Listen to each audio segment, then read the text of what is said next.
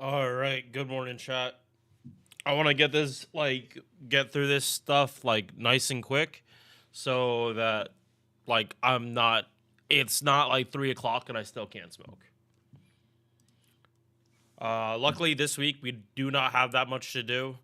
It is run through Karnamas, not using apples right now, and then on JP, like it's QP farming and interludes now until Lotto starts, because it is confirmed to be a Lotto. It is 100% confirmed to be a Lotto, and it looks like it's going to be the same format as last time, where good nodes are opening up at the start. Because the last 3 Lottos have been like that, where it's Fuyuki lock, or not last 3.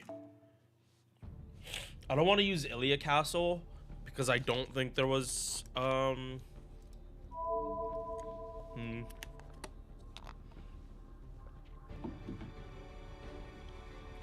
think they only do say that for Lottos though now.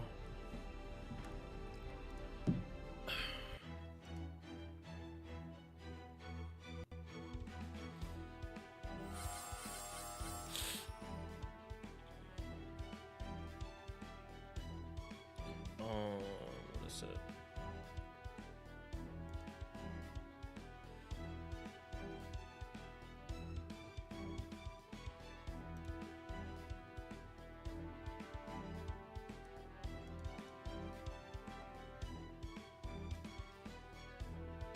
No, it was May. It was May.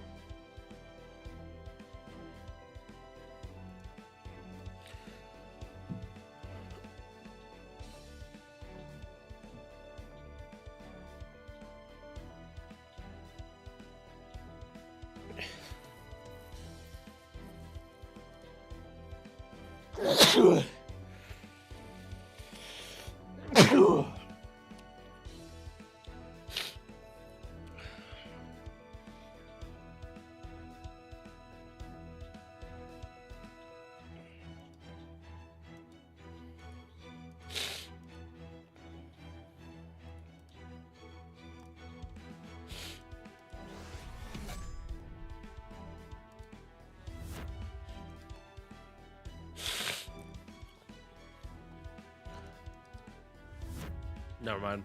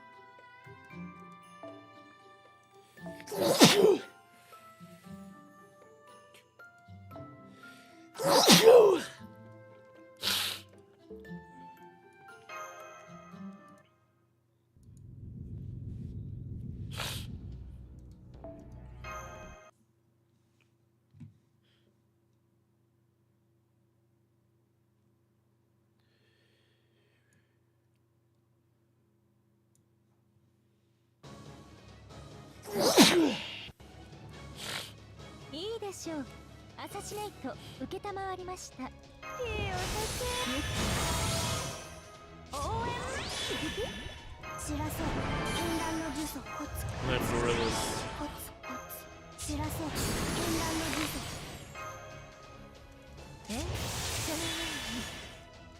失礼こちらの話です。夏が来たりてかぎろい揺れて、雨が来たりて命が騒ぐ。息吹の御霊、八脈怒涛。あらあらとろけてしまう。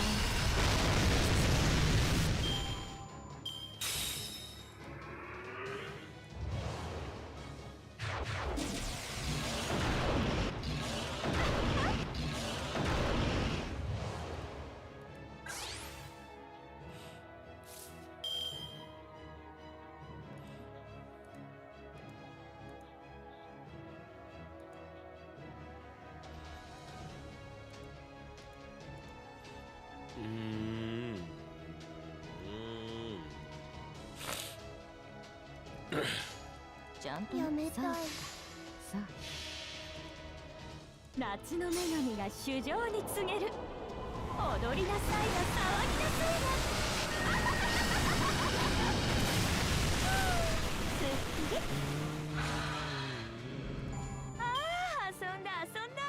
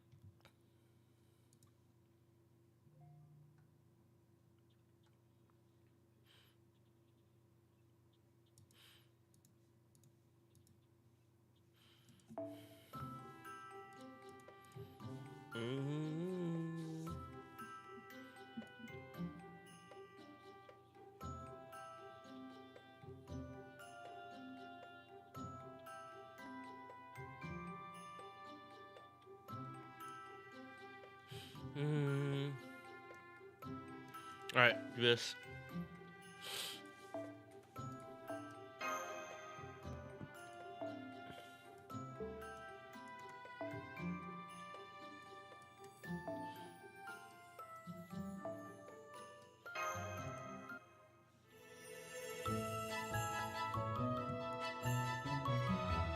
Do do do do. .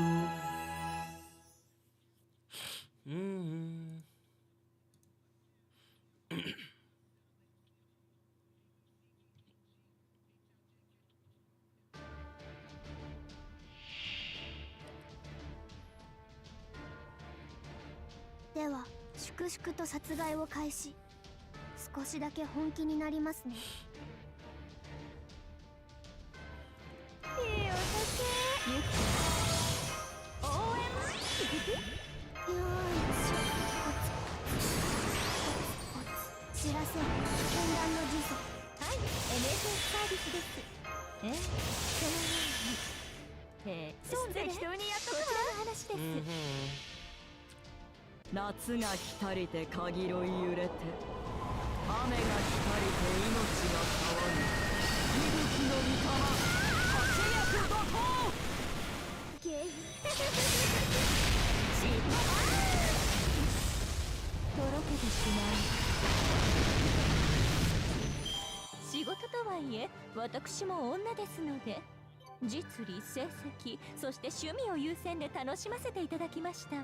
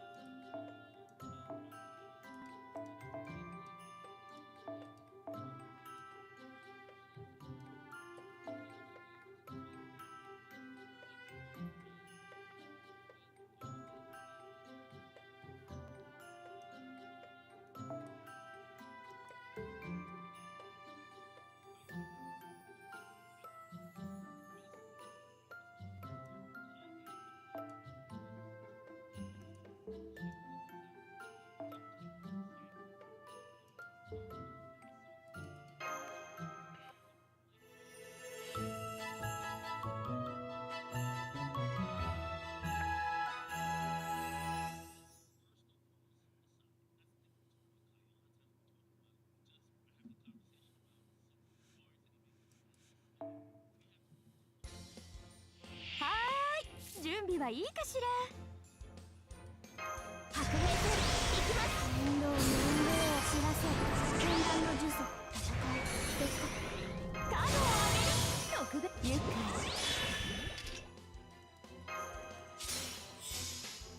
ちゃんと見ててね。やめたい。夏の女神が衆生に告げる。踊りなさいな、騒ぎなさいな。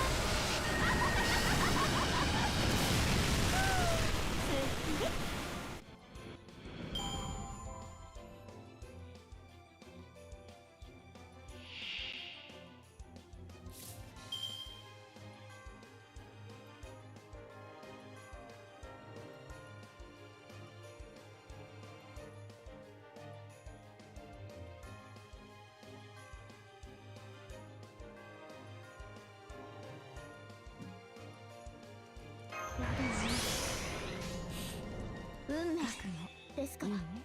適当にやっとくわ。あれはいつか見た終わりの星。どれほど遠く汚れても私は星を探すのです。さあ幕を開けてアラウンドカリバ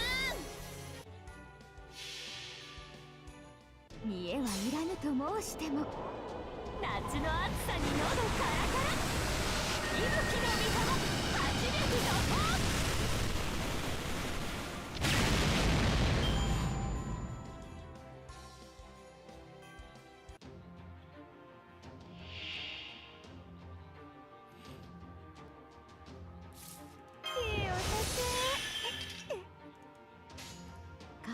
もちろん。いいね。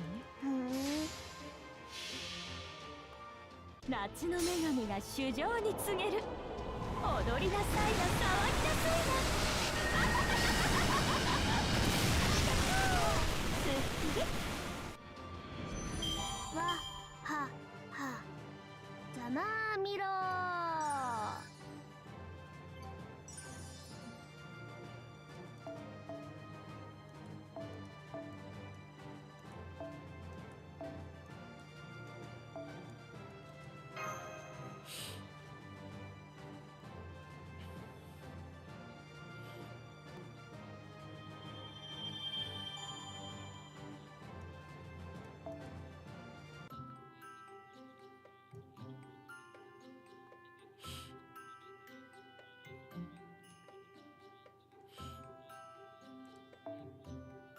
シミュレーターですと大抵の風景は再現できますね。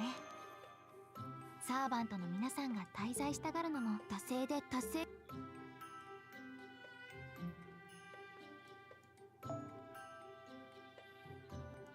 Alright, two more.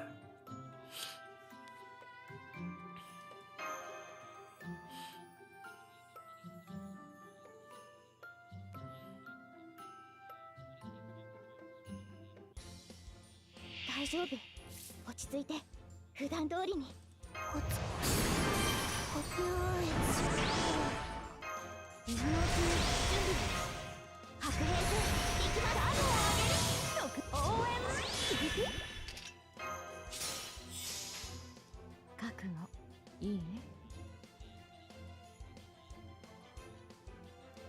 へえ、適当にやっとくわ。見栄はいらぬと申しても、夏の暑さに喉カラカラ。息吹の御様、初めての方。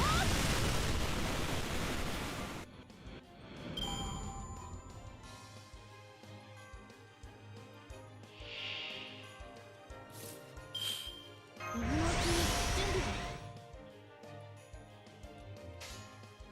備。運命ちゃんと見てて。ですからそうなの？それはいつか来る兆しの星。誰に呼ばれるまでもなくあなたは星をかざすでしょう。アラウンドカリバ夏の女神が衆生に告げる。踊りなさいな、騒ぎなさいな。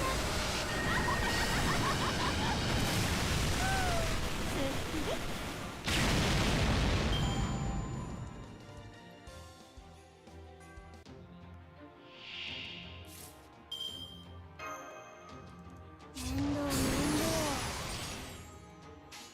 じゃん適当。へえ、そう。夏の女神が衆生に告げる。踊りなさいな、騒ぎなさいな。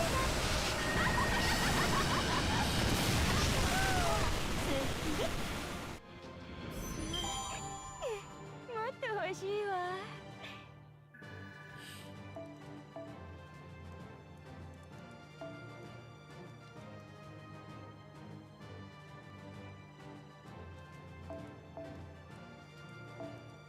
All right, one more.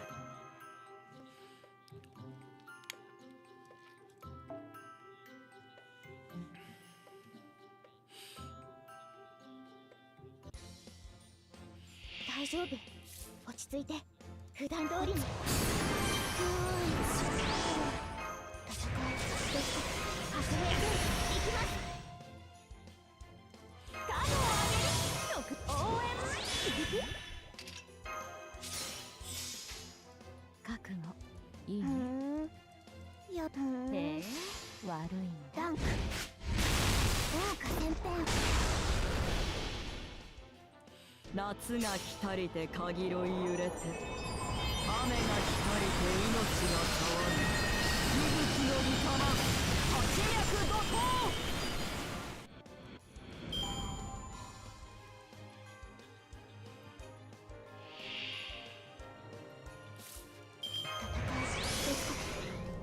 望まれることやるぞ。望まれたよ。それはいつか来る兆しの星。誰に呼ばれるまでもなく、あなたは星をかざすでしょう。アラウンドクリバン。不老不死なんてあるわけないでしょう。私が探していたのは一重に一重に貴様のためのもの。夏の女神が衆生に告げる。踊りなさいな、騒ぎなさいな。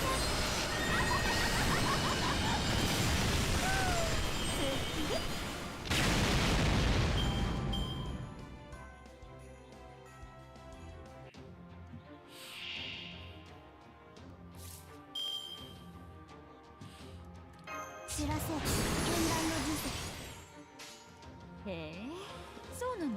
そうか、そうか。夏の女神が衆生に告げる。踊りなさいな、騒ぎなさい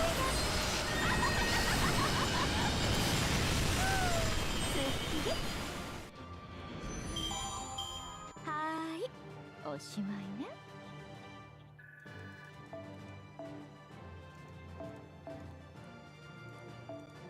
All right.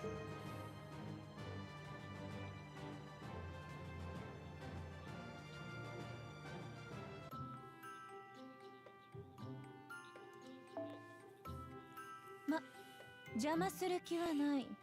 勝手にやるがよい。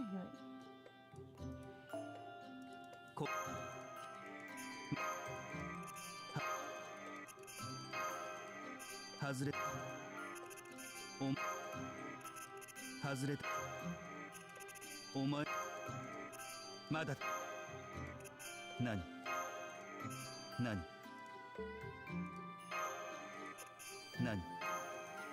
何て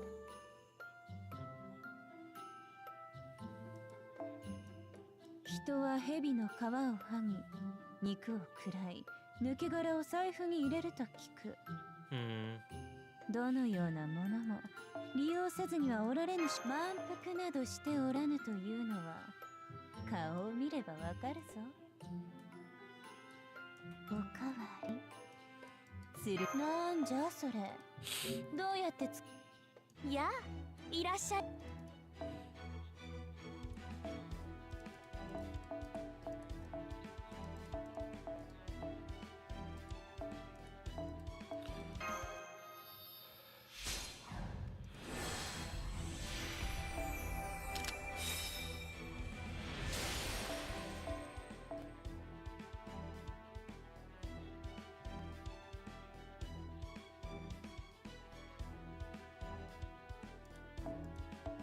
Hmm.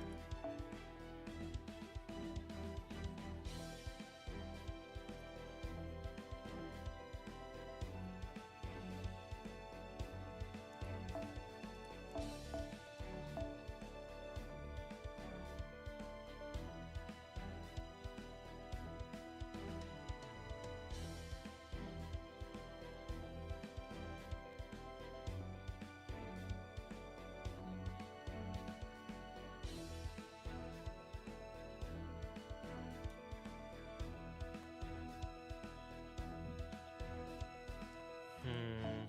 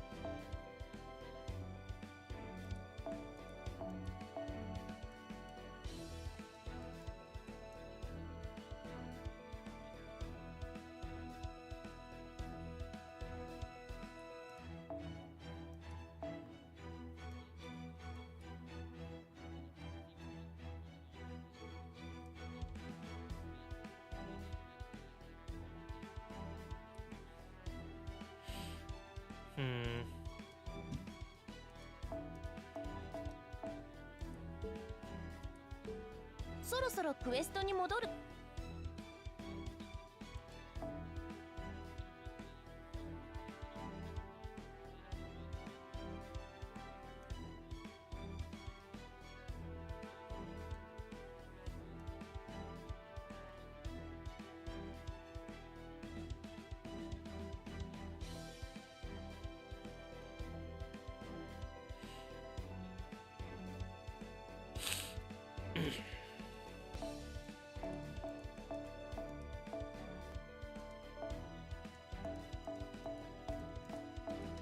Let's go. 我ながらいい調整だ。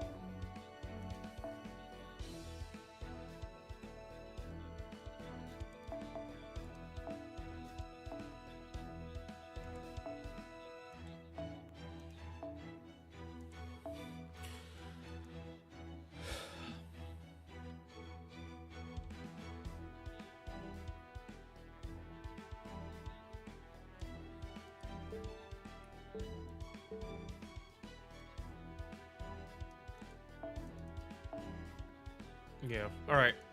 Good here.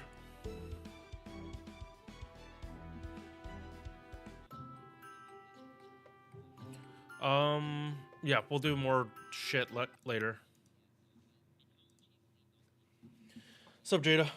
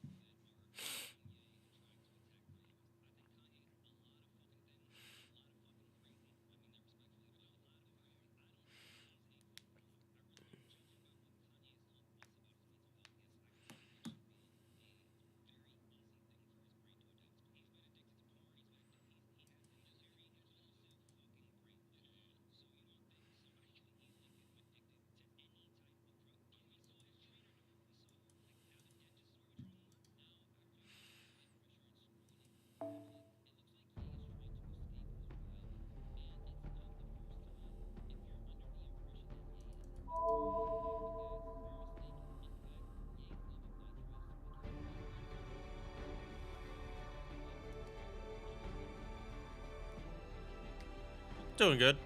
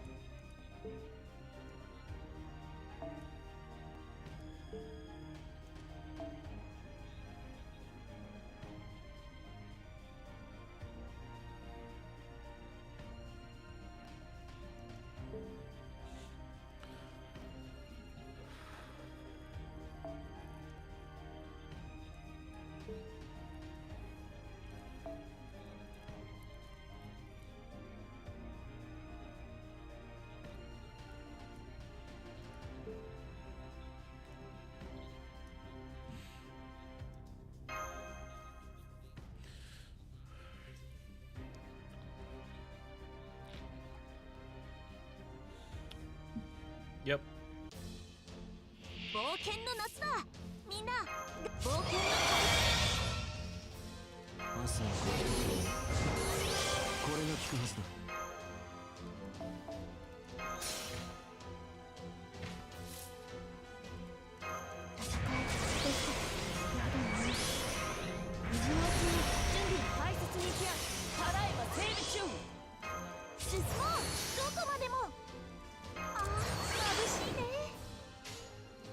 了解。さあ、さあ、そら来い。おいで。来やがったな、水曜の大波。行くぞ、相棒。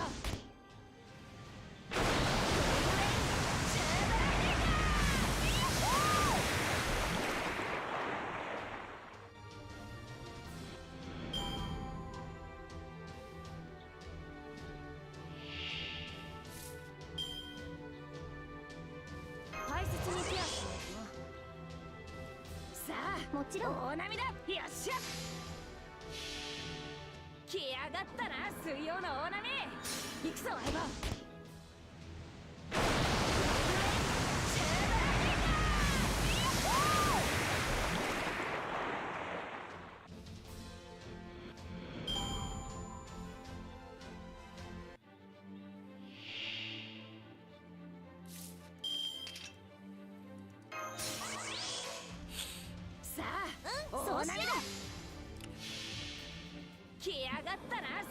Then close it. Yeah, no, if you're at the clone part, you're not supposed to win that fight. You are not supposed to win that fight.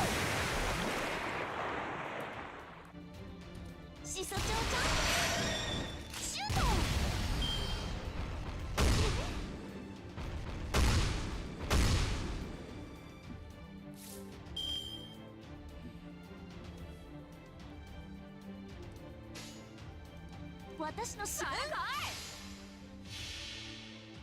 今回は君だ。冒険の道のり、日夜の飛翔、アーテルフェニックス。今回はうまくいきました。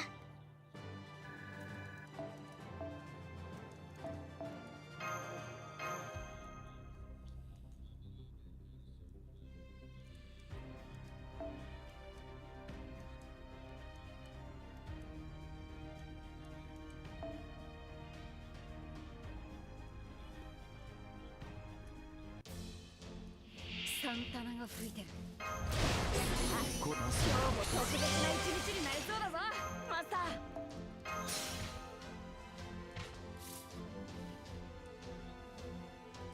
ただいま整備中。大切にケア。水のうちに準備。水のうちに準備。冒険の旅路に。頼りにして。冒険の旅路に。もちろんそうしよう。さあ、大波だ。ここでまっすぐおいで。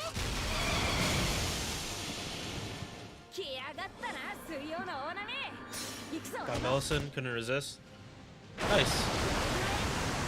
There's no couldn't resist with Millicent. He like literally hits. In our optimal farming setup, she's still literally hits the hardest out of any 5-star. Like without traits. And even in her main farming setup, she has anti-trait against man attribute. So yeah.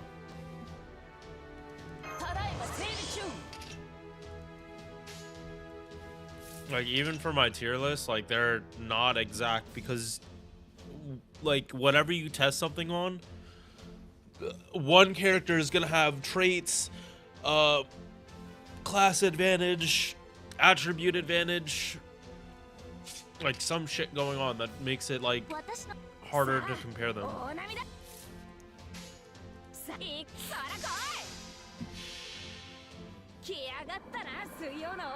Like the rider list is probably gonna be the most like if I make a mistake on that one, it's like really easy to find it because I test on this node for like most of the damage tests, and it was a rider list.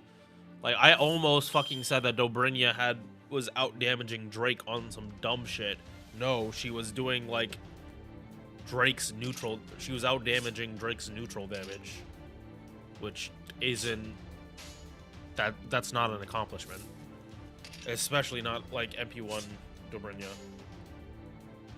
Like I was about to say some real dumb shit,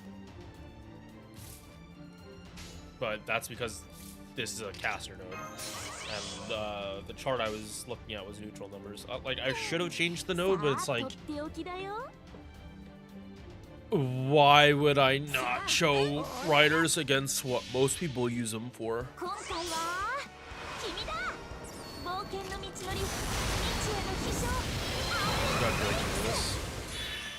Pretty much any 50 charger, like,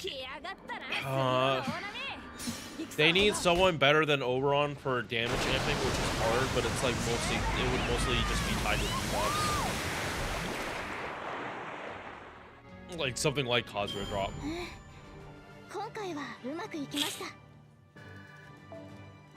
And again, I say Abigail is a better pick for that.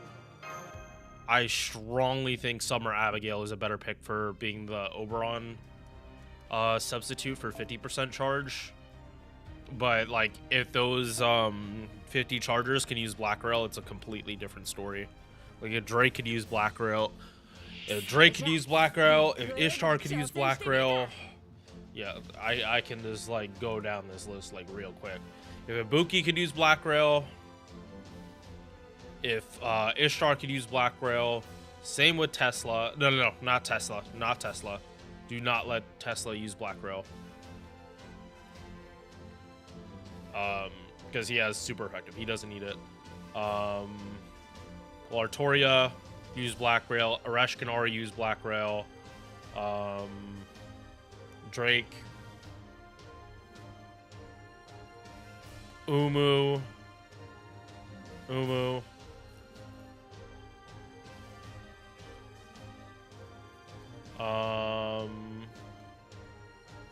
Nothing here for assassins. I guess Morgan.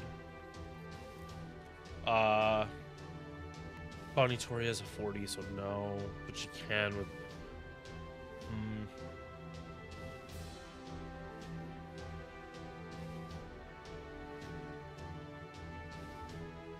Yeah, but like if the 50 batteries can use Black Rail outside of Summer Chloe, it helps a lot for them.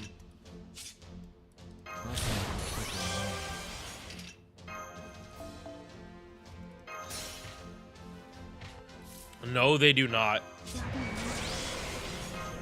It's because casters are literally the easiest boss to fight.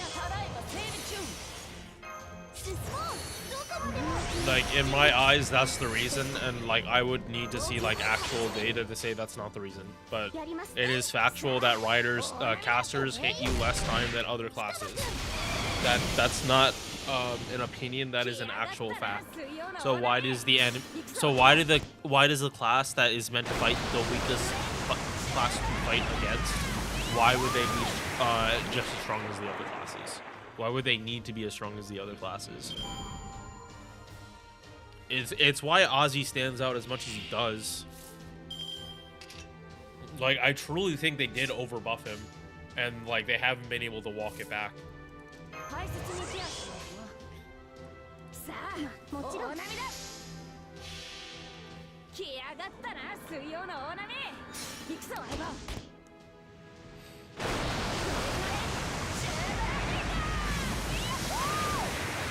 Like, that's actually a flaw of Andromeda, but it's also like, it's like both a flaw for her and also a positive that like she's supposed to get hit a lot, but if she's only fighting one enemy, she's not going to get hit as much. But regardless, she's still not going to die from it. It's just going to take longer for the fight to end. Right.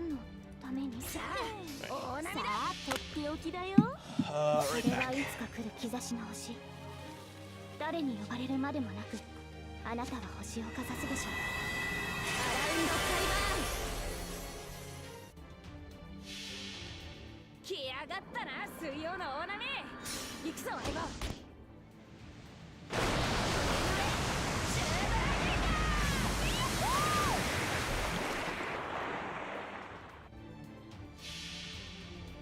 今回は君だ。冒険の道のり、未知への航海。 グレイト。さあ、波乗り波乗り。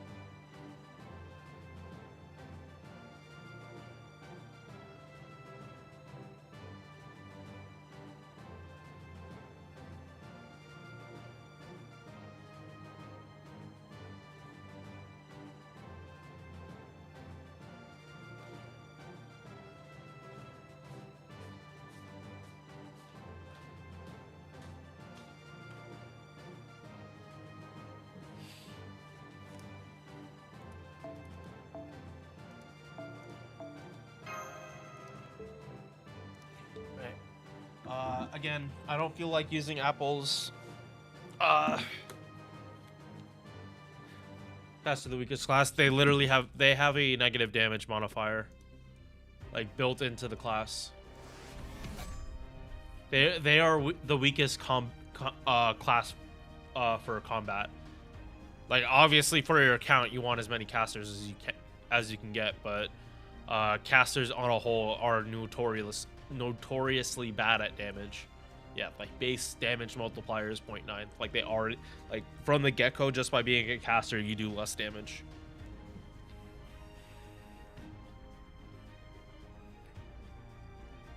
And then, like, for instance, pretty sure you're a good example. No, not you. Who's a good example for this?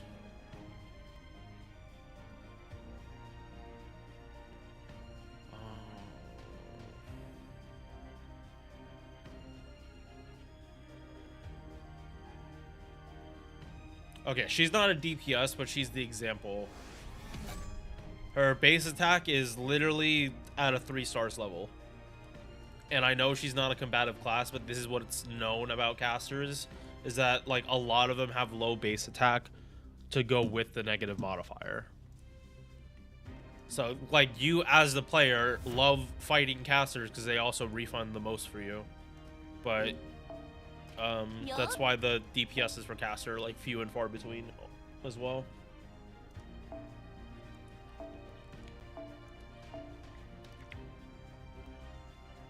Damn, all the mocha was at the bottom of this thing. Like the first half of my coffee was like watery. Yeah, it like wasn't shaken like enough. No, because I'm tasting like mocha grinds like at the bottom of it. Unfortunate. All right, Jack. Yep. All right, slowly get Jack up before the lotto.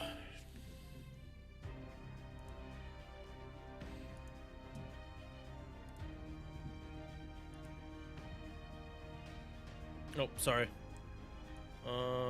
Album. Let's listen to Wiz.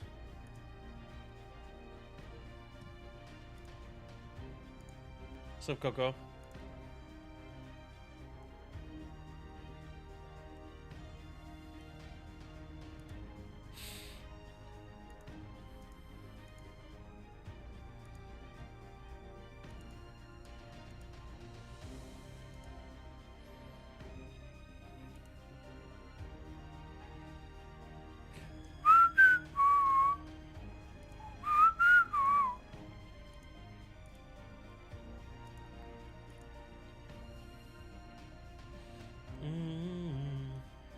All right. So this count, I'm pretty sure storm pods are done. Yep. Teapots are done. So this account is just gonna be farming QP until the lotto. QP storm pods and QP forming. I thought Berserker, and the reason why is how easily they can be taken out. I wouldn't say they're the weakest, because like some of them have like super cracked MPs where if you break their bar, they're gonna MP and like buff strip you and then just straight up kill you. Like they're easy to take down, and if you have the right supports to like mitigate that, it's whatever. But like generally, like if you can't stop them from killing you, it's kind of GG. Like all it takes is for you to get caught with your pants down. Not good. I wake up and still a bit tired. Unfortunate. Alright.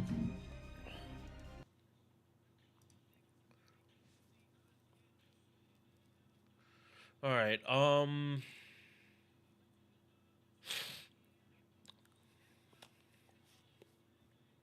yeah, Jada, like, #1 case for Berserkers you don't fuck with is Morgan. She is example #1. Like half the time she doesn't give a fuck that she's a Berserker. She just negates her class disadvantage anyway.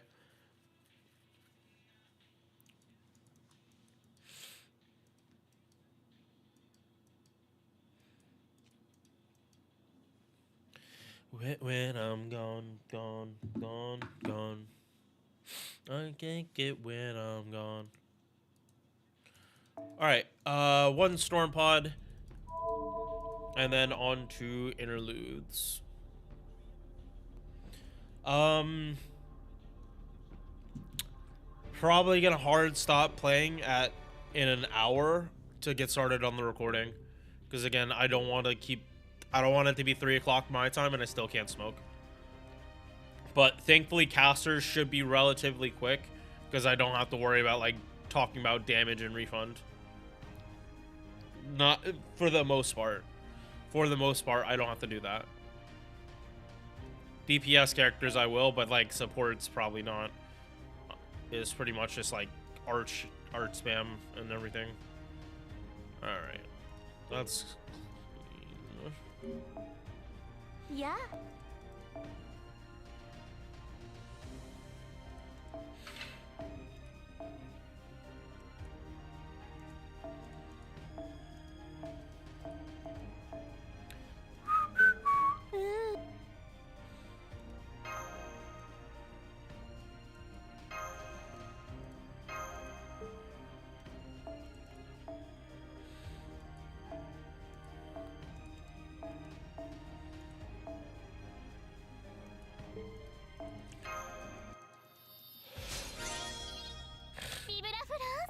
Mm-hmm.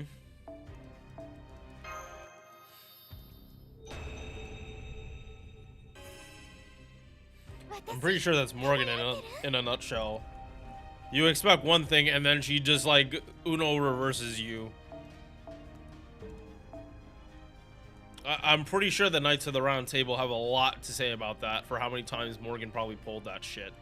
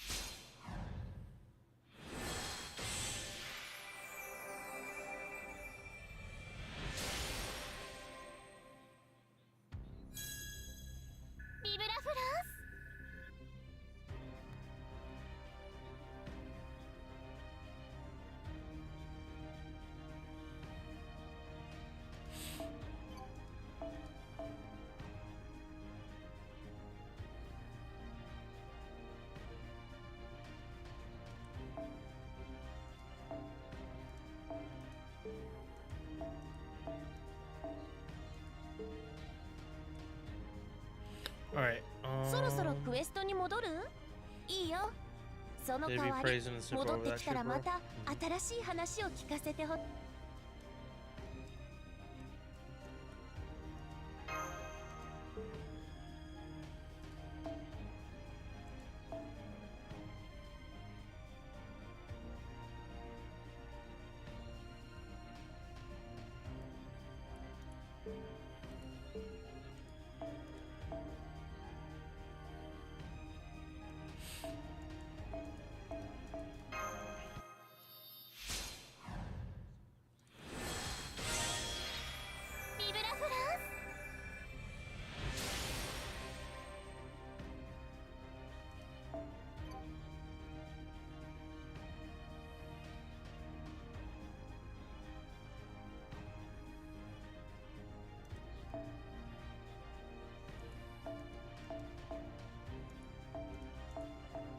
Oh.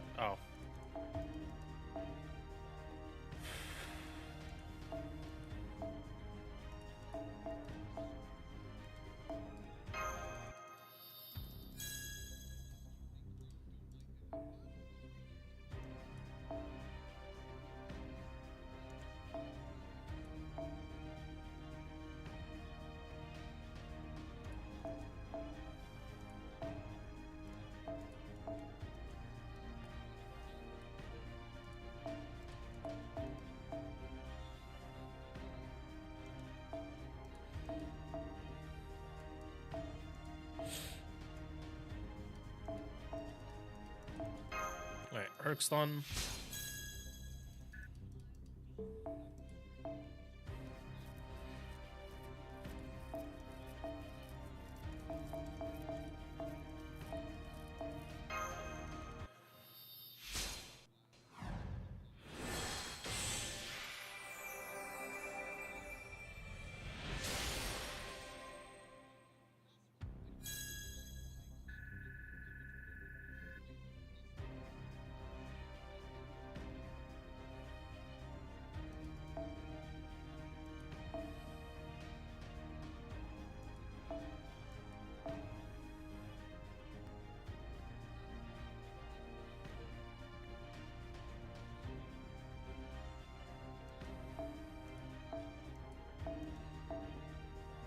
Alright, next, yep, Marie.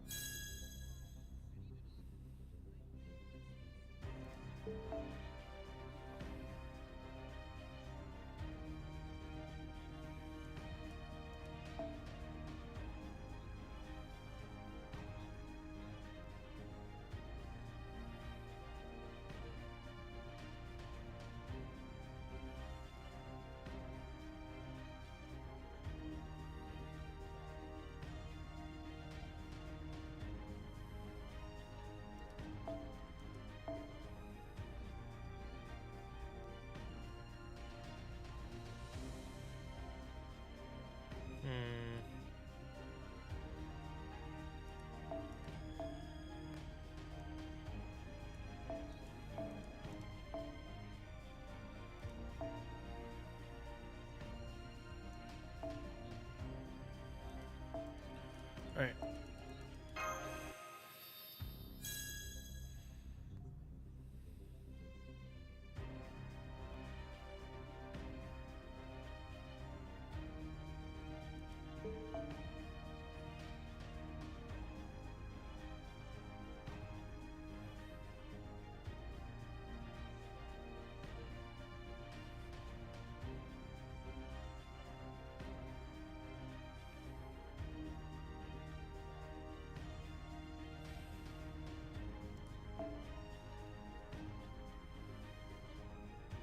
Alright, all these are welfares.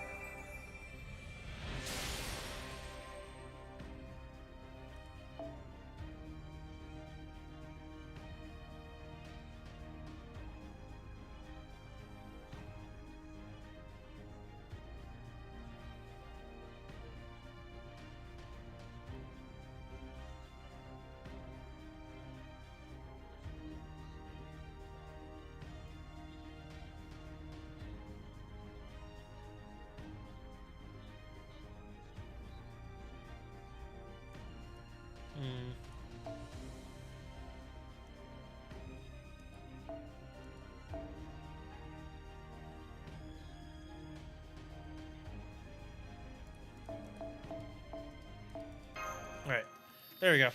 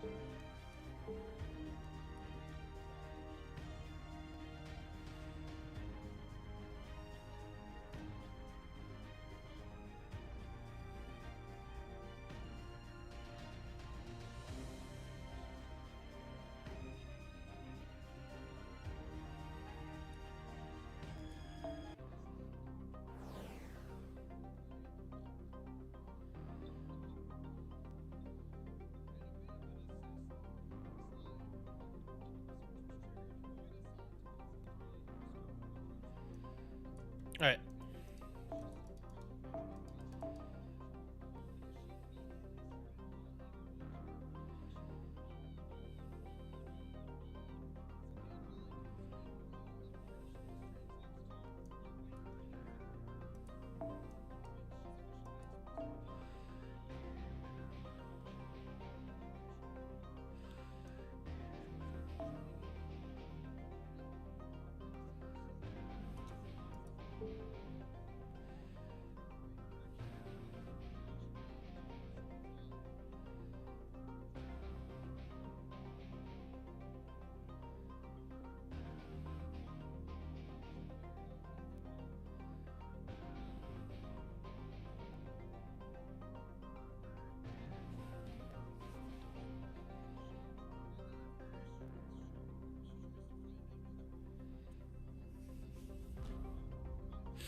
All right.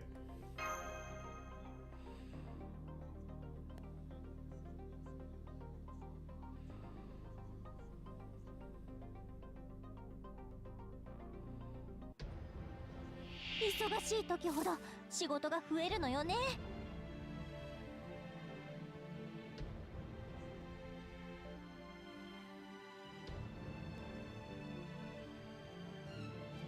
これくらい余裕今度こそ決める。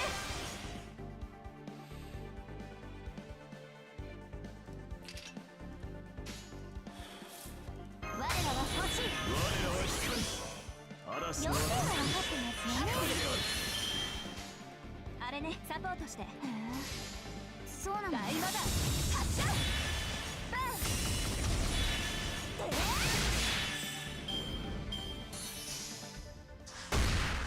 うするわよ。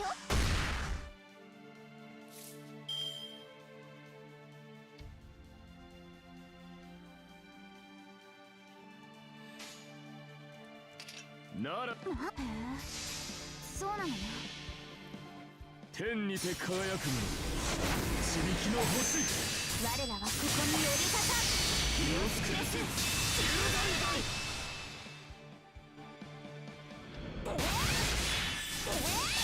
行くぞ。砕け散れ。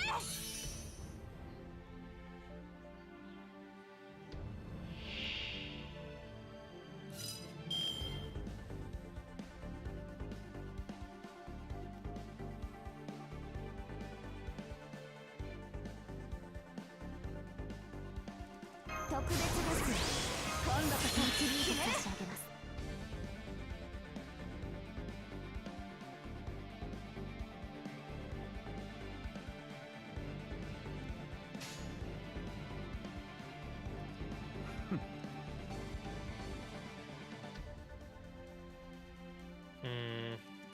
俺が出る。はい、ミー様。いいでしょ。見つけた。天にて輝くもの地力の星。我らはここに寄りかか身をつくれしお仕置きコンビネーション。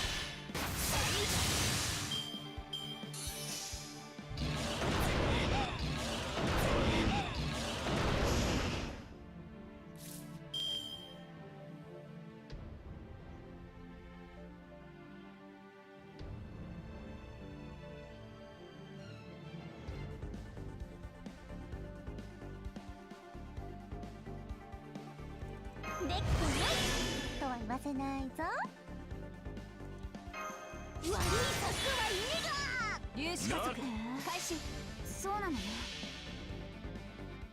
最初の底から今はの星へフレーン層をひとまたぎ。お待たせ。ちょっとだけ地球を救いに帰ってきたわ。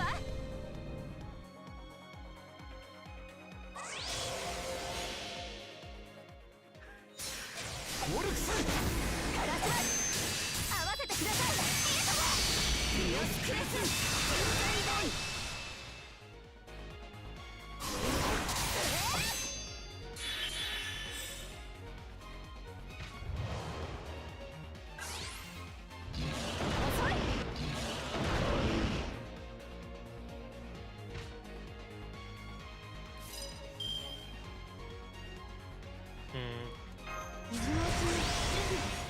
乗ってきたわね。白兵戦行きます。ならばコ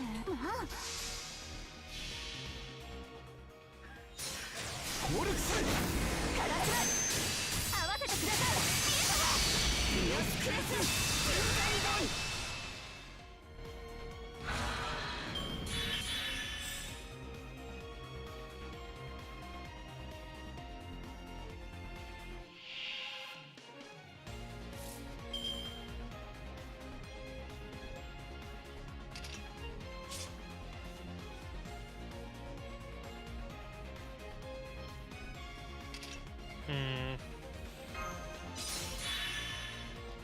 ついてこれる？乗ってきたわね。我らは星特別です。導いて差し上げます。我らは光。嵐の後に来る光だ。ならばそうなの。天にて輝くも地力の星。我らはここに降り立たん。ミオスクレスミ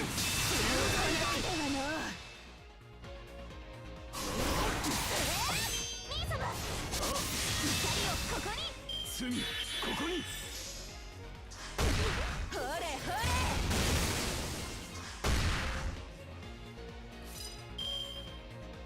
スピンドル展開。いいでしょう。ために。そうなのね。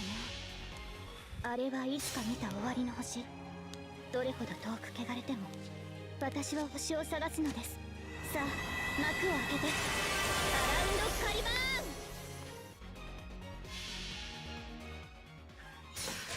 コルクスカラス合わせてください。ミオスクレス瞬間移動。ではの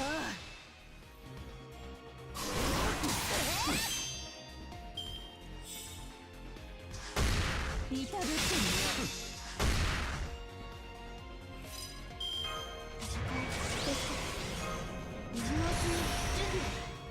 う。ならば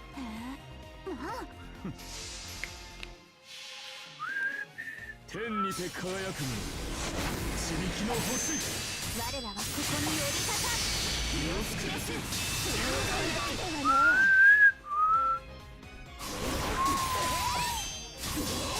兄様、光をここに。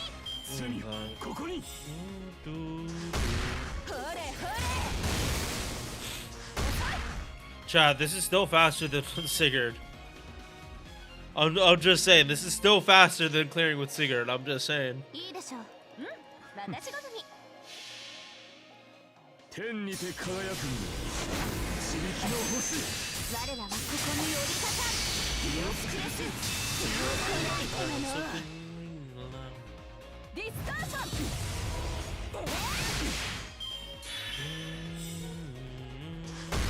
ほれほれ。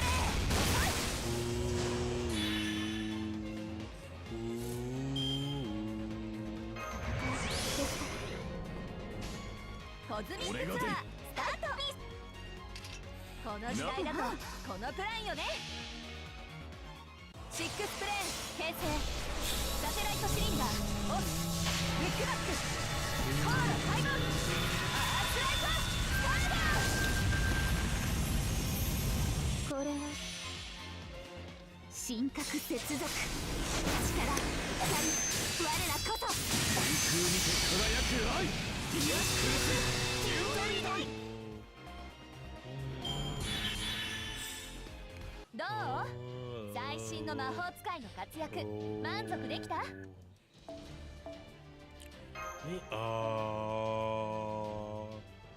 ？Yeah, movie star.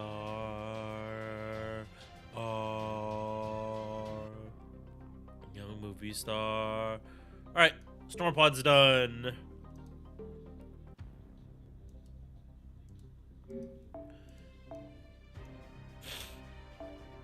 $30,000. All right, we're gonna get Kuro done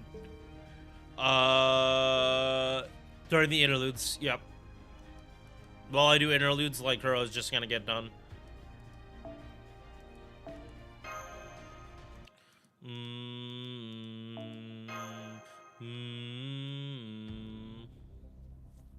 No, it'd be easier. Coco, that node would be easier if it was a solo, because I could just use Bargus and not have to worry about shit.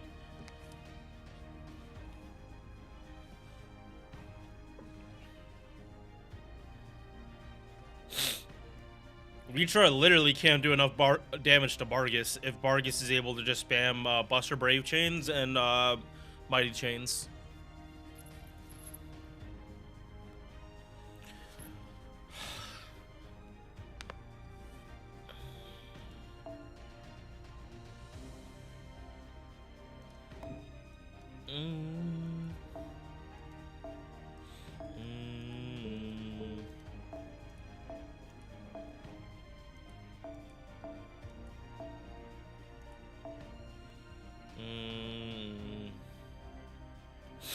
We are gifted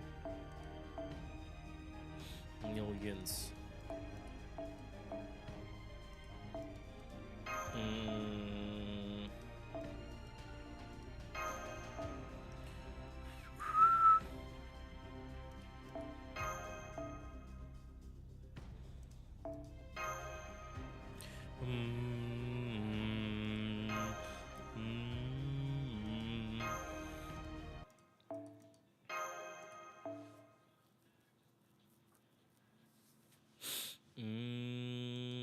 What about Vargas? Oh, someone in Twitch is saying that the dragon node that I was just doing would be harder if it was a solo, or to do it solo. But for me, like for Vargas, it would be like far easier if she was solo over her in a team.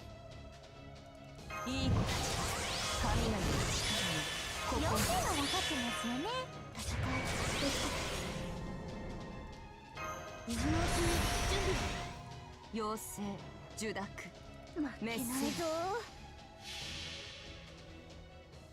上位殲滅行動開始衝動を許容神樹の術草を展開する楚は空を割り地を砕く憤怒の形魔なる者たちに滅ぶ神樹執行聖なる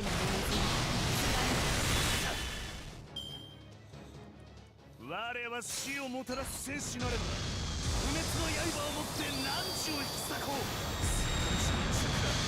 やぶらしているのです殺してやらな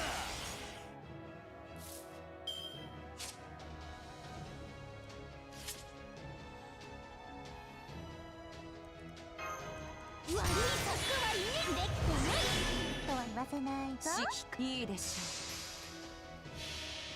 う上位殲滅行動開始楚は空を割り地を砕く憤怒の形魔なる者たちに滅ぶ神執行裁き天より来た目覚める勝負起動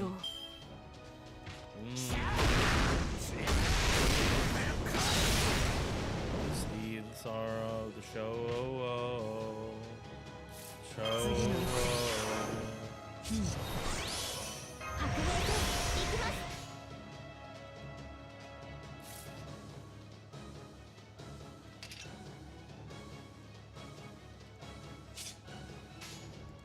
何の執行します。やります。それはいつか来る兆しの星。 What was so bad about this 誰に呼 goddess? ばれるまでもなく What do you mean, Durga?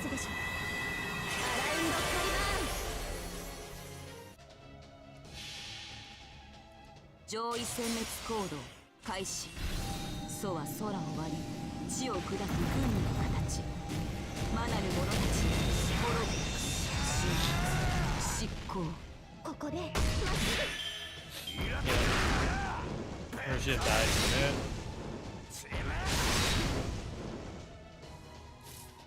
Wait, who are you hearing it from? If it's Plushie, it's a love-hate relationship because he 120'd her. メッセよ。いいでし The Durga is far from being bad. ょう。目覚めよ。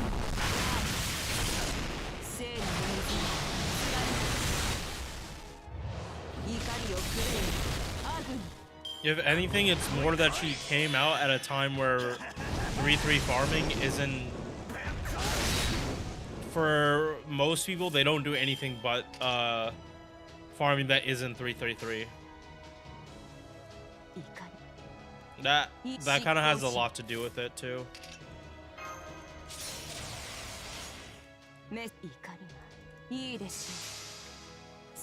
Regardless, she's still like... Her face guards are an issue, but it's not as bad of an issue as it, like you'd think.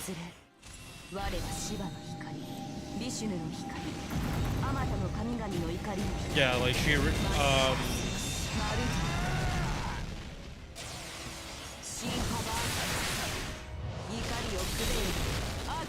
audio stuff. All right. 戦士の誓いはとうに消え、我らは堕落した。失踪するがいい。 Yeah, like she stands above the other like AoE arts archers. Like she actually hits the hardest. She has the like the highest refund, and she has anti traits. The main complaint about her is her face cards suck, and she doesn't really have crit synergy. But like, that's characters are allowed to like not be the best at everything.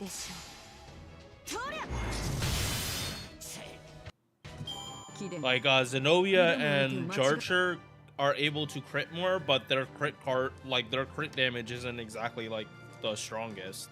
I mean Zenobia's is, but not Jarcher. Jarcher makes a ton of stars, but can't really do much about it unless she's on water side. Zenobia struggles to make as many stars.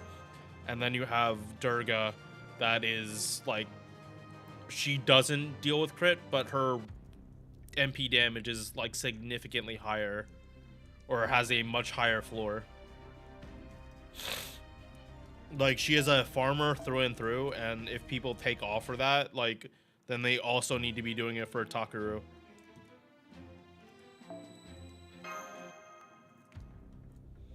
And also, like, people have hate for her because she's another Indian servant that's, like, based off Sakura.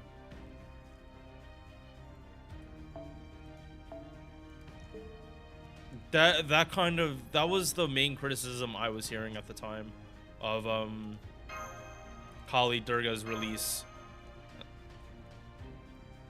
And that, like, a generic AoE arts archer is just, like... They've had this for a very long time. It's not really new. And then her kit is just too heavily farming oriented. Ilone and the depressed one Melisson, unfortunate. Carrying FGO for the most part. Yep.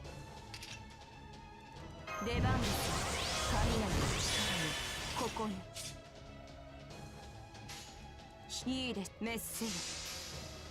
聖なる水に裁き天より来た。目覚めよ。消極天気動。うます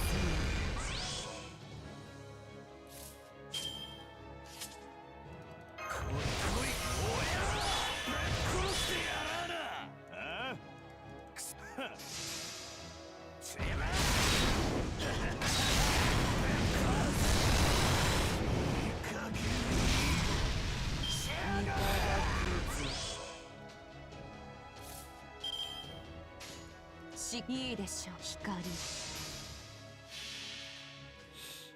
全真珠兵装の制限を解除これはあまたの神々たちの怒りにして魔人を滅ぼす女神の矢マッシャースラマルギン高いだヒマバックの力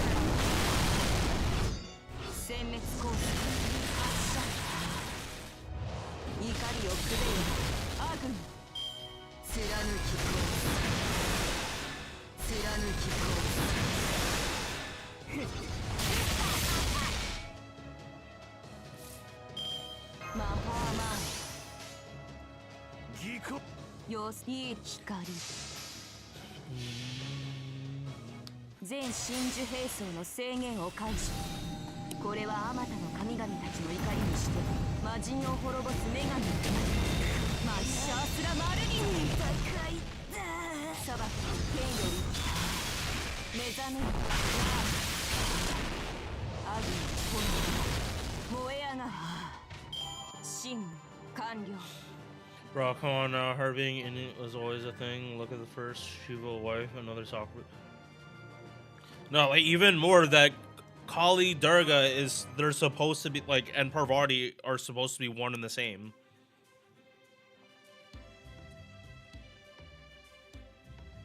It's been said before that Kali Durga was another aspect of Parvati. Or that's how Fate was interpreting it. So people getting upset that Kala Durga was a soccer face, like I didn't get that shit either.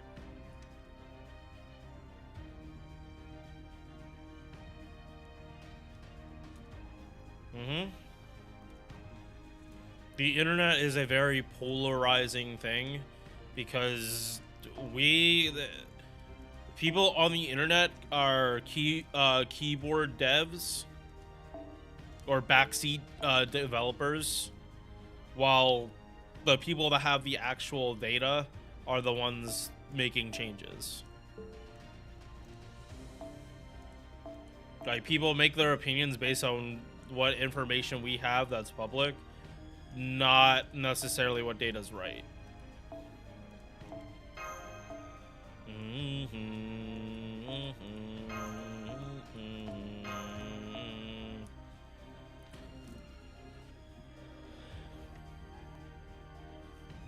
Party all day, party all night. Oh, party all day, party all night.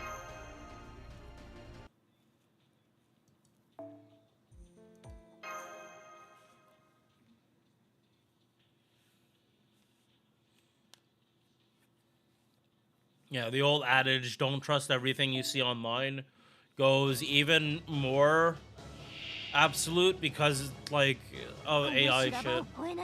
Like, I straight had to tell my students at work, okay, AI overview, when you Google search something, is the new Wikipedia.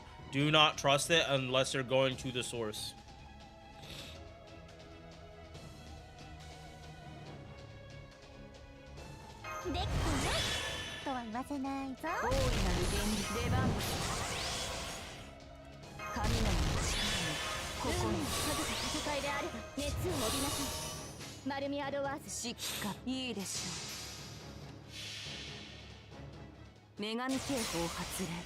I'm fine with it, I just don't think people should be able to make money off it. I think the second you, like, introduce... Oh, no.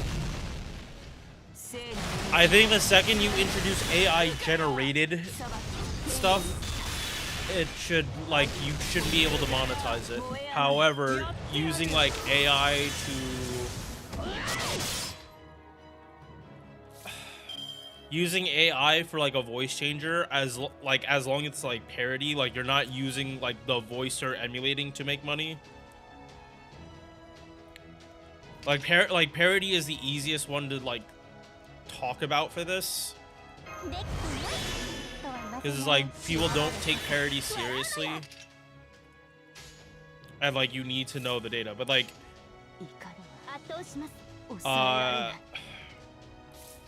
biggest case against AI usage, like AI voices, is using an AI voice specifically to talk shit.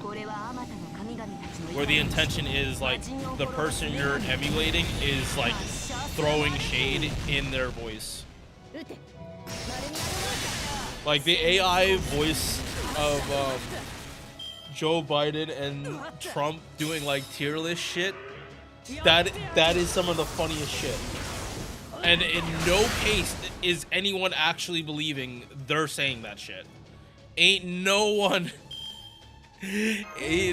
reasonable person is thinking Joe Biden and Trump are talking like having like based anime opinions. Ain't no one sees that and thinks that's what they're actually doing. But then you have tailor-made freestyle that Drake put out, and that shit is like directly Tupac saying like Kendrick, like trying to make Kendrick doubt himself or some shit. Like it is like they're taking someone's hero and using that voice to talk shit to that person.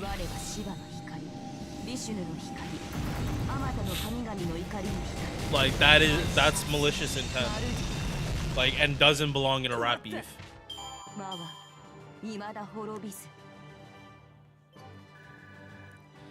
Biden versus Trump and Master.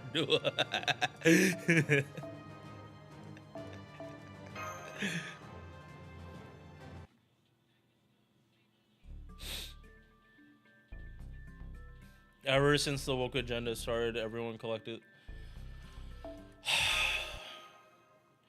Like, it's like, I get the woke shit, but like then the people that were oppressed started doing the oppressing, and that's where you have problems. It's like the people that didn't have equality are now pushing to have more power than before. They didn't want fair treatment. They wanted the position the other person had. They wanted to be the ones in power. That's how it it's been coming across like lately. AI Biden over real Biden. I fucking can't with politics anymore. Like, especially because, like, okay, South Korea, like, what happened there is probably the biggest example of this shit. Because it's showing it's not even just America, it is literally how politics works. The party in power is not going to willingly give up power. If they have the choice of doing what's right and being paid and like having the lifestyle that they currently have, they're gonna choose what lifestyle they currently have.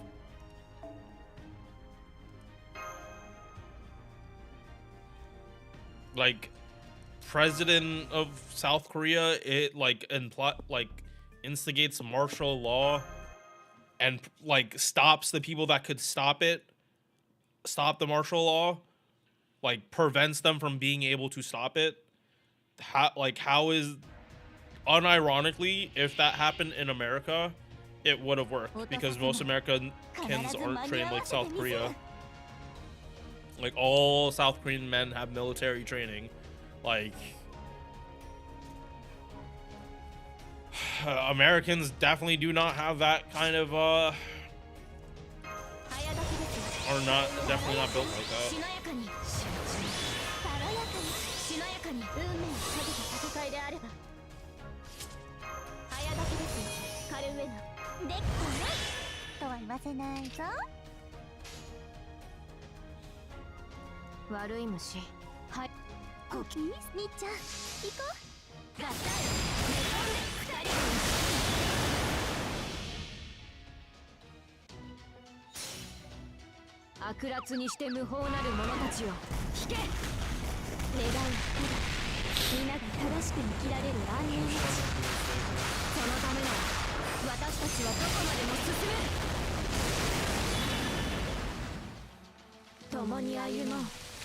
When you're made silent for so long, you just want to scream.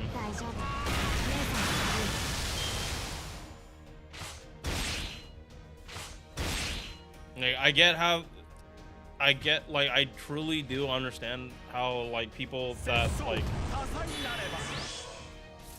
Or no, I'm not gonna say that. I don't understand it. I can't understand it because I didn't go through it. But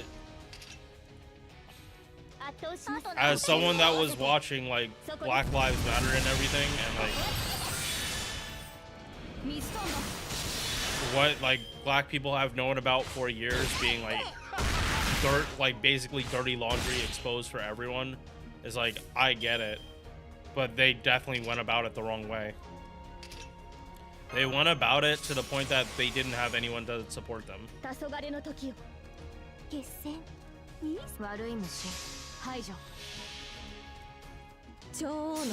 They actively alienated the people that were trying to help them.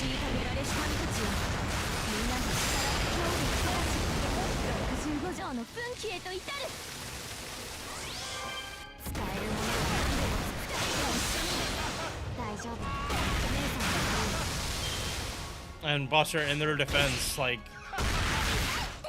being quiet and not like letting people know is like how it got to that point in the first place.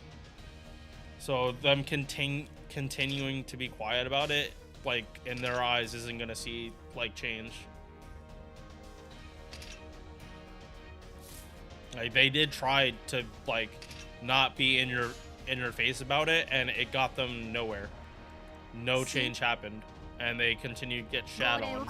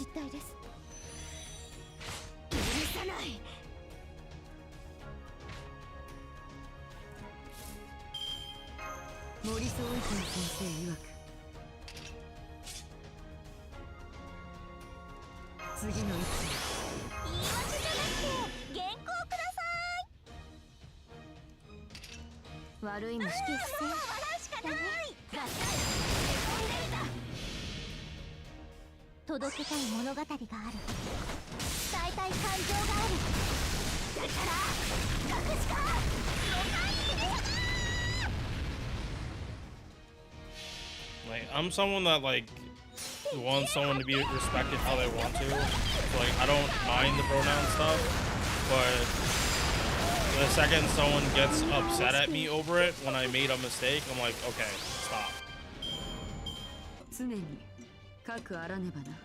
That's where I draw the line and you lose sympathy. If someone makes a mistake, accept it's a mistake on something small like that.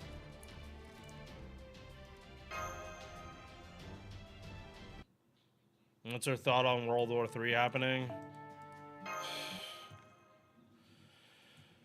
I don't think we're gonna get another world war like World War II. I think it's gonna stay to wars like this. And I think if we actually get to the point that it's actually World War III, it's probably end of the world.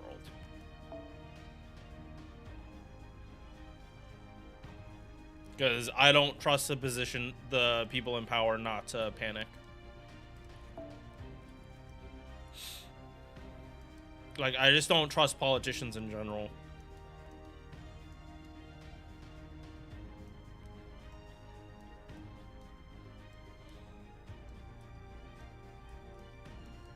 Like, basically, don't listen to people when they say they have your best interest in heart. It's their best interest. Like, I'll be upfront with my giveaway. It's not just to give back to the community. It's also to get my subscribers up, so I can eventually get monetized and be able to A, do more giveaways, and B, like, also like get some money back on gacha. Like, I hope people like understand that's what I'm doing.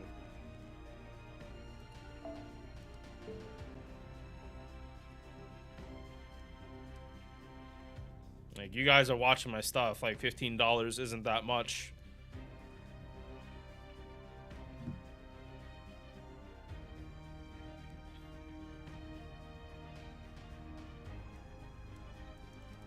Like, do I do it out of the absolute kindness of my heart? No, I do think about that I'm spending money on people that probably aren't going to be watching my videos again. Like, but that's kind of like what you have to like what I've like came to expect from like doing being a service streamer for a while. Like, the people you help kind of just don't give a shit about you. They're only there for you to help them, and once you help them, they have no loyalty to you.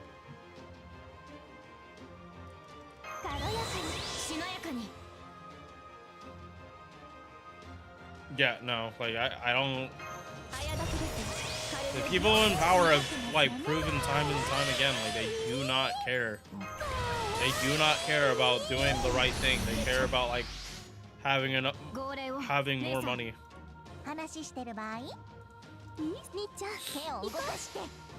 Like, I am probably never donating to a political campaign ever.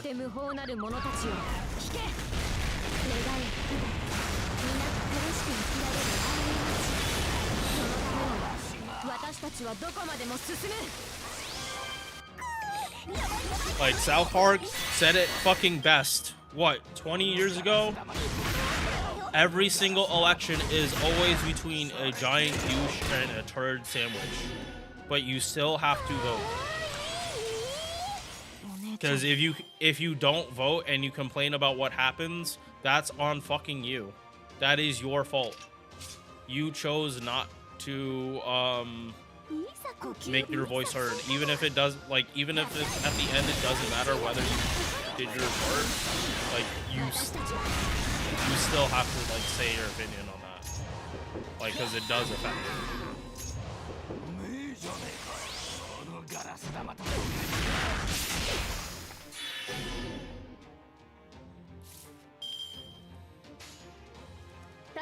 And if you don't vote and you're upset at the outcome, again, it's your fault.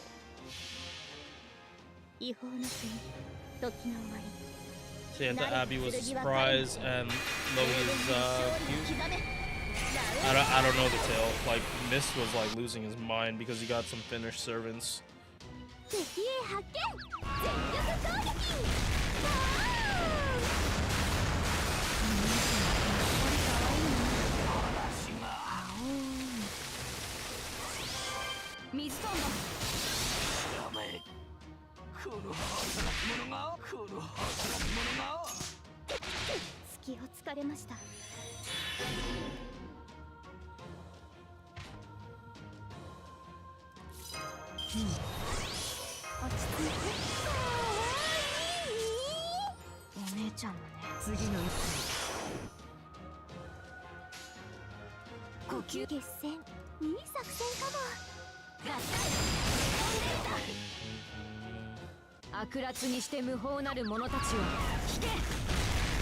Like, most of any political stuff I watch is like through like comedy.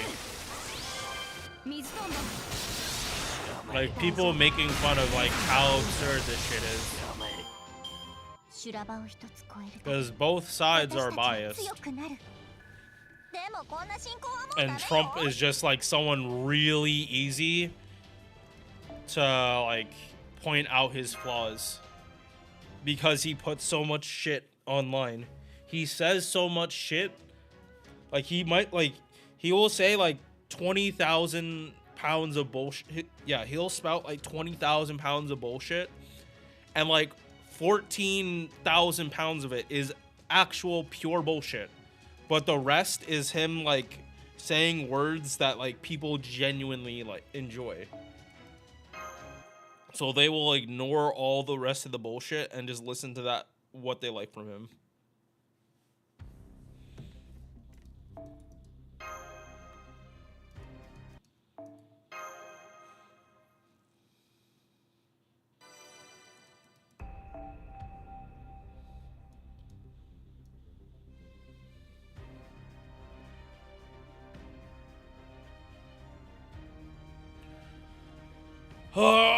So many of these to do. Holy shit.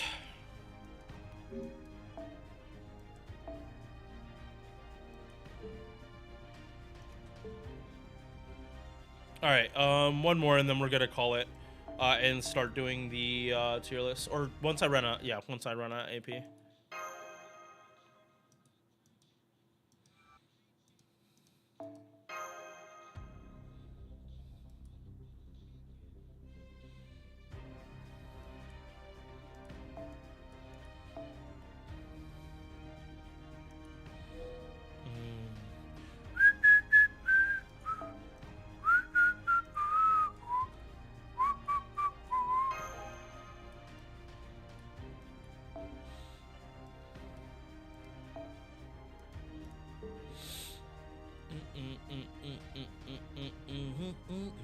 Done a new place.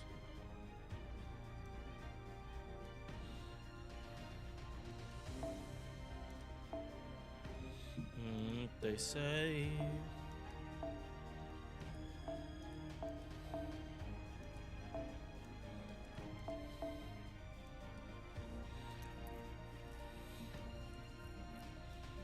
Oh, right, this is my ult. I was like, wait, where's Mordred? And then I remember that's all I made.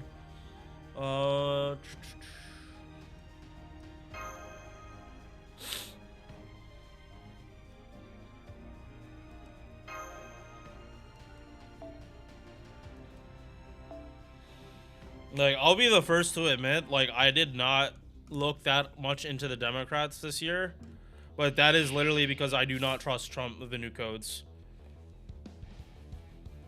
I don't trust someone that, like, changes his mind as much as Trump did. He would say some heinous shit and then walk it back. He did that, like, way too often.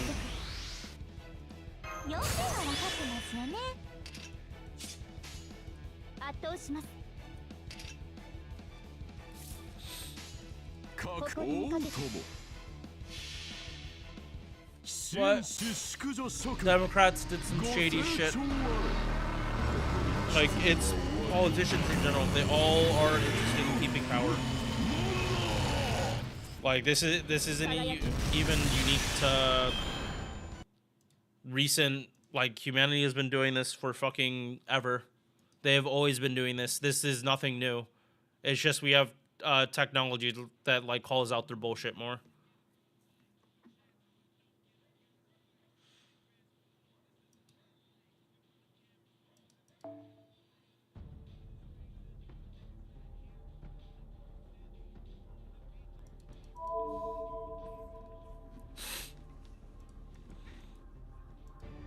It's like, there's not much you can do, but you can't bury your head in the sand.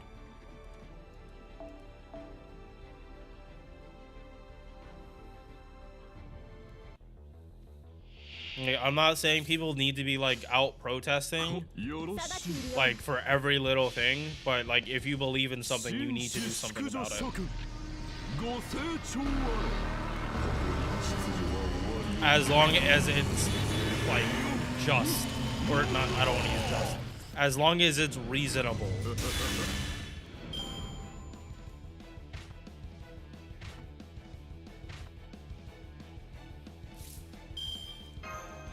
Yeah, really want to actively avoid, like, justice and this shit with how polarizing it can be for people.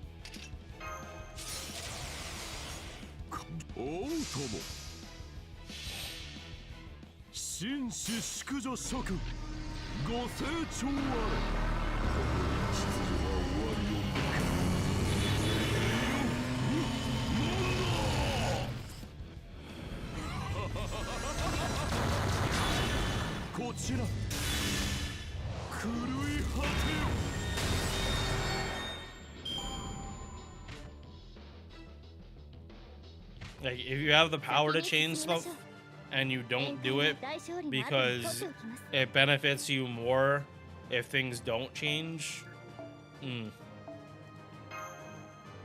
if you see something wrong is happening and you can do something about it, stop it. Like, I have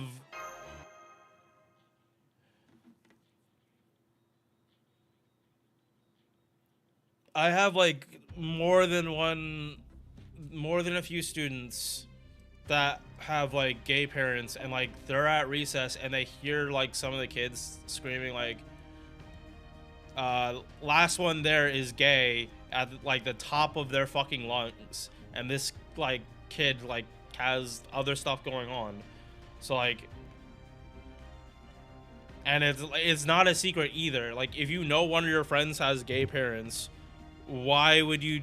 Because kids do all that shit all the time. But like, if no one tells them that, like, okay, if you say that, you do know you're gonna get her angry. Like, is it the worst thing to say? No, they're kids and they barely understand it. But like, the thing about it is they're getting it from live streamers, and I know this from a fact. They're getting it from live streams even though they're technically not supposed to be on those sites.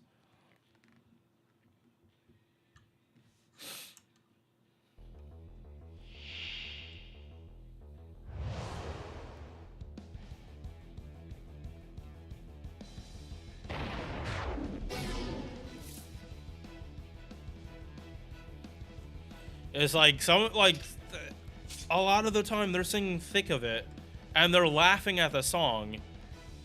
Well, obviously they don't know like all the shit that KSI has done for why people are mocking it as much as they are.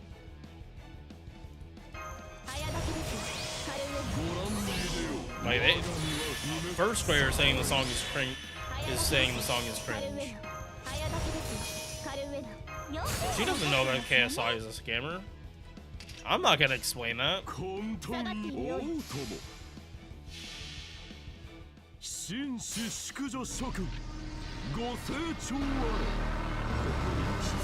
Yeah, the issue is if you don't tell kids, okay, you need to stop, you're going to get her just angry at you for no reason. And then, like, because kids do that all the time. They do dumb shit and then get upset, like they don't understand why someone was upset. That is literally half my job. Half my job is like dealing with kids that don't understand that, like, if you say something that is mean to someone else, they're going to get upset at you. If you talk shit behind someone's back and they hear about it, you can't get upset at them for being mad at you. You were talking shit. They don't understand that yet. Think of it wasn't a bad. No, but like it's coming out at the time. Like, it really wasn't that bad of a song. It is cringy. Like, it does feel like those songs, like the pop songs that came out in like early 2000s.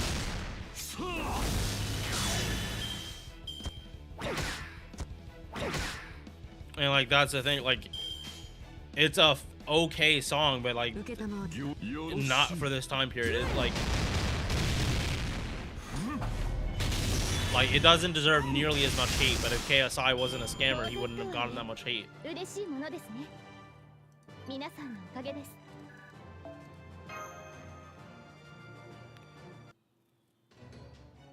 I go to all sites. Yeah, no, kids should not be on social media.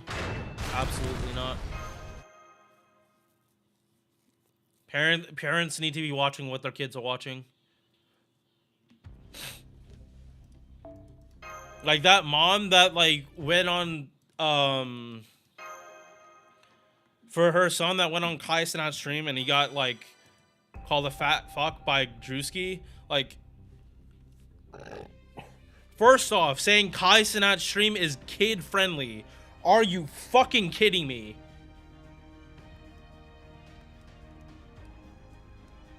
And then there's the fact that that mom like casually like called him a monkey and like dropped the N-word.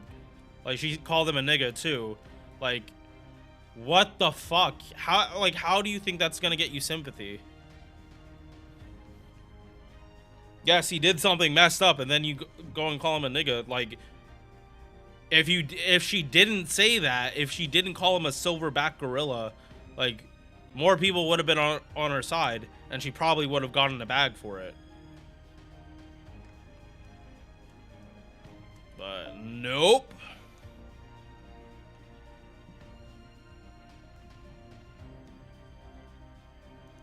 Like, that was a clear case of mom not understanding what's going on. Like, so many young parents are letting iPads raise their kids. I fucking see it. I can fucking see it in my students. Half of them can't sit down in a chair. Like, if I sat in my chair the way my students sat in their chairs, I would have broken my shit. Like, my chair, both of my chairs would have been more broken than they were. Because I did sit like that in, like, my other chair. I did, like, sit like that a few times. And now it's broken.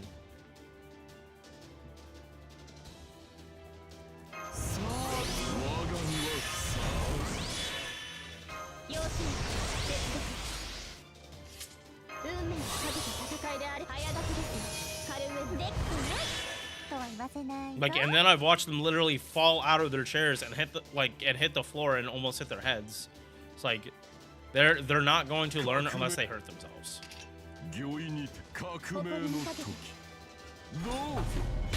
And I think that's something young parents like need to understand. Your kids are going to get hurt. You need to at least let them get hurt a few times. Otherwise, they are going to keep doing shit that's going to get them hurt. And eventually, they're not going to be able to get back up from it.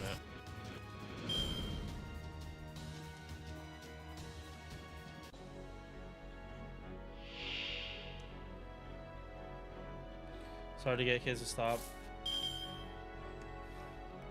When I stop watching these videos, they mess with your brain. Yeah, like, think about, like, what you were watching as a kid. Like, they were, like, even if it was, like, light brain rot, like SpongeBob, there was still at least a craft going into it. Like, they spend a lot of time making every episode. And then you look at Coco Melon, and that shit is, like, actual brainless shit. Like, it's fine every once in a while, but these kids are literally watching it all day.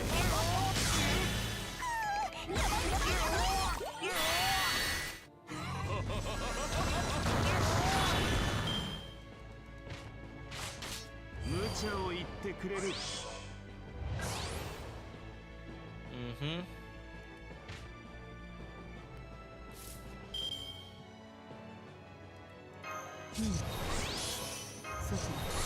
Yeah, no, my first year teaching, like, my students, my kindergarten students were talking to me about it.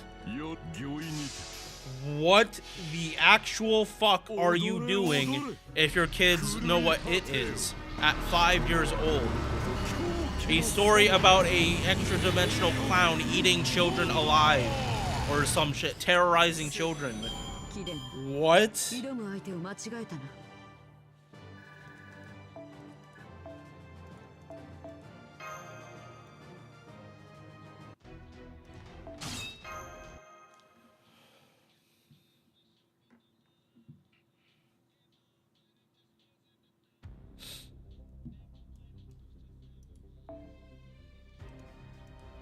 Yeah, like Poppy's Playtime is like, I don't even know if that's horror or not. Five Nights at Freddy's. It's like,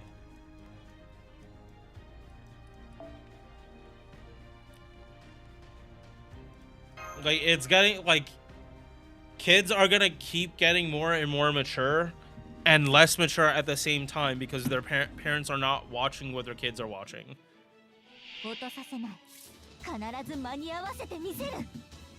And that's because what the kids are watching is so fucking bad.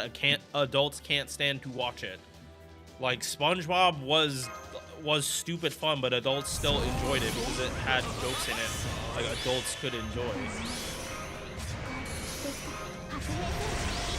So like adults would actually watch with their kids.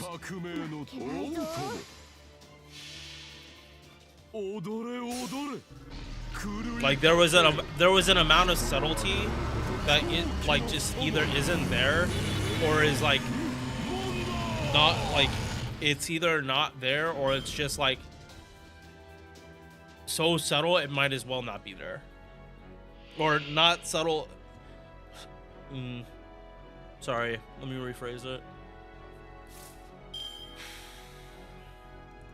Yeah, I'm not saying it right. 変身者の獣黒へもちろん Yeah, it's either it's not subtle at all, or they don't care about subtlety, or they just like don't want adults to watch it. So like they'll make something so brain dead that adults will tune out. Why aren't adults? That's the issue. That's on kids' YouTube. Like part of the issue is that a lot of kids' YouTube is like it's not good for kids to be watching in the first place. Like it's not stuff that teaches like it's not okay. So like when we were a kid, we had Bill Nye the Science Guy, Magic School Bus, other shows that are like actually teaching kids lessons. Like there's still that. There are still cartoons like that, but stuff like Coco Melon that is like cheaply made, very quickly made, and it's like the same shit, just like slightly different animators, is like the issue.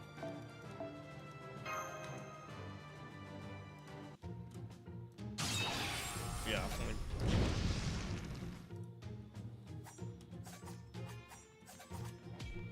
Like I've had to watch so much of this shit. Half of these are literally just compilations of the same shit they made years ago.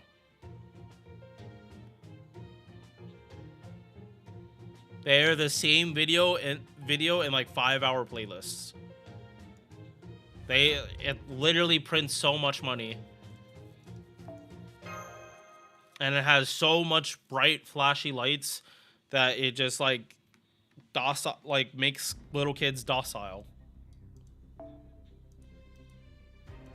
They stop exploring the world around them and are just watching stuff on an iPad.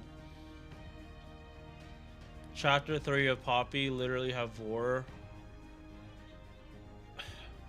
Okay, I would talk about that, but like that was a thing in cartoons too, like back in the day, like Looney Tunes. Like characters would literally swallow like a whole fucking bus. But it's a cartoon.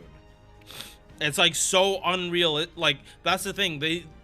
It was so unrealistic. The older cartoons, they were so unrealistic that you wouldn't. Oh shit! Like that's not your thought. That this shit's like this. Your thought is, damn, that would be insane if that was real.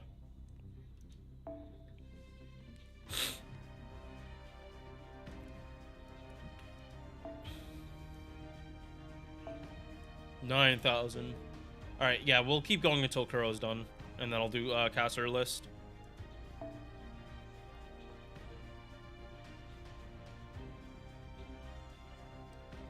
I mean, that's what it definitely appears that way.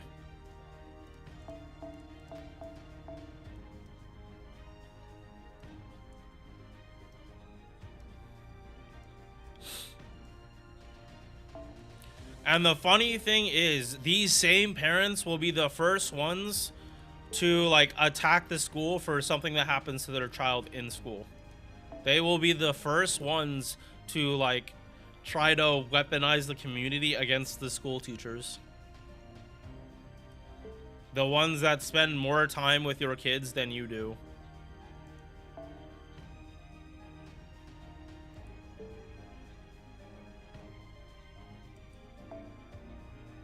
And again, I'm being general as shit because that's kind of what I have to be. I'm not gonna say anything specific about my students.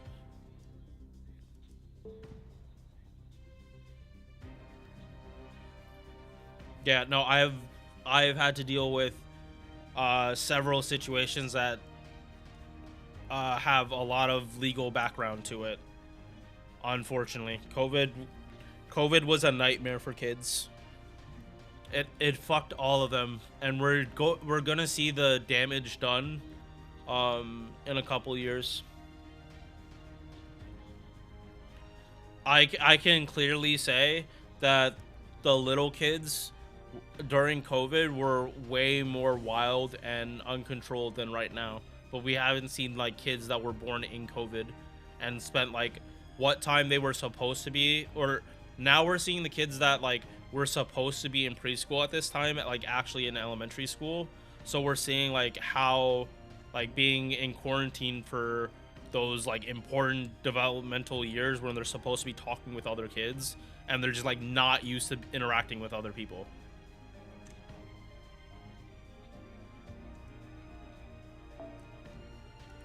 Like the COVID babies are literally about to start elementary school.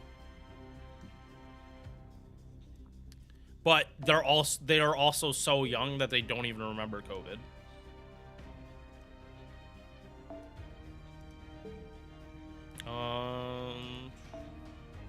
Am I using mouse or am I using Taz? Yeah, use Taz.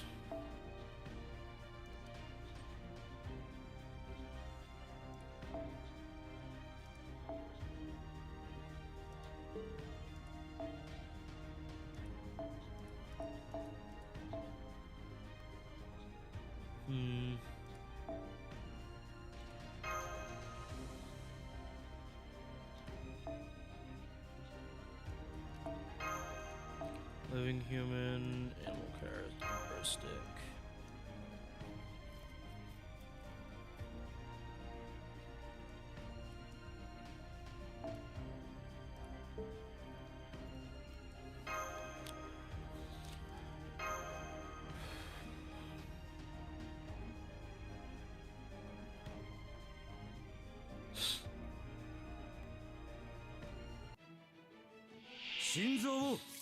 Yeah, and like another like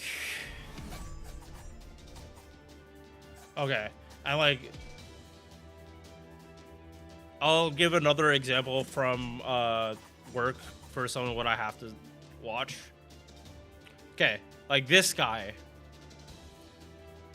This is some cringy stuff. I'm not gonna lie, but he is at least teaching kids. He's at least like educating kids.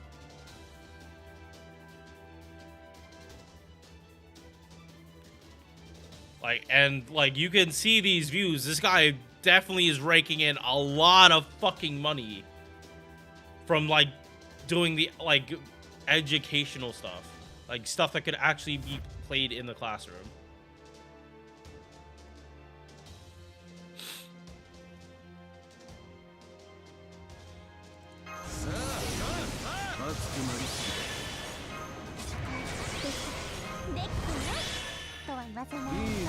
Alright, Wiz's album's done.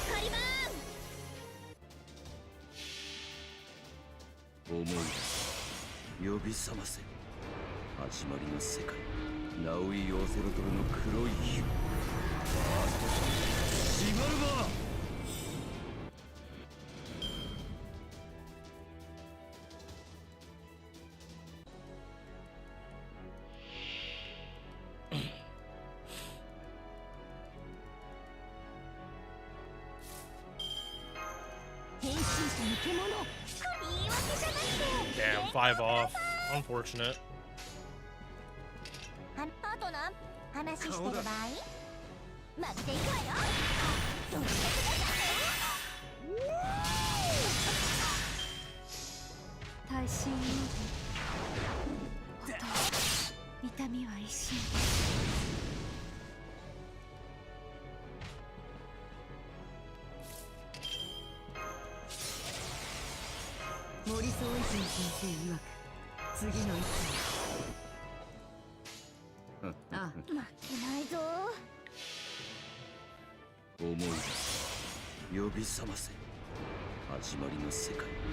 Did she let us?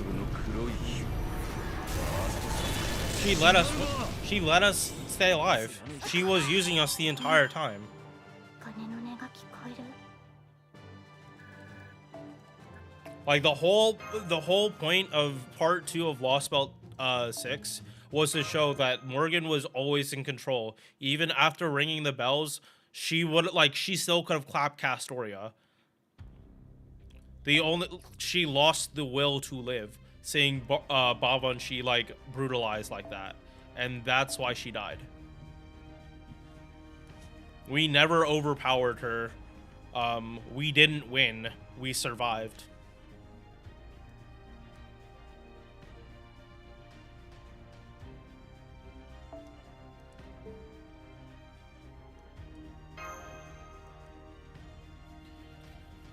Yep.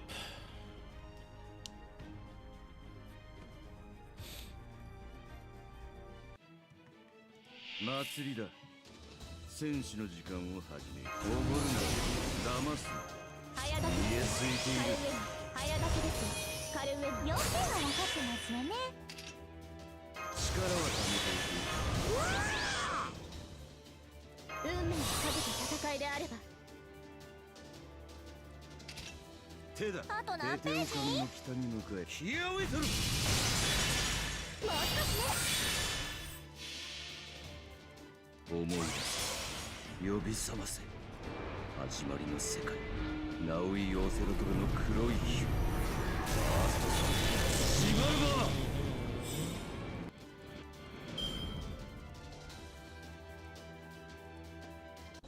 Damn, I should have used the Buster card too.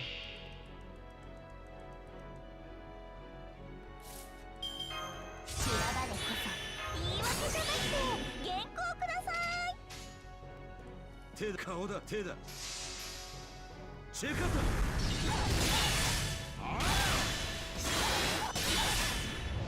そこだ。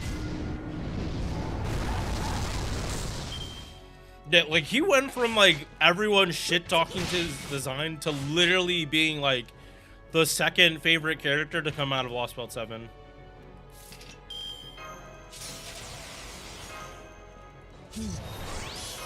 Like Tez was so good of a character, he overshadowed Cuckoo Khan. 妖精の王よ。最果ての島、罪の都。最後の竜は我が目。 Like I would not be surprised if there's more fan art of Tez Kalipoka than there is Cuckoo Khan. 思い出す。呼び覚ませ。始まりの世界。ナウイ・オセロトルの黒い火。ファーストサン。シガルバー。皮を剥ぐか心臓をいただくか。どちらも取れないのが悩みどころだ。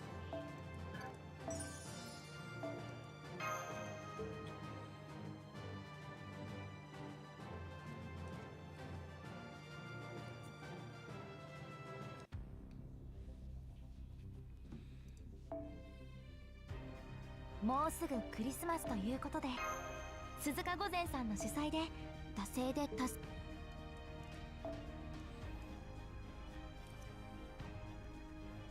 Morgan lost to the plot continue. Yes, exactly. Like Lost Belt 6 was like Morgan given like infinite prep time.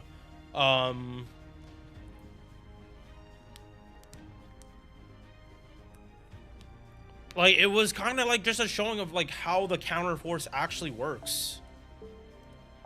And that like even if what you're doing is like supposed to be like a really good thing, like things are just gonna keep getting in the way if you go against the flow.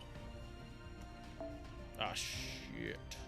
Morgan's crime was going against the flow of human order.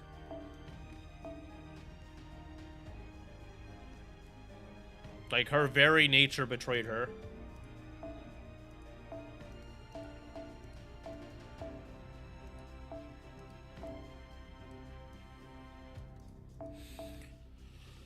Things purple. Everything's purple.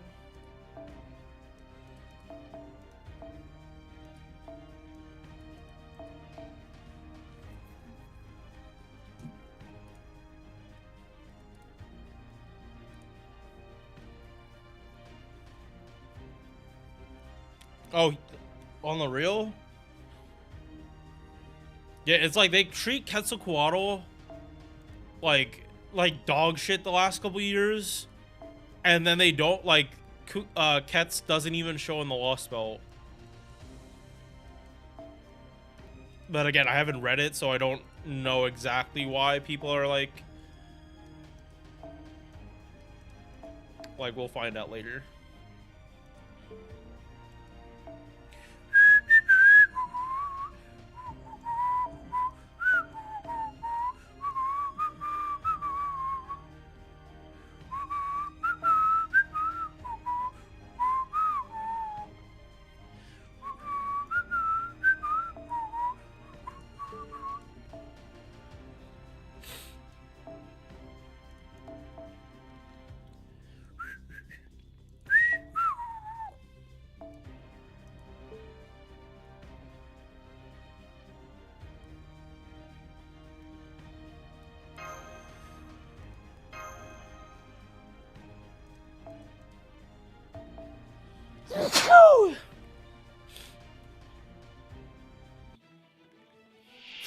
Yeah, no, I trust Lost Belt Morgan far more than I would ever trust Proper Human History Morgan by landslide.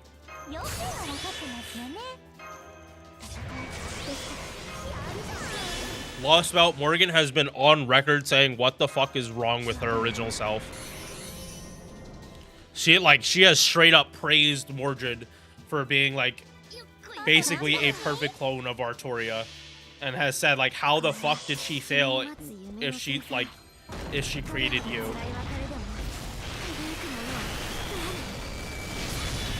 Like, she has no attachment to Mordred. She just recognizes like, you are probably one of the most well-made homunculi that was like made outside of the Age of Gods, and she still failed.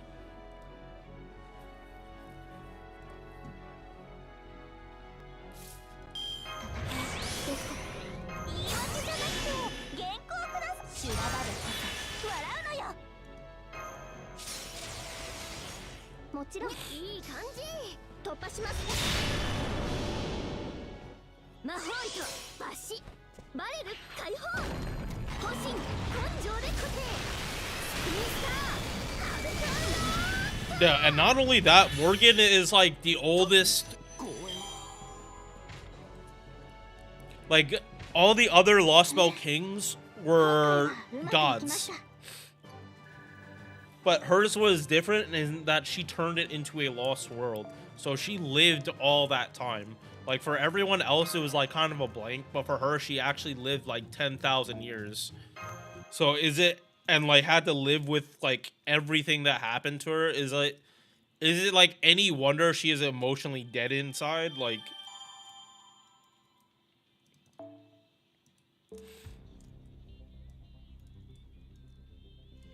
I keep bringing it up, but like Heathcliff's speech in Sword Art Online is literally how I envisioned like Morgan was feeling during the entirety of the Lost Belt.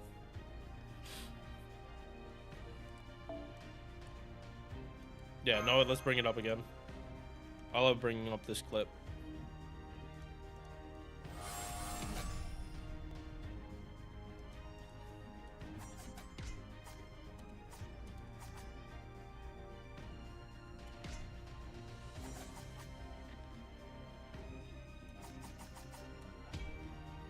Which one is it? Oh yeah, new episode is coming out soon. I didn't see it yet, but I know I can see it whenever I want.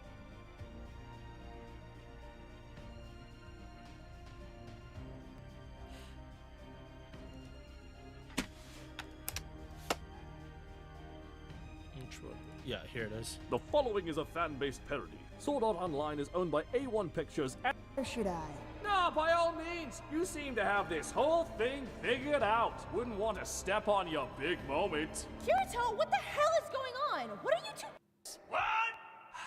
Don't worry, I got this.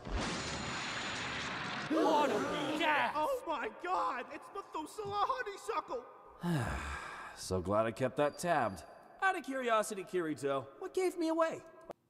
You get my references? Not getting tricky, are we? It figures, you know. Of course, you'd be the only one who gets them. Strange to say, but I've always felt something of a kinship with you. You two know what it's like to grow up a genius in a world that just can't keep up with you. Oh, I don't like where this is going. I'm glad someone finally understands my pain. Gotta say, though, it's a bit surprising coming from you. Oh, don't get me wrong. That winning personality of yours and your general refusal to go along with my plans have been, let's call it, spiritually taxing. But that doesn't mean I don't respect the hell out of you as a player.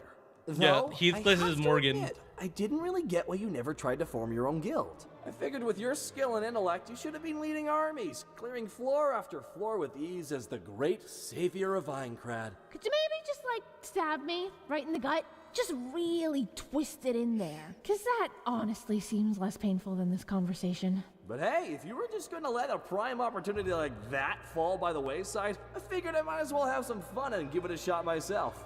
And, I gotta tell ya, that was No, it's like the Heathcliff worst is mistake of my Overrun and entire Morgan life. combined for their feelings of the Lost Belt. They both feel the same way, and they're never gonna admit they both felt the same way.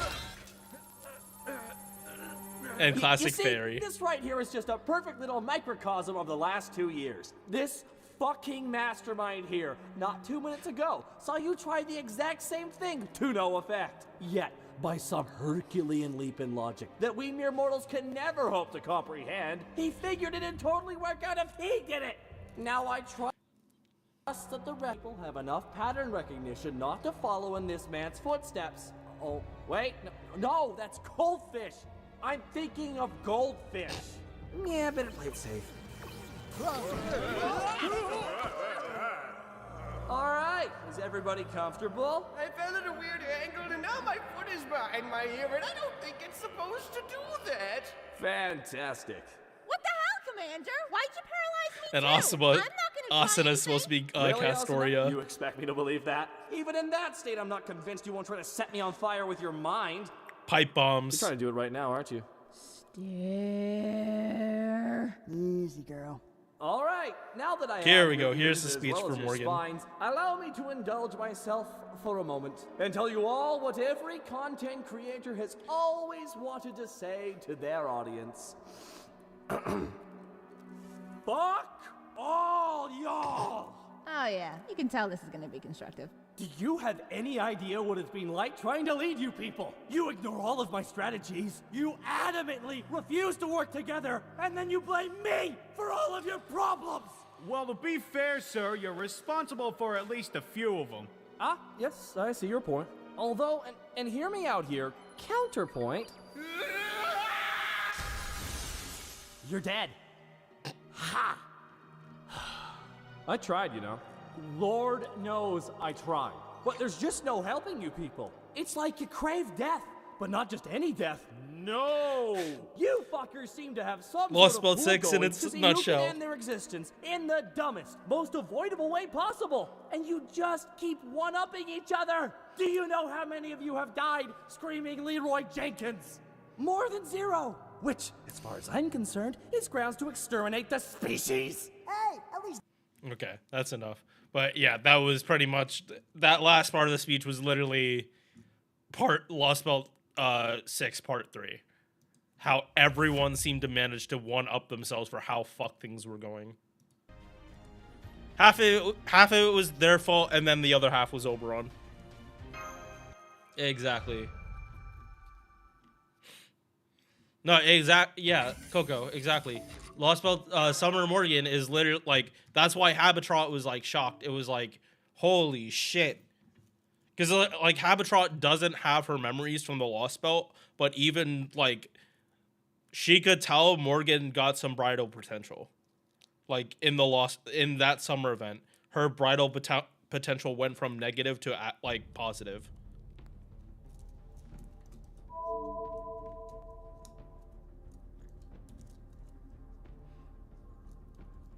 And, like, Habitrot hasn't known Morgan enough to, like, really understand how significant it is outside of, like, what her purpose is telling her. Which is that, like, she can sense Morgan's bridal power being realized and shit.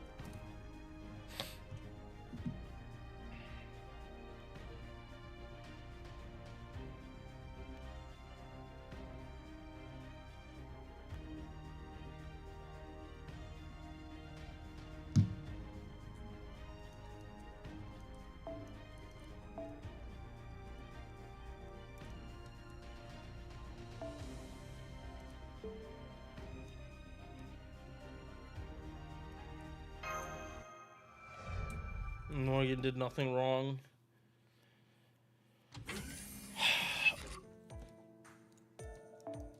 What Morgan did wrong was that she was traumatized by her trauma and would not let the people she should have trusted have more of an idea. Because like part of the reason Vargas turned on her is because like Vargas thought Morgan was violating, like wasn't holding people to the same degree. Like what they cared about was different.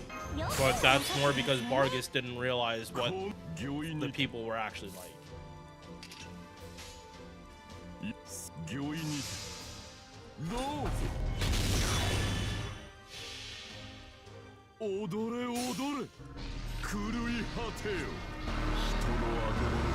狂気の園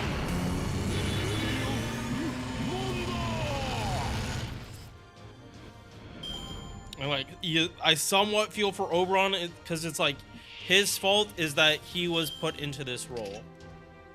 That's Oberon's sin, that he was forced into this role. The planet set him up as a self-destruction switch. So like, if he's doing what needs to be done, is he really at fault for it? The answer is still yes. Because he committed like some heinous shit, but if it's his job to do heinous shit, like, because I don't know if he is as beholden to like stuff like a purpose as Morgan or Castoria would be, or like other Fae. But if he is beholden to his own purpose, like, he was literally doing what he was created to do.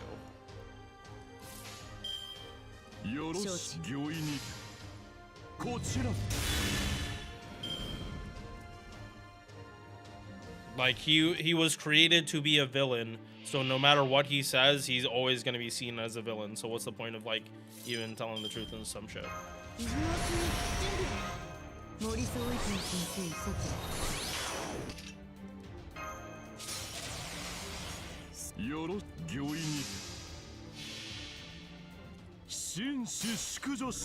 Like, the artist for Oberon did such a good fucking job. Nasu literally rewrote Lost Belt 6. Or parts of it. He literally rewrote parts of Lost Belt 6 because the artist for Oberon did such a fucking good job of, like, bringing this character to life.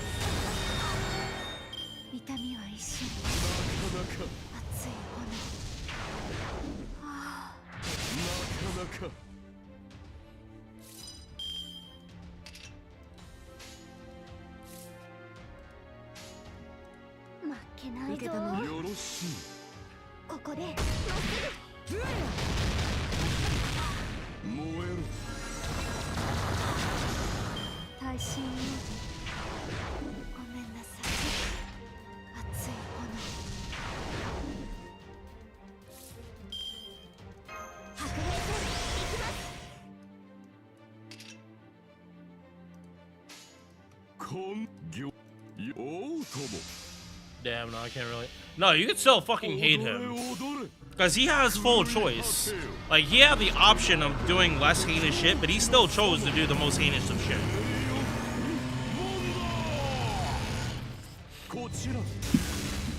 Like, that wasn't a sympathy piece for Oberon. The guy is still a dickhead. And honestly, if you gave him sympathy, he's literally gonna he's literally gonna laugh behind your back about it.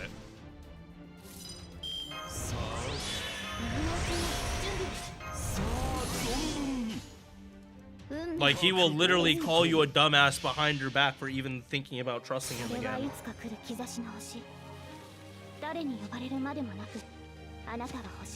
Whether or not he actually feels that way is up to him. Because no matter what he's saying, he's lying. He might lie, and he might even be lying to himself.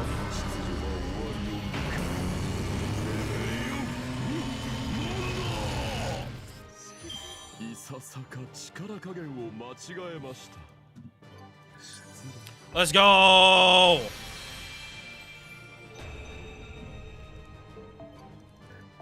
We're done with Summer Kuro. Ugh.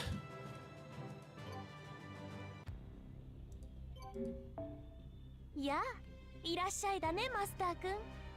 地道にコツコツやる？それと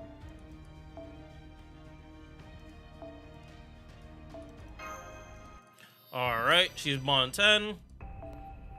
Unlock that part. 我ながらいい調整 And が惚れ惚れしちゃう。 now I can do better teams.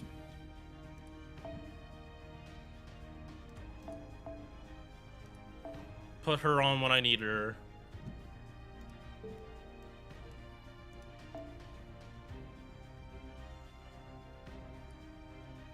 And also means I can take these off for when I like actually need them.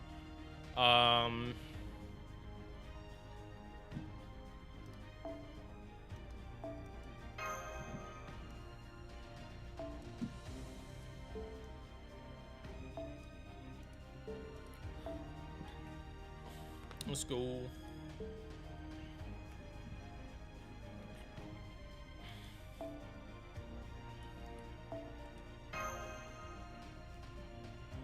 Home stretch. Yeah, pretty much once Cagliostro is done, gonna stop farming like this on this account and just do one at a time. Because this strat just like takes too long, too much time. I do need to get Hakuno to like 5 relatively quick. Yeah, no, just get Hakuno off this list as soon as possible.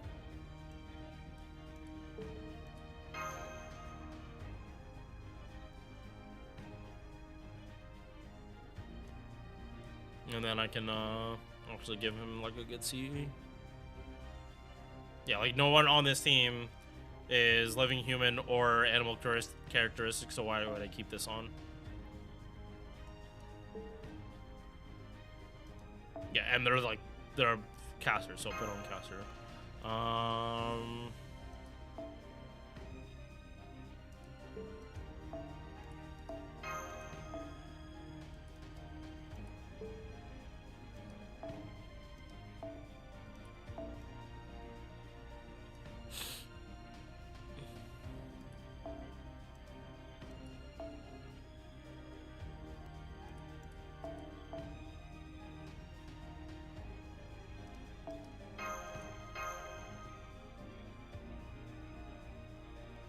Yeah, I can stop making this harder on myself than it needs to be now.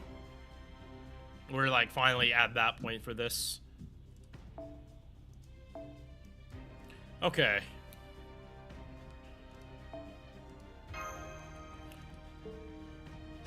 So, Albert's one was in normal life and I'm a man, but she can't no matter what, not even the Grail can remove the curse on her just being a dick.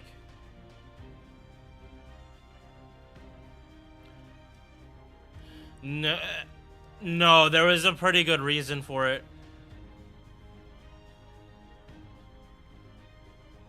You know, Oberon's curse was making her forget. That was what he did. He made her forget that she ate her lover, and like all the Fae around her knew about it, but she didn't know about it. So the Fae thought that, oh, we can eat humans like this if our leader is doing it. She didn't realize that she ate him, that she ate Adonis like that.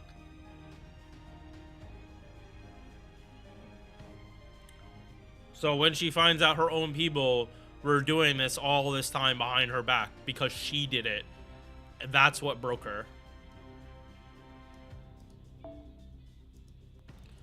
The so-called order she was upholding was a giant fucking lie, and Oberon like forced her to realize that.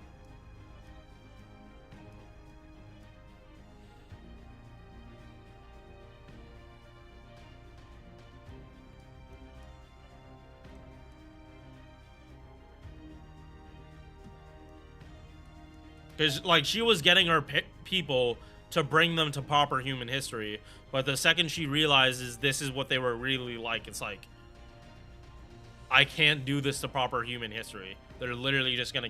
It would literally go against my my code. So if I have to be the beast to stop them, so be it.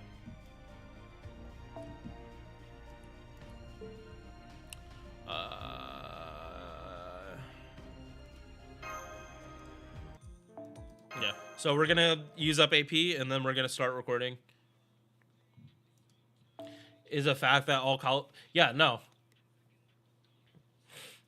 But the thing is, even Oberon realizes that deck collectors are a true evil of humanity.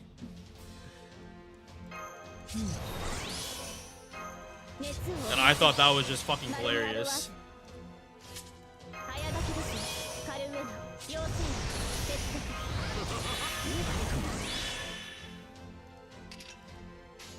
Like, even though Oberon is a dickhead, he's just like me, for real, for real.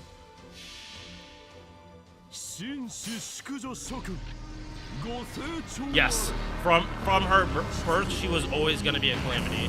That's also one of the reasons Morgan made Vargas one of her knights, because she could have just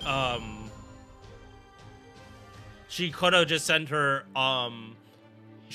Morgan could have just sent Vargas through a ray shift, and she would have, like, that calamity would have faded out of existence, because she sent it like before the Lost World was created. But she chose not to because it was like, I believe it wasn't like Vargas's fault, or it had something to do with like Vargas saving Morgan in the Caterpillar Wars, and like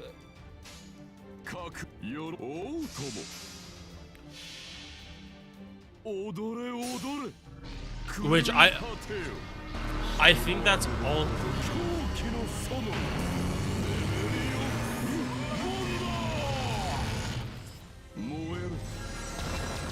I forget if the original Vortigern had something to do with the Caterpillar Wars, which would make sense why he would specifically go after Vargas like that, as heinous as it was.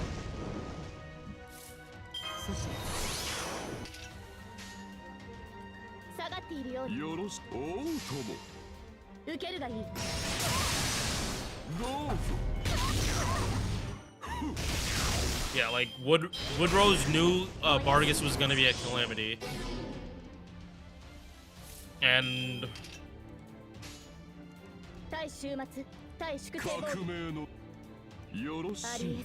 but he still allowed Vargas to live, and also like gave her, like, taught her civility. At least that's how I think I'm remembering this right.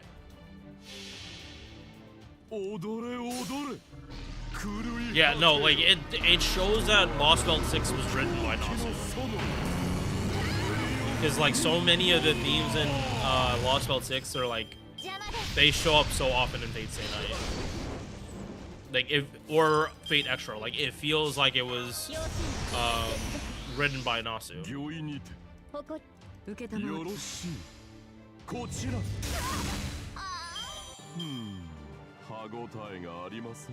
If I correct, Summer Morgan has a reality marble. If she might not have a reality marble, but she's good enough at Magecraft, she can mimic one.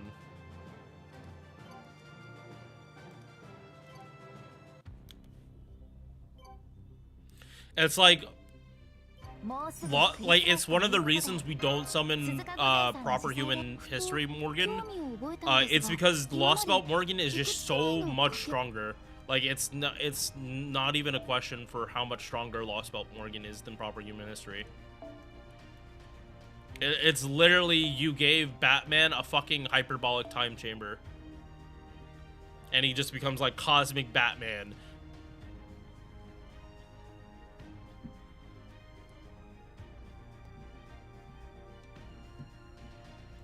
Like, access to infinite prep time for every single fight he's ever going to be in. Like, that old adage about, like, you can't beat Batman if you give him enough prep time is literally Morgan. Because she learned how to ray shift. She learned how to do ray shifting with her own power.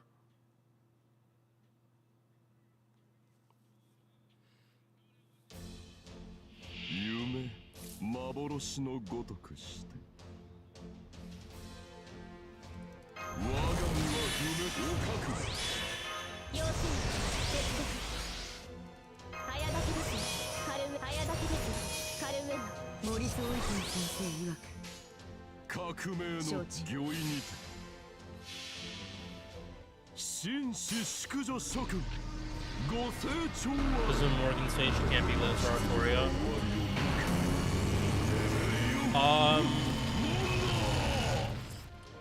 But I don't know that much about Fate Prototype, Coco.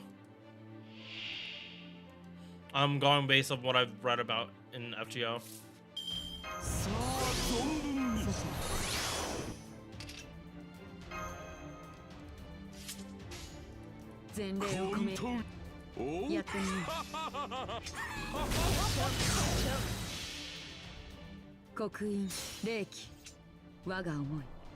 If that's the case, it's because Morgan uses her Magecraft to either... She uses her Magecraft to like basically mimic Rongominiad, while Lancer Artoria actually has Rongominiad.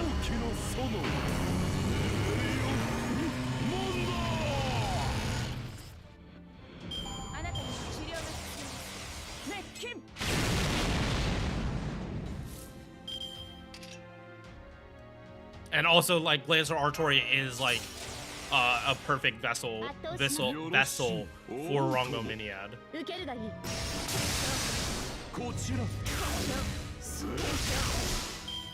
It's like Ray needs Ad, otherwise Rongominiad would like do the same shit that it did to Artoria, and why like Lancer would even exist. Like that's why Gray needs Ad's case. Rongominiad would literally overwrite her existence because it has more mystery than Gray.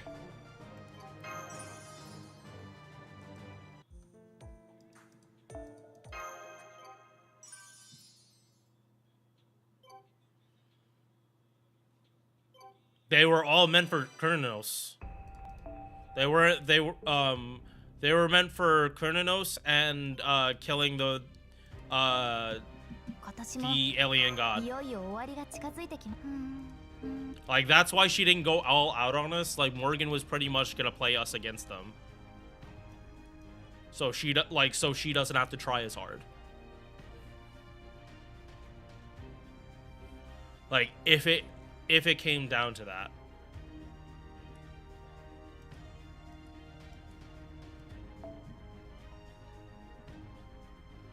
Like Morgan had an absolute perfect plan, and her weakness was Babanshi.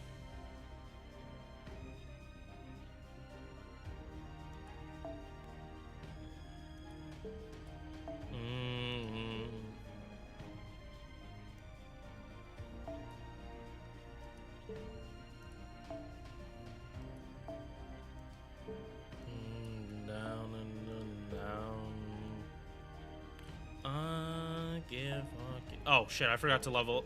I hadn't finished leveling Lena. I don't think you have no. Ayo, ayo, ayo, ayo, ayo, ayo. Ayo.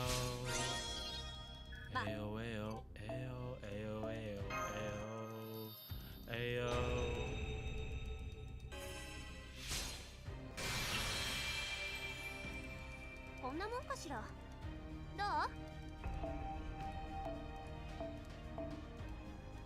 Hey, let's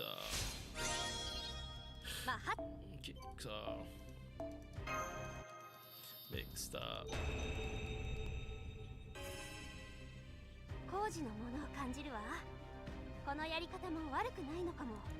Yeah, no, Excalibur doesn't exist. The whole plot of Lost Belt 6 is that Excalibur was never made. Morgan was born to be the vessel for Excalibur, and she rejected that.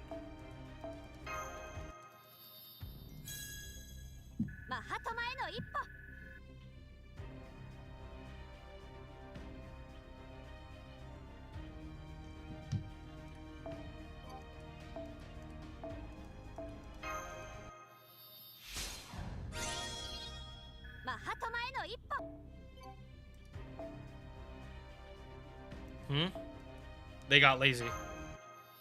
They acted like children. They didn't want to do their job, and they goofed off, and then the world got destroyed by Safar, and yeah.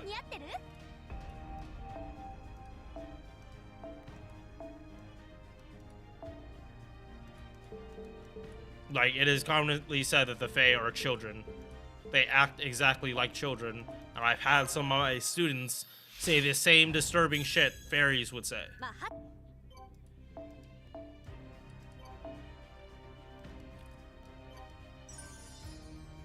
Like, prime example, like, and I posted this in Discord, like, the day it happened. One of the kids was sitting next to another. One of them said, "I didn't want to be your friend." So this kid tells her to stick her finger in between the desks, and then he raises his desk to get her finger caught. And when I asked him why he did that, he said it was because she didn't want to be my friend. And that's what she gets. I legit froze up at work seeing like a little kid be saying that shit.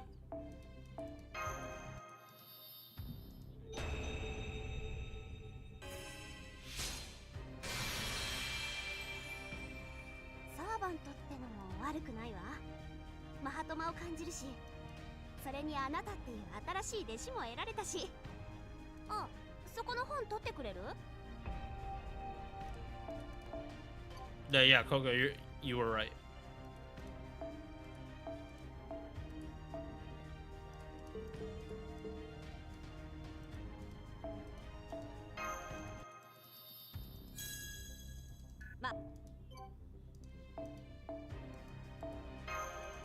And the other thing about the Lost Bout is Castoria was going to lose her sense of self if it wasn't for Muramasa.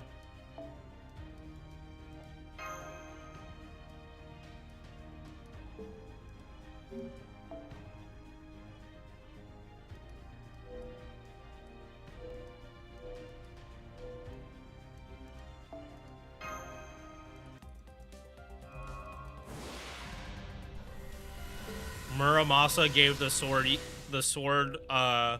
that represents the hope of humanity, like sentience.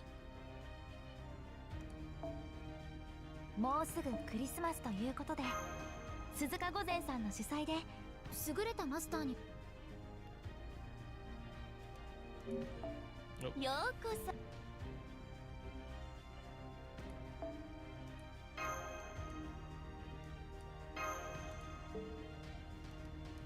Okay. よそ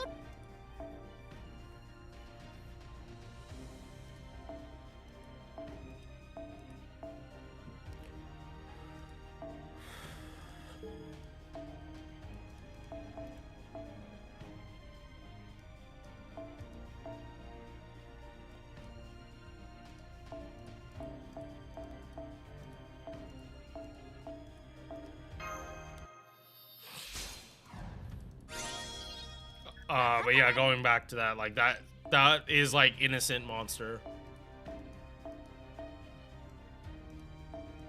Like that was a real life example of an like I'm not trying to call the kid like say that he's like a really bad kid or something, because he's not. But it's like that's the whole thing with Ellie and why she has the innocent monster trait. She didn't realize like she was just so self-absorbed that doesn't realize that what she does actually hurts people, or it doesn't like click in her head. Like I'm pretty sure that's what the innocent monster skill is meant to represent.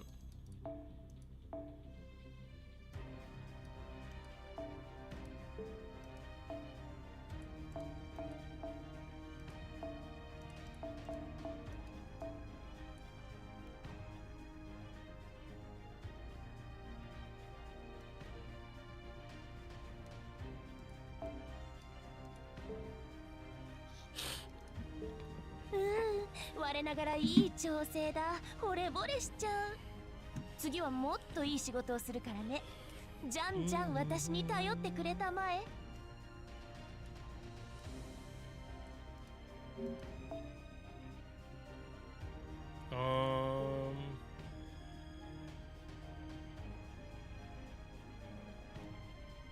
All right.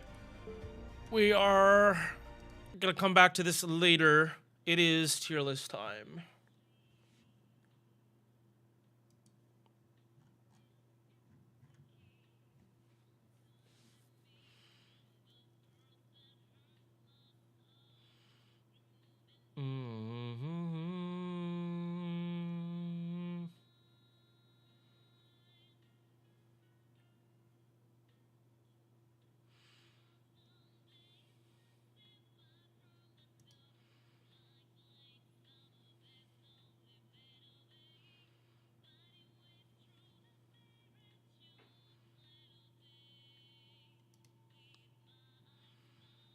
Okay, wait. Who's the most recent person on here? Let me make sure this is up to date. Yui and Alice.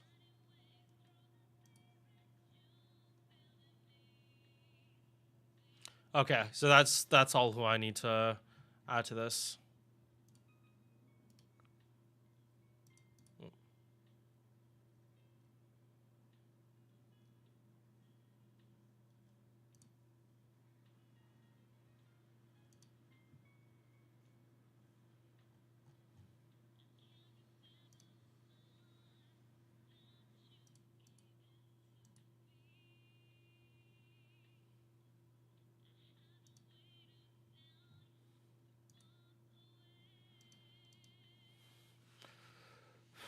Damn, where is this?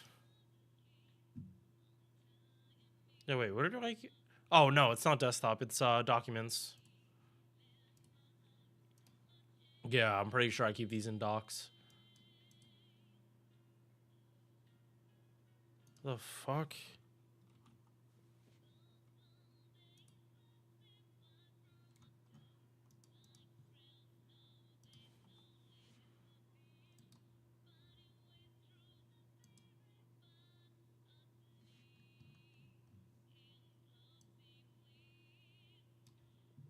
Pictures, that's it. Got it. Alright, casters. No, Yui's here.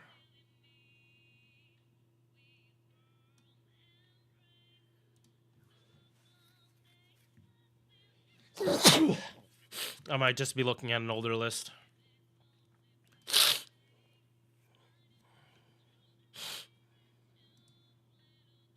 Okay, but add Yui and Alice.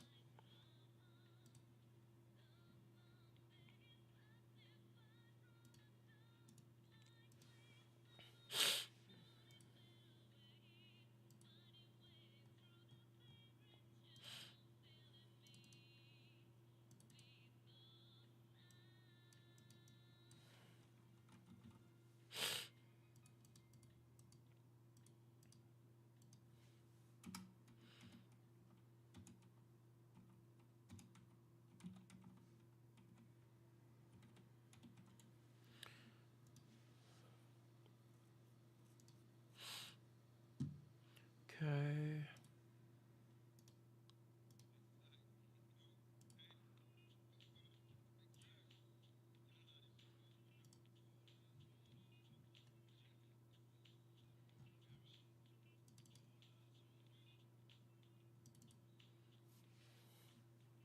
All eyes on me. All right. Yeah, I'm gonna be remaking these. I'm gonna be remaking these lists sometime in the future. Because it really isn't gonna take long for me to remake them. All right.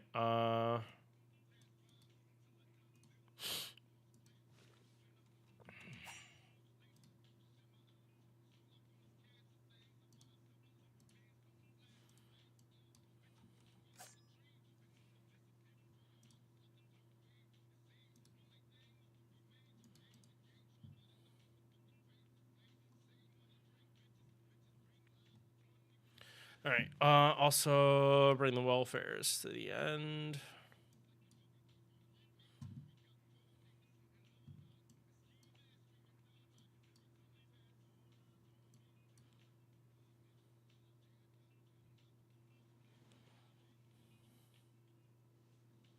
That's all the welfares, right? Yeah, just these 4. All right. Let me go to the bathroom and get ready for this.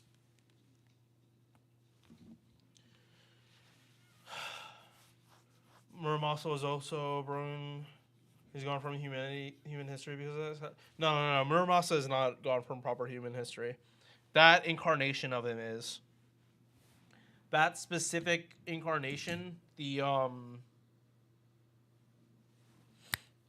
alter ego, disciple of the foreign god is gone, but not Muramasa, the servant, because he shows up like multiple times. Like he didn't do a Musashi or a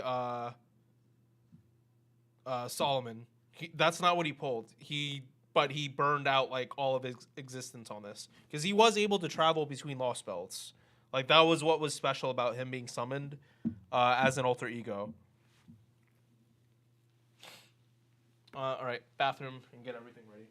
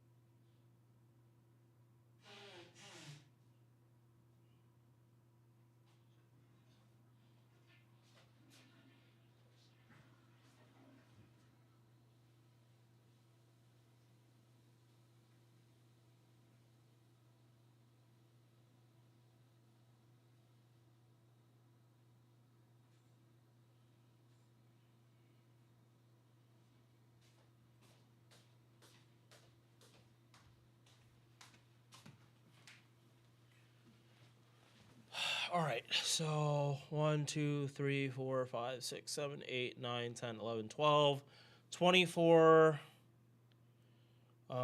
36, 34, 30? 30. Oh, hang on. Nope. 29. 29. Yeah, no, this is going to be... There are so many, like, low Sarcasters, like... That's where most of the bulk for this class even is. Most of them are 2 or 3 stars. So again, this one should be relatively quick. All right. Need water. Finish my coffee.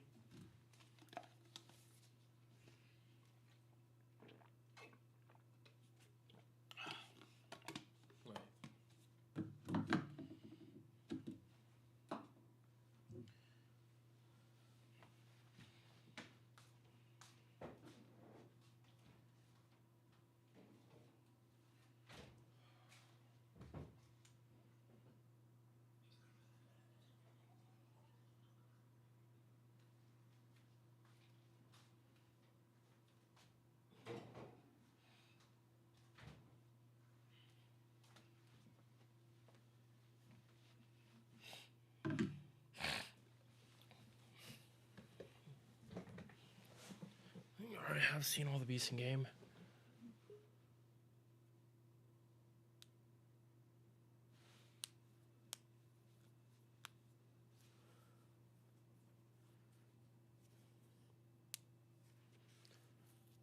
Wait, what notice are you talking about? Already seen all the beasts? No. Well, no, I don't think so. Like, Fate Grand Order is literally all about the beasts of humanity. There are still more beasts to find. Even if they're gonna spread it out in other games, the beasts are mostly an FGO thing. Like, because the concept wasn't even like truly solidified until FGO. Like, Unger Minyu was like listed as a beast candidate, and that was the focal point of Fate Stay Night. Like, not even an actual beast, just like Unger Minyu Sakura just had like beast potential. All right, let me get this started and power through.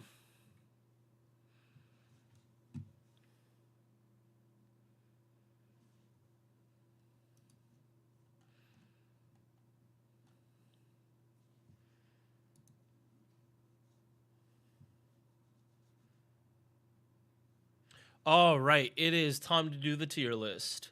Hopefully this time I'm actually able to like be fully like able to do this in one day. I don't think it's going to be the same as Writer where I needed to split it up.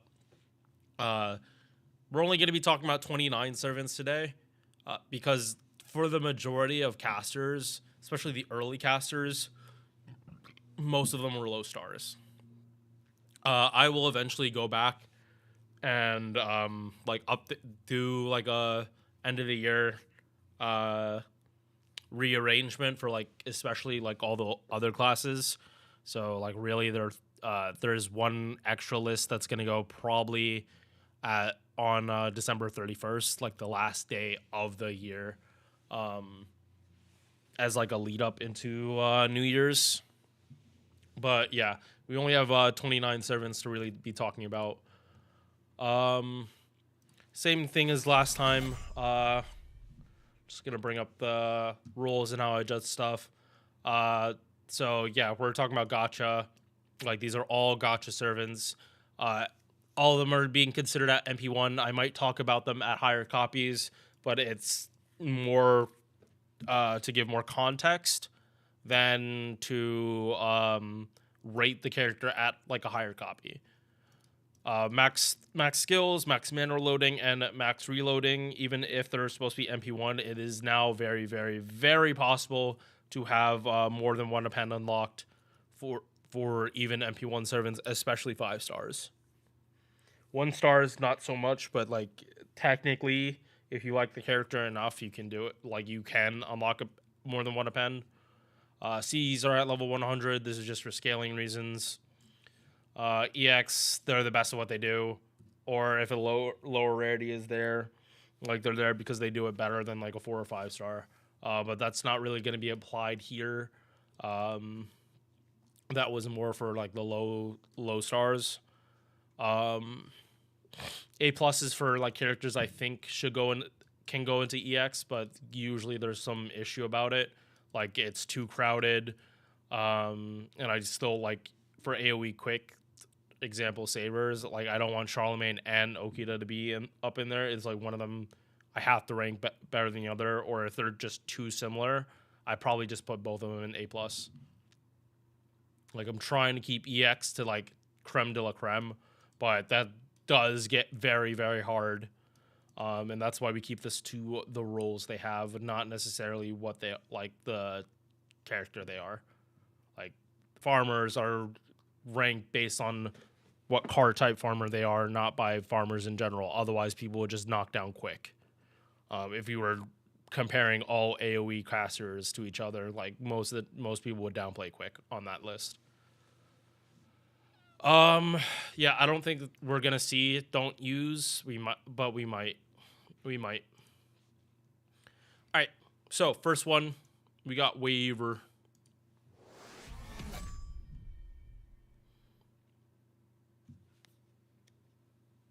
Okay, so Waiver.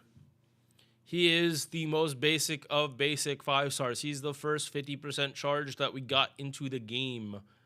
And for a lot of these characters, we're not going to care about hit count besides arts cards, because most casters are supports, and they're going to be doing arts chains. So unless they're a DPS, we're pretty much going to be just quickly running through skills and MPs, and just how they function. So we don't really care about here. He has very bad hit count, so he's mostly just going to be doing arch chains. He got his entire kit reworked. The skills used to not have charge, but then they gave him like all the charge that he currently has, and then they did that like really, really early in the game's history too. So it's not like he only got like charge in like year 3. No, he's had charge for a long time. 50% crit with 30 battery, 30% defense, and 500 damage cut, 10 battery, and 30 attack, 500% damage plus, which is literally a joke, and another 10 battery. Arts up, debuff success rate. This is for the MP. This stuff, just we're talking about supports. Just get these two, and you don't worry about anything else. Like, be completely honest. I unless they're a DPS, I'm literally not going to be talking about these 3. MP has been buffed. Guaranteed drain, curse for 6 turns, and it fights off magic resist too. Really cool that they did this at the start. And the defense is pretty much guaranteed 2.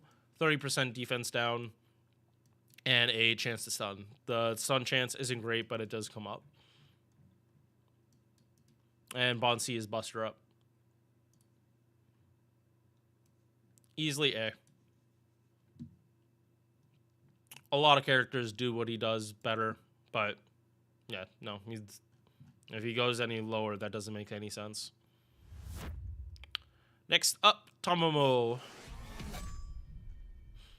And she goes in A+, because there is no other character that does what she does. But it is much harder to fit her into a team than it is Castoria.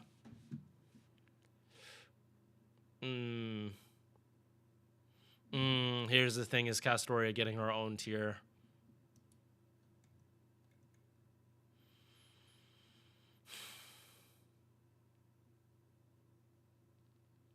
I actually think it's time, like, I don't think I gave Castoria her own tier before, so I don't think I'm going to start now. Like, it's different with Melisande because she is, like, so far better, but there are a lot of characters that do what Castoria can do now. Like, even, like, her own Berserker form, like, kind of does what she does, too, and kind of has a little better synergy, too. So, yeah, no, Castoria is not going in her own tier. She is going in EX. Like, I'll be frank about that. She is going in EX, but she's not getting her own tier. All right, Casco. High HP, and that's kind of what she wants. She wants as much HP as possible so that she can heal. She's less likely to get one shot. She needs to be spamming arch chains. Her base gains are not good.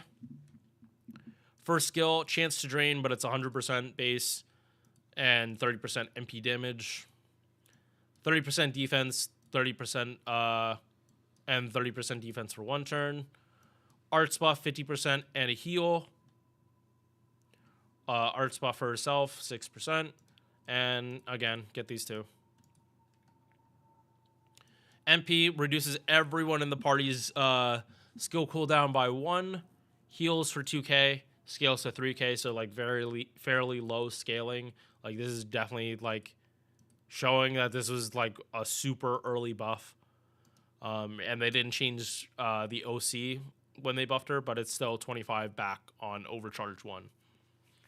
But for the most part, you're probably going to be seeing this MP here at 33.5% or higher because you just put Tomomo's MP last.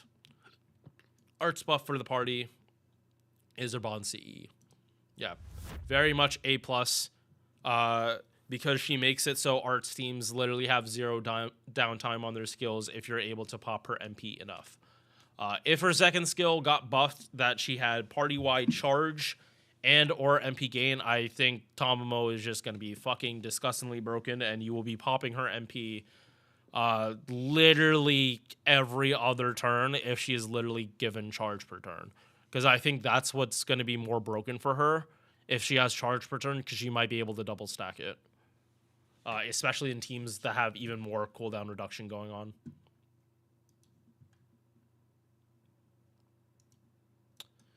Next up, Medea Lily. We couldn't even tell about Yoga. Like it. Again, I haven't read Lost Belt 7.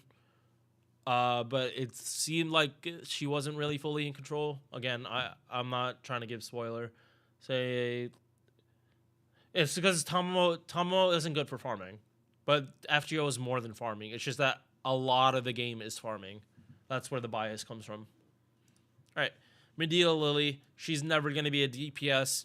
This base stack is so goddamn low that it looks like a 3-star. Her HP even still is low, but not that low.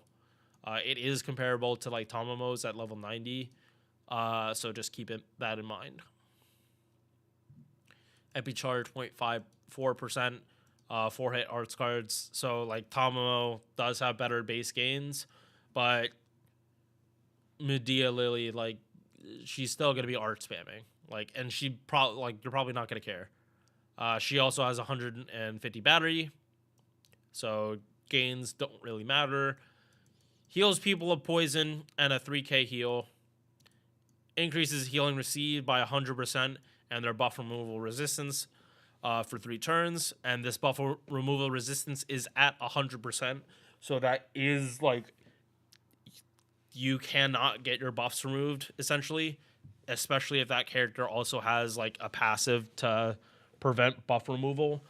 If the enemy, if it's a 500% chance, then you can't do anything about it. But like a skill buff, this is going to negate it. So yeah, unfortunate that she doesn't have any other party-wide effects besides just healing, because this would be fine as like esports potential, but this is also on the 3rd skill, not her 1st skill. So big oof. You pretty much have to give us up a slot. And there are some characters that can give you buff removal resistance for 3 turns and also give you something else. So yeah, it's like you very specifically need like healing and to not get your buffs removed if you're bringing Medea Lily. Also, does she have the same VA or no? No, she does not. Young Medea does not share the same VA.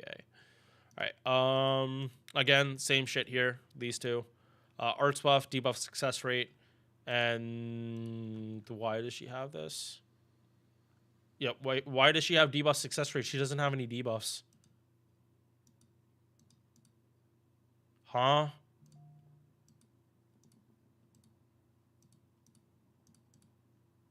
Yeah, no. Why does she have debuff success rate? She doesn't have debuffs. Oh my god. Year 1 design, by the way. MP, full cleanse, heals, and increases debuff resistance. Yeah, like she's at a point where like people don't need her unless you need her. She provides buff removal resistance and just regular debuff resistance. And like 40% isn't nothing.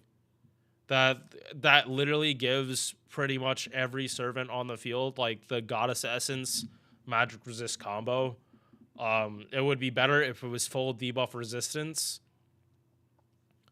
or debuff immunity that lasted for 3 turns, but they're not going to give that on an MP. I do not think they would actually give people like full debuff immunity for the party for 3 turns on an MP. Unless, like,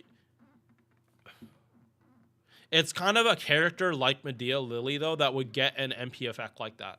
It wouldn't be a super strong support servant. Like, BB Dubai would never get that as an MP buff. She gets the debuff immunity for 1 turn. But, like, Medea Lily, that only does healing and debuff resistance and buff removal resistance. Like, she could get away with a skill because she literally doesn't have anything else. So she goes here. If she didn't have her more recent buffs, she would go here because you do not need healing like this. But like if you get your Castoria shit removed right before an MP, like you're gonna wish you had someone that can give you debuff resistance or buff removal resistance. And the fact that it is 3 turns, like, she's only there to heal and protect you. And again, that's fine, but that's not where FGO is right now.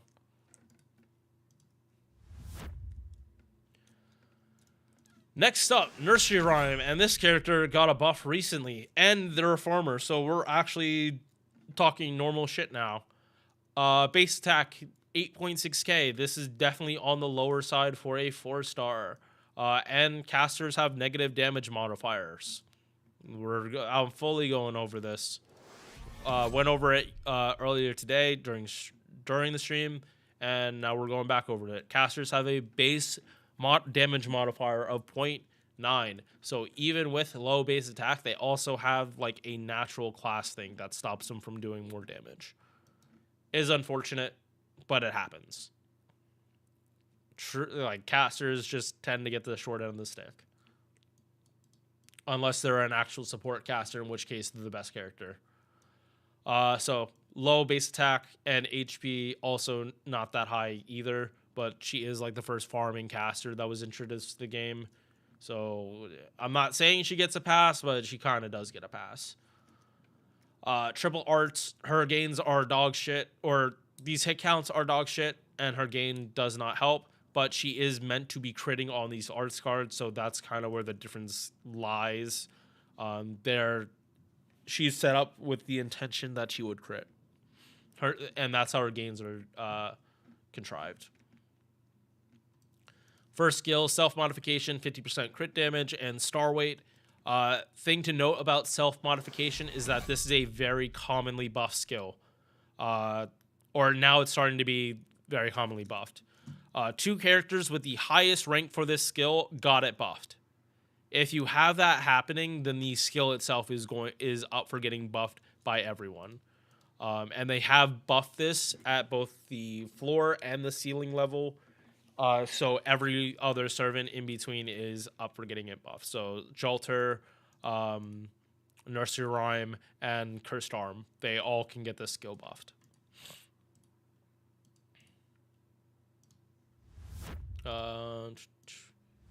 Yep, second skill is what got buffed recently.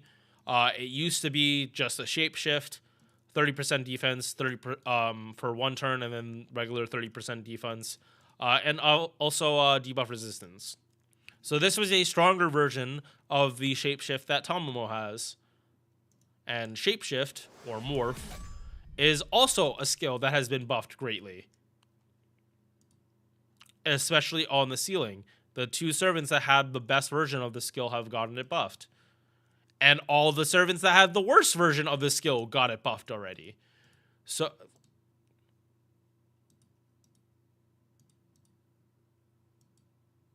They are holding out on buffing Tomomo on this. They are holding the fuck out, because it's only her and Ibaraki that don't have this buffed. Okay, game. Oh my god, don't tell me Tomomo is gonna get buffed before Koyan. Oh! Koyan Sky just can't keep catching strays. Fucking imagine they buff Tomomo caster's shapeshift before they ever buff Koyan Dark. Oh no, don't do it. Alright, anyway. They buffed this skill, gave it a 30% arts buff. They kept everything about the original morph. 20% battery for child servant allies. And MP damage up on fairy tale servants. And Nursery Rhyme at stage 2 and 3 is considered a child servant. And she is always a fairy tale servant. So as long as she's not the book, like as long as you don't see this book, you get another 20 battery for her kit. And then her third skill is she has another 40 battery, heal, and debuff cleanse.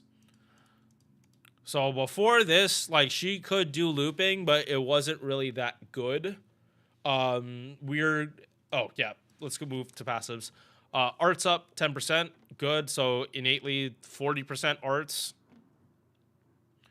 You're probably not going to do extra attack, but you might because she does have crit synergy. But just getting the stars to crit is going to be the issue. Definitely go for both of these. Anti-archer, it's like whatever. The crit damage, again, it's if you're in a team where Nursery Rhyme is going to be critting, there's no harm in this, but she's an arts AoE caster. Don't get your hopes up on actually having stars. Fighting Red Dragon. You want like literally Tamamo, if they buff her, she's not gonna overtake Castoria. Like if Tamamo caster gets charged per turn, it's not gonna affect Castoria. You would still use her, and it would encourage you using her with Castoria if anything. MP 3-hit arts AoE, defense down before damage, and chance to reduce the gauge. This was a super old MP buff. All they did was up the damage. I would imagine they buff her first skill before they think about double buffing the MP. And Bonsi crit damage and healing received. If you look at the MP damage list, I'm pretty sure Nursery Rhyme is not on this list. And I don't think this has been updated like for a long time. I don't know if like patch notes are here. But yeah, like I'm eventually going to start making my own list. Just like once the tier lists are done, I'm probably going to start working on making my own version of a list like this. But yeah, give me 1 sec. We're going to do this in Chaldea to see what her refund numbers look like. Cause I don't want to talk out my ass on this. All right. Let me hear my music.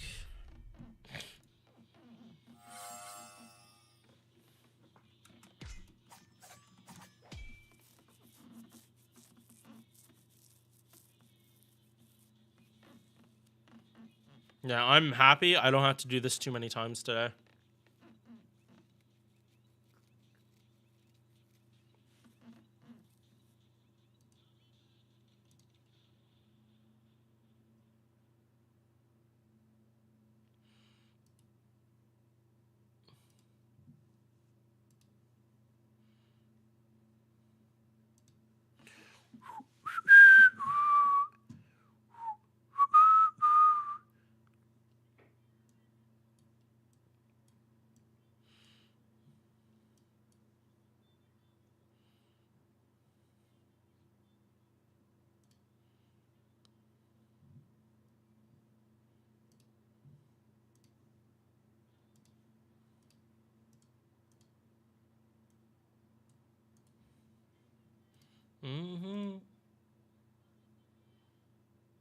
I would say there if I could. They show Avalon and Lustful 6.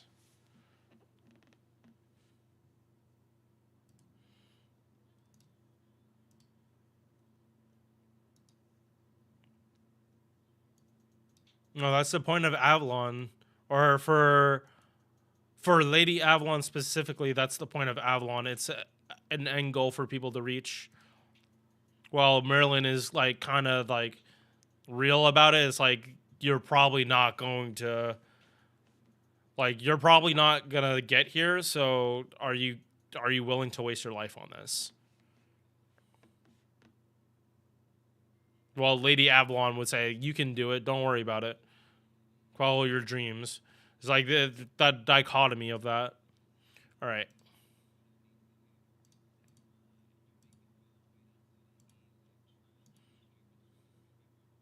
Oh, hang on.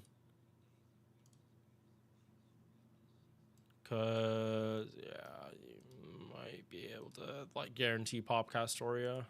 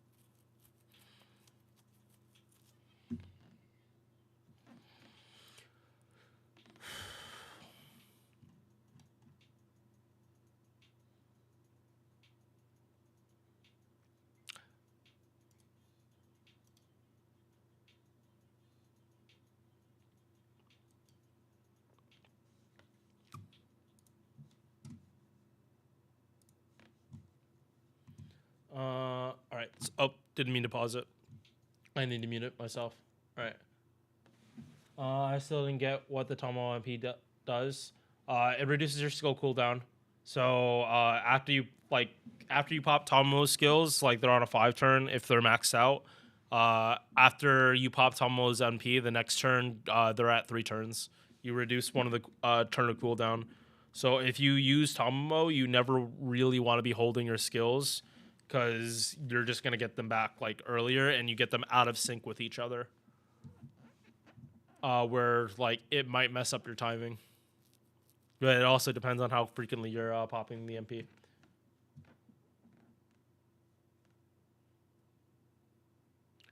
Morgan is 3 different characters. She's 3 different characters. She's Morgan is Lady of the Lake. Lady Avalon is Merlin, but from Arthur's timeline. But she can't say that because then it's either like it's complicated, and I'm pretty sure it has something to do with Prototype, and I don't know enough about Prototype. But yeah, time to get recording again. All right, so there is a reason I didn't want to talk out my ass.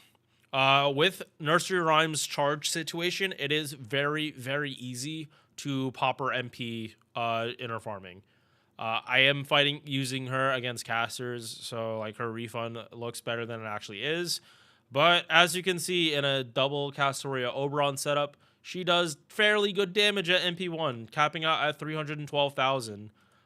She does have a positive sub-attribute advantage, but still cast her, so it evens out approximate if she was fighting someone like same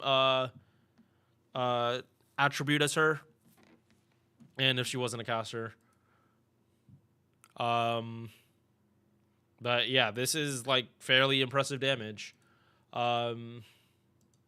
She is basically like, she's a non-welfare version of Sieg. Yeah, like that's how I want to phrase it. And if we like compare her to Sieg on here, Sieg's base damage is like 14,000, and Nursery Rhyme just straight out damages him because she has a buffed MP. Right? Yeah. Like her MP, his MP2 is close to her MP1, but Sieg is free MP5. And if you bring him to fight dragons, Sieg is just going to do better. But at the same time, Nursery Rhyme kind of does have a higher ceiling against more neutral people, and does have just a better charge situation than Sieg.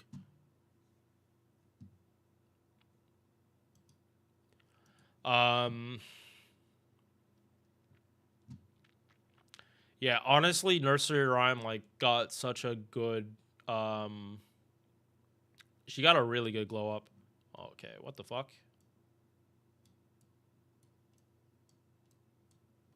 I have no idea what's going on. Oh, there we go.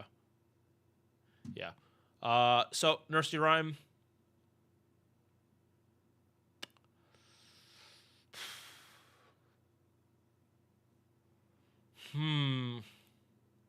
B. Just because a lot of these other characters are gonna do other stuff, and Child Servant and Fairy Tale isn't that common.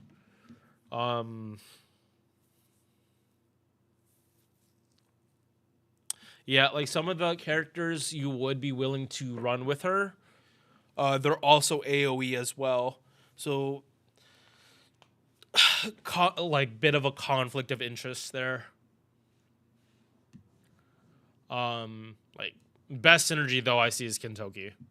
Kintoki is like probably the best synergy.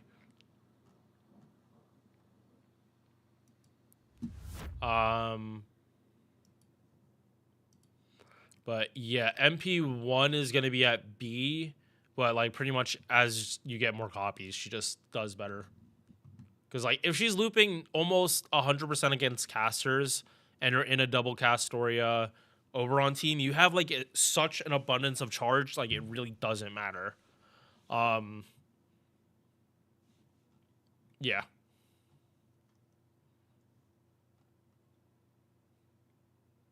Yeah, if I feel Nursery Rhyme can go up, she can, but she is like, I am comparing her to like 5 stars at MP1 as well, so not exactly the fairest, but yeah. All right, next up, it's not Solomon, Helena.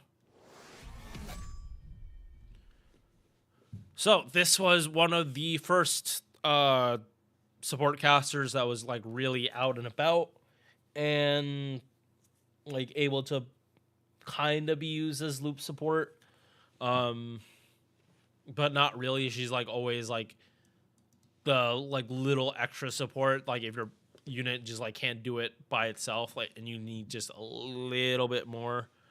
Yeah, she is also a sub DPS, but I definitely use her more as a support or sub DPS to like enable multi-core. Like, I don't really see much value in her damage personally. She kind of just enables other people, but she did get a 50 battery like relatively recently, so it's like she is able to do good sub DPS stuff too. Like, I mostly use her for like plug suit support just because I don't want to use my own Castoria, but like she is able to clear the wave herself like Paracelsus. Yeah, so base attack 8.6k, it's at least decent. HP almost 12k, again decent. MP charge 0.45, not good. She is going to have a lot of problems getting engaged herself if she's like just doing carding and not doing arch chains. Quick card is good, but everything else about her hit card suck. 20 battery AoE.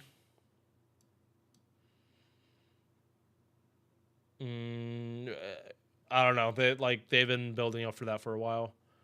Second skill, 5 stars for every turn for 5 turns. 50 chance to get 50% MP damage. It's an 80% chance, so it can happen, but not that often.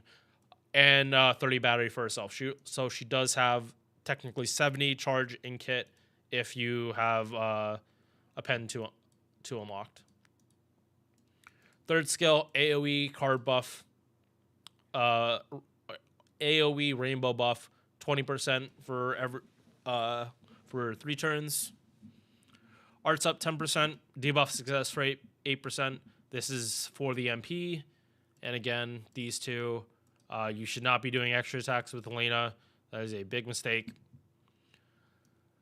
She is a very good opener, though, for an MP chain. Defense down, or defense pierce, AoE 3 hits. Defense down, crit chance, and debuff res down. Very important that she has this passive so that these have a better chance of sticking. And power mod against assassins. There's no way she has anti-assassin as an append. I'm about to say, like, that would be some wild shit if they actually gave her anti-assassin and then also gave her this Bonsi. So, like, if you're using her in multicore, and it is like all assassins, this is free, like literally free damage that you are already doing 2x2. So technically yeah, no. It's just free damage. I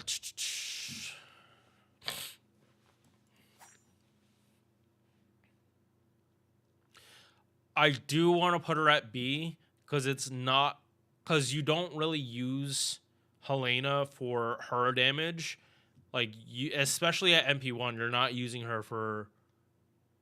Yeah, I'm gonna have to preface that, like, a lot of these like multi-core casters, like at MP1 I can't rank them that high because it's like they need to be able to clear the wave, and at MP1 they're gonna have damage problems clearing the wave if they are in multi-core. Like, Nursery Rhyme didn't have those problems when I calced her here, but that's because these are low damage enemies, and she has Black Row, so that also helps, along with the buffed MP. But Helena, she also has the buffed MP, but she is definitely not built to be looping like Nursery Rhyme. She is meant to be like wave clearing like Paracelsus. So yeah, B is fine for her. Nito, what up, Daryl?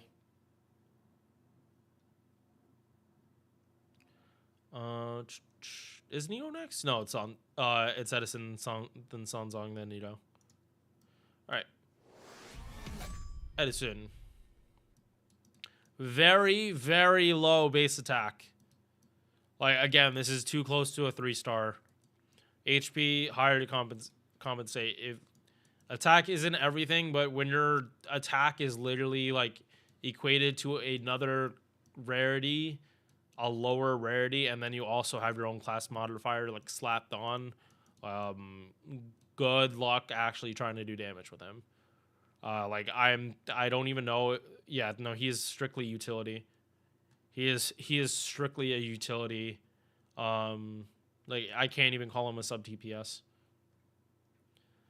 First skill, defense up 30% and skill cooldown reduction. This is targeted. Crit stars every turn for 5 turns. It's my sleep hour, so I'll just be on mobile. Gotcha. Charge per turn, 10%. Party-wide MP damage, 5 turns, 20%. Third skill, OC for a character, and Star Gen. Both are for 1 turns. Passive skills, 4% arts. Item construction, D, debuff success rate. He is not putting debuffs here. It is strictly for his MP. Once again, go here. MP, 1-hit AoE arts. So again, you are not looping. Don't even try it. Like, this is not like... There's... Okay, so there's Nero, Oji Umu. There's Shuten. There's Shiki. And then there's Edison. What's the difference between Edison and all those characters? They actually have batteries. Even though they only have 1-hit MPs, they still have batteries. He doesn't. And his refund is also worse than theirs. So don't even try to be like thinking you're going to use him anything like Helena, because it's not going to work. He is literally here to debuff your enemies. Skill seal them, MP seal them, crit, attack down, and then he needs to die. He should not be staying around that long. And it is truly unfortunate that they put this skill, like... It's like, if you don't need this, you can keep him at level 40 out of 50. Like, he's fine as an esports unit, but you still, like, can't use a taunt CE either. You need to use, like, K-scope and still hope he dies.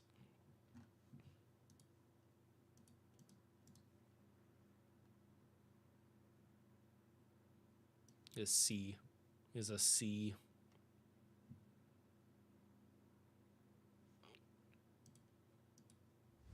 Again, I'm trying to like cruise through this and not make this a 5-hour recording. Because truly it doesn't need to be. This does not need to be a 5-hour recording like Riders. We're down to 23 now already. Alright, Sanzong. So, this is a character that is greatly affected by the Pen 5 change. Because this means that this 80% battery is now on a 6-turn cooldown, which is very important for Koinskaya. So this is going to be another character that we double check damage, because she can now be used in full double Vitch Oberon comps, which interesting as fuck. And she honestly has enough charge in her kit that if you want to run a sub DPS, you can for AoE. Yeah. She has more than abundant charge that you can use Oberon's 50 on someone else. But that other character kind of has to be like self-sacrifice if we're talking about that. So like Arash. It needs to be like Arash. But base attack above the midpoint for 5 stars. HP slightly below 13k. A little concerning, but she has a lot of stuff to like mitigate that. MP charge 0.82%. 2-hit arts cards, so they're not great. But she's not really someone to be critting on arts cards. If anything, she's a very much brute charger. 6-hit extra attack, and it actually will jet a good amount of MP gain. 11% star gen, so like it's gonna be a fairly good extra attack, but it's not like going to be amazing for star gen. But you know, in a mighty chain, like you will get a good amount back. First skill, 80% battery and 20% MP damage. This is for 1 turn though, so she doesn't have ramp up. So, there, she doesn't have ramp up here, but she does have ramp up. Taunt, 500% for 1 turn. Party-wide damage cut for 1 turn, and 20% attack. And this is on a 5-turn cooldown, so and easily double stacked. Third skill, 30% MP gain for the entire party, 30 star gen for the party, and debuff immunity for the party for 1 turn. Out of all her skills that really need a buff, probably this one, because just star gen buff at this low percentage just doesn't do anything. If this was like, even if we're talking double stacking, like this kind of does need to be higher. Arts up 11%, divinity for tickle. You need this unlocked, and you need this too for her to be able to do black rail looping.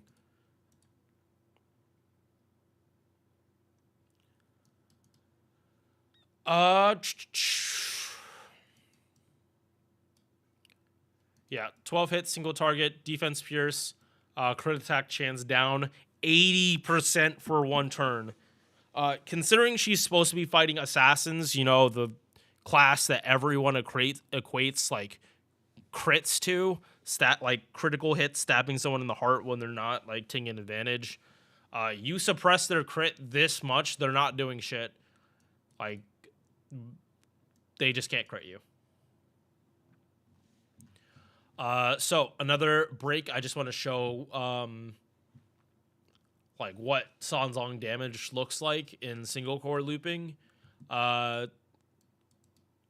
it's not going to be like the single core looping sheet. I'm just going to show like what her damage looks like if you give her black rail and like fully ramp up Oberon.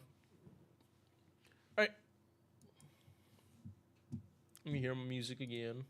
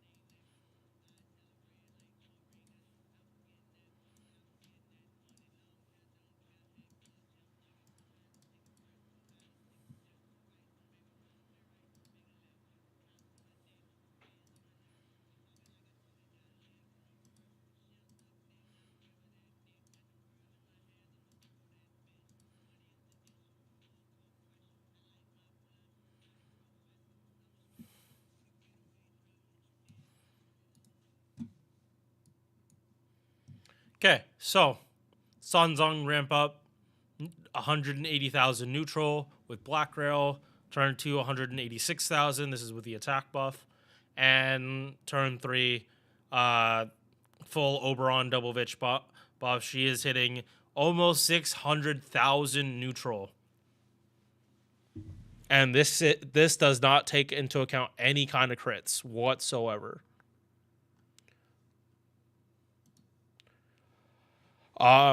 Her main competition, like the only other servant that really can do this, is Cersei. And I will... Yeah, know what? Since I'm talking about this already, let me just go to Cersei like right after this one anyway. Yeah, that just makes the most sense because I don't think I'm going to have another comparison as direct as this.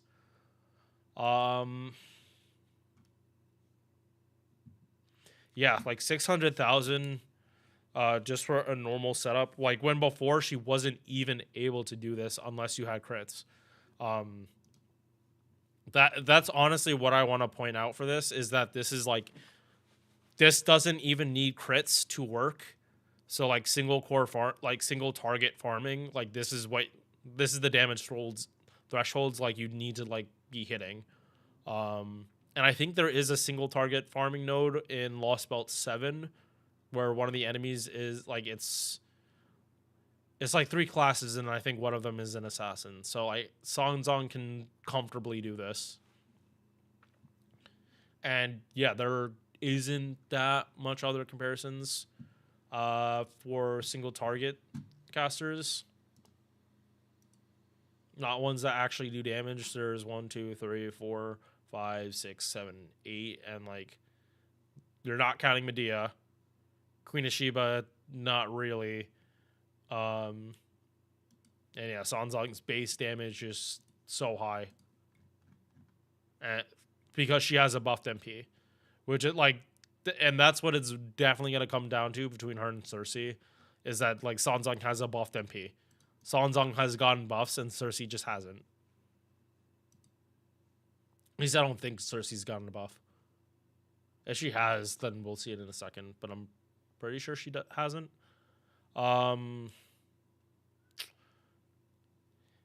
Because she's actually able to do buster farming and like yeah, like her other competition is like Cersei. Like she's probably sitting in EX. But again, we'll see in a second Cersei's kit. But like I've seen Cersei's kit, I've used it, and the damage has definitely been underwhelming even for an MP5.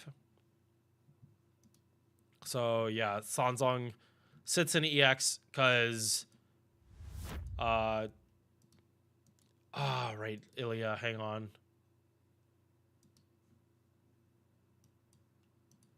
Do I think she's better than Ilya?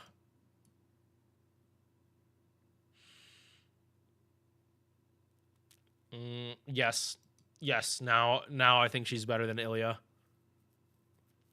Because Ilya also, like, Sanzong has a 1-turn MP damage, but Ilya has a 1-turn mana burst. So, yeah. Yeah, a 1-turn 50 buster up versus a 20% MP damage when she's already using Black Rail. Yeah, no. So, alright. So, Cersei first. And then we'll just wait our turn for Ilya, since she's not that far off to begin with. Well, Cersei is definitely like further down. All right.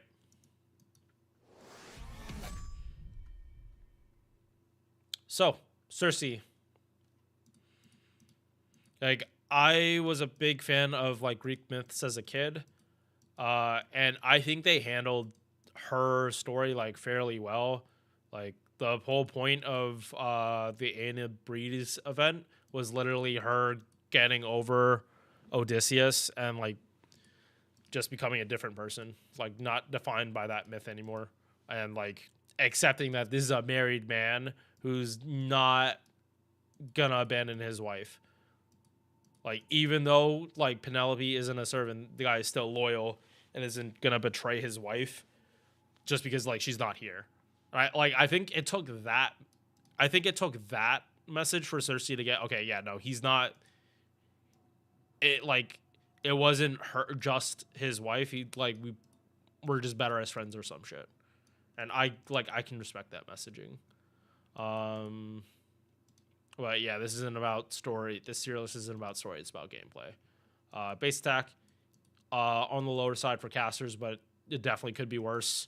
She's not that far off from where 4-star should be. MP charge, again, really, really bad. Like, do not expect to get gains from this character. It is very much brute force buster farming. And unlike Sanzong, she does not have stuff to make her face cards better.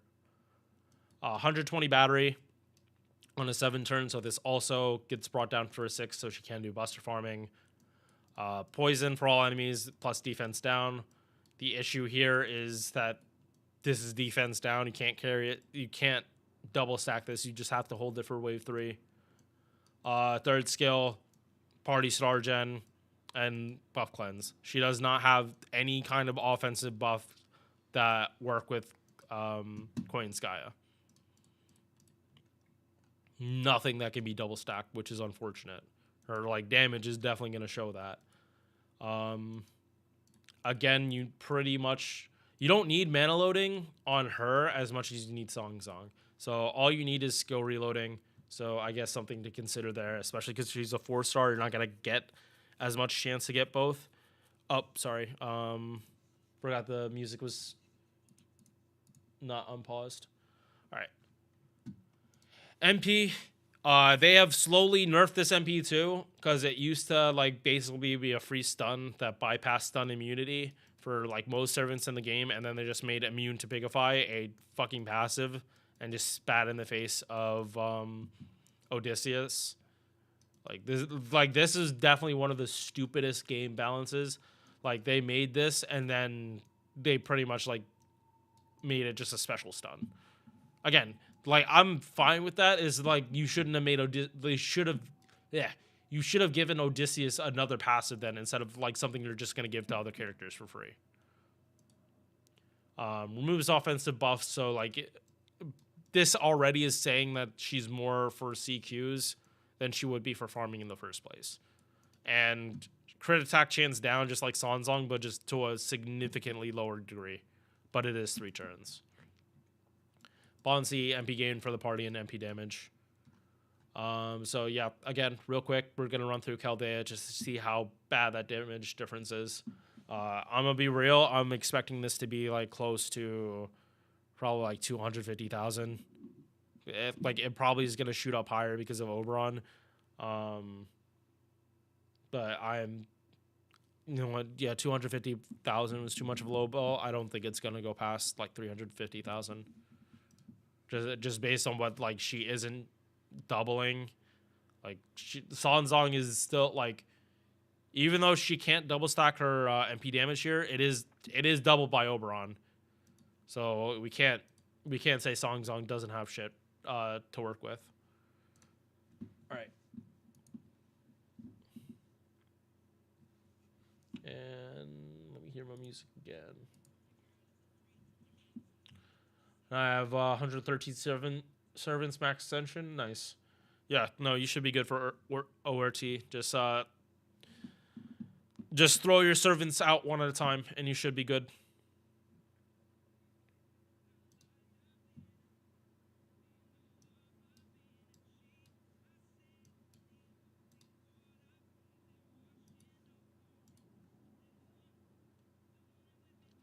All right.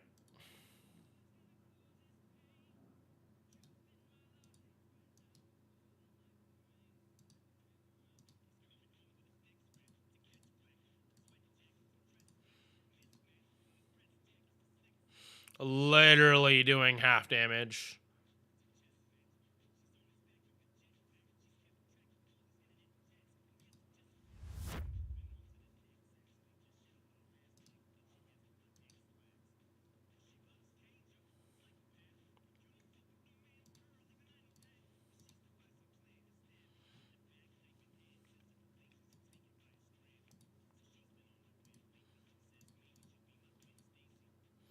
I think I'm actually gonna be right that she's not even gonna hit, like... Yeah, no, I think I might be right, and she doesn't even hit, 300. Like, she might not even hit 200, thousand.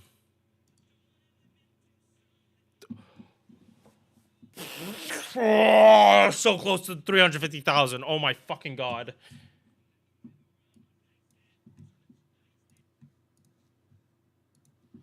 Okay, so I'm glad I was right the second time. I corrected it, and yeah, 350,000. In the same exact setup as Sanzong, she literally does half the damage, or like barely more than half the damage. Like maybe 55-60% of Sanzong's damage. So yeah, like that's not nothing though. That still is 700,000 without relying on crits. But trying to do just like single core neutral farming, good fucking luck. But this is like, I am comparing her to a 5-star on this. So it's not nothing. That's the thing, it's not nothing.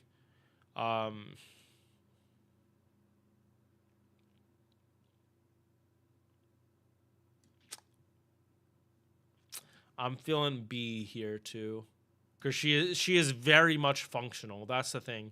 It's like B is like, they're okay and or functional.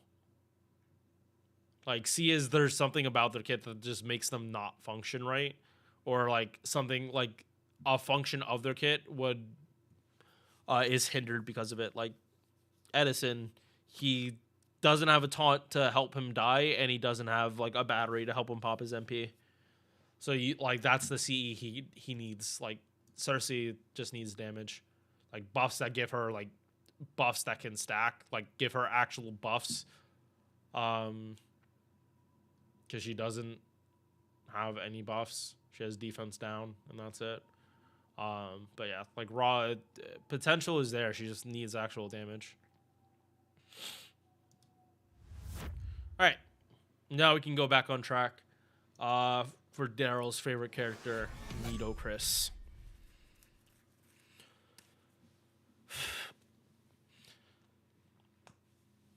So, how do I feel about Nitocris? Insta-kill is fun.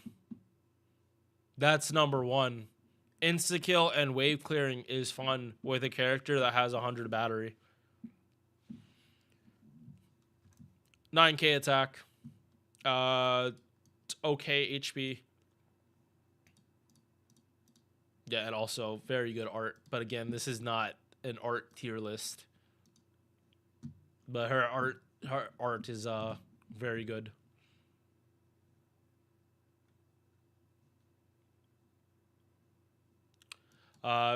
Base we talked about here. MP charge 0.54%. She is not that great of a looper, just because she insta kills, but because she has 100 battery, it kind of doesn't, like, you're already planning that, so it doesn't really matter. Yeah, like she's not like Shiki, where like Shiki, like it was a detriment if she insta killed first. Nitocris, it's kind of like you do want it to happen first, but her chance to insta kill also isn't high enough by itself. Like she needs OC to like really make it better. Fighting Corpses of Albion, got it. All right, so first skill buff. 100% insta-kill success chance. She needed this. 20% arts. Again, she needed this because before, well, she always had the insta-kill success rate. But the arts buff is for like if her MP does not kill, which is fairly common because the chance rate isn't that high. Second skill is her 120% plus battery. This is on a 7-turn 2, but like because she's not Buster, it doesn't matter as much because Arts doesn't really do cooldown reduction outside of Talmo, and even then it's sustained based, not instant burst. So even if you did reset cooldown, it's not like you're double popping this like anytime soon. Third skill, Guts 1 time 3 turns, and debuff cleanse, and this is a low cooldown Guts too. Down for up for 3, down for 2. I do think she needs a buff.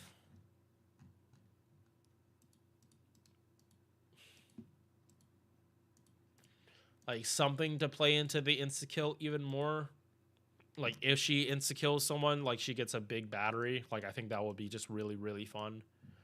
But yeah, keep moving on. Arts up 10%, debuff success rate 9%, divinity for tickle. Because she has that 120 battery again, this one here doesn't matter unless you plan on doing external batteries and then back-to-back MPing with Needle Chris, which is a legit option if the enemies are very easily insta-killed.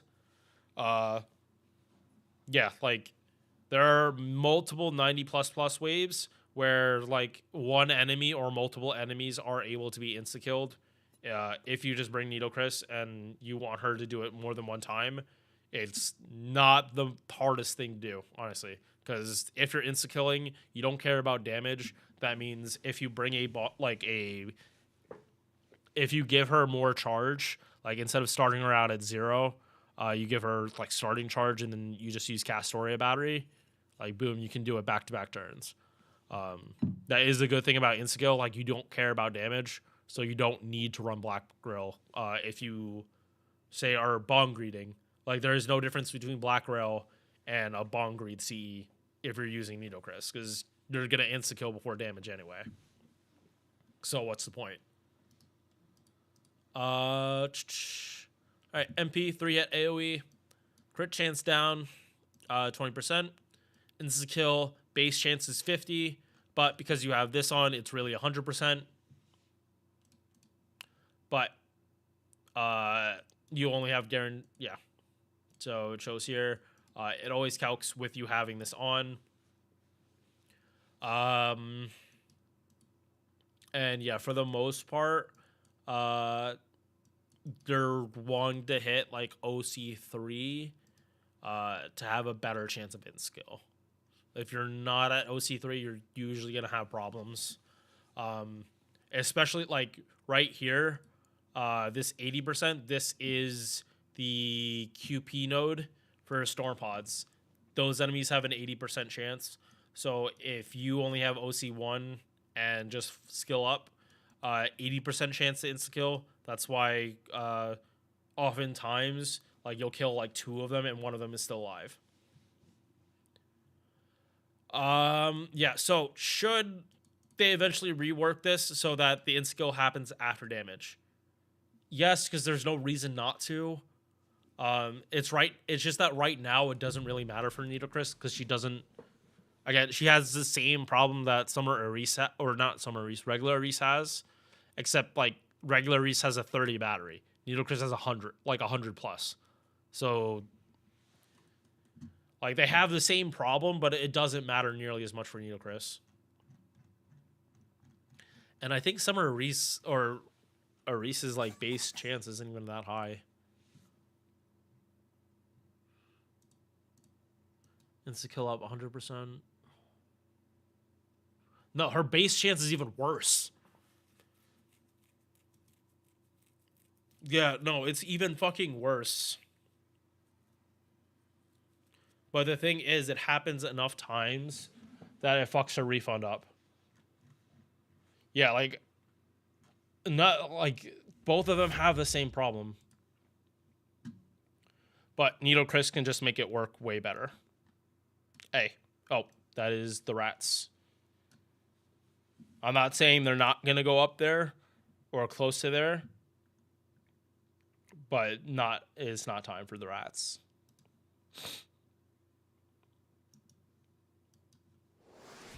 Da Vinci-chan. Alright. So this character has gone through an overhaul and went from a lackluster wave clear to a sub DPS that can do wave clearing like fairly well. Base attack, it's low for a 5-star. HP okay. Charge and MP charge 0.54%. So all of these wave clears kind of have the same gimmick, especially if they have one hit MPs that are not refunding. Don't try it. You are going to have a very, very bad time. Even though this character does have a 50 battery, you are definitely going uphill. Like, just why? You're also fighting assassins, so lower base gains, so just don't do it. Gains, again, on the lower side.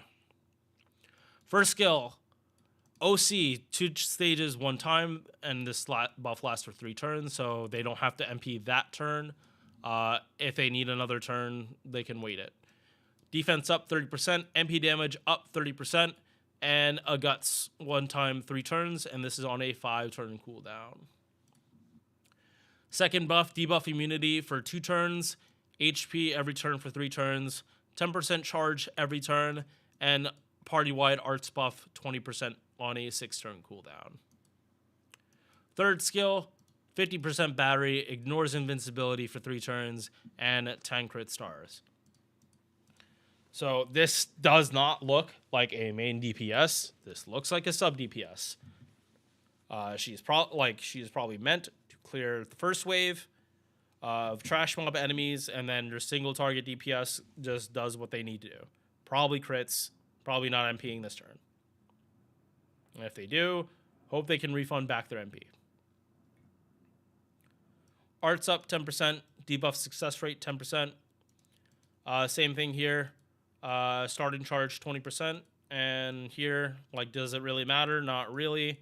But the mana loading does help with Castoria setups, where Da Vinci's just able to MP on turn 1. Or whenever you need her.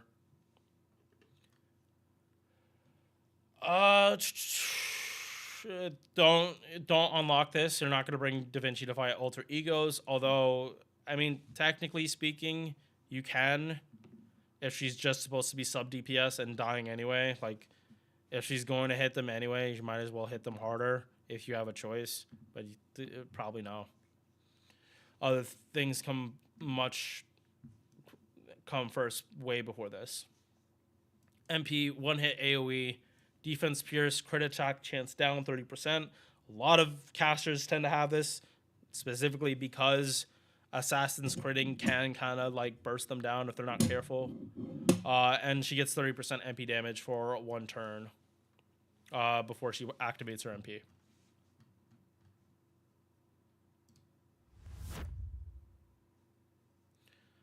I think what she does is pretty solid, but it's still too conditional. It is very much conditional buffs, and there are characters that can give more than what Da Vinci does. Like, if you don't need a wave clear, like, you're not gonna need her. And MP1, I do question how well it's gonna go over.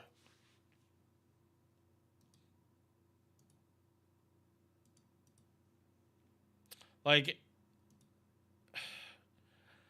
she's kind of like Alco or Super Alco in the playstyle, or she's just like sitting on the field and will MP to do just like general splash damage, and just like, but she's more for making your allies hit harder.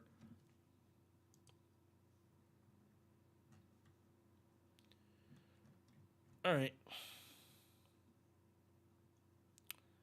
Next up, Marie Antoinette Caster.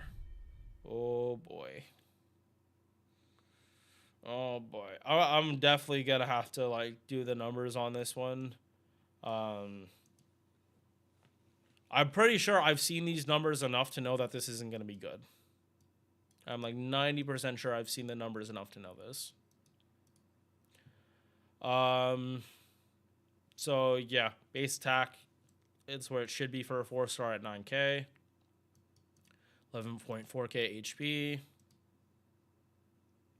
Yeah, like, I don't mean to be that guy, but this is like this is a pretty vanilla summer servant. Like it kind of does show that this is a year 1 summer servant, because like not like her Ascension art is pretty vanilla.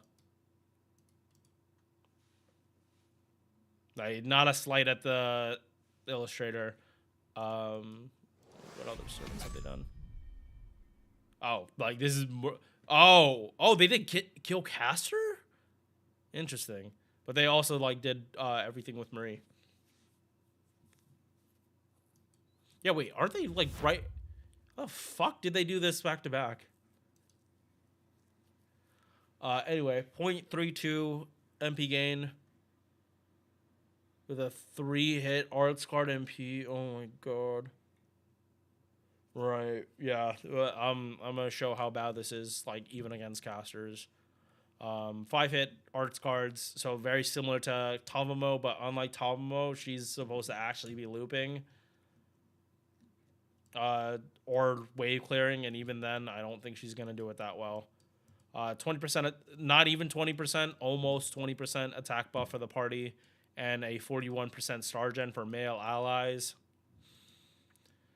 Stars every turn, HP every turn.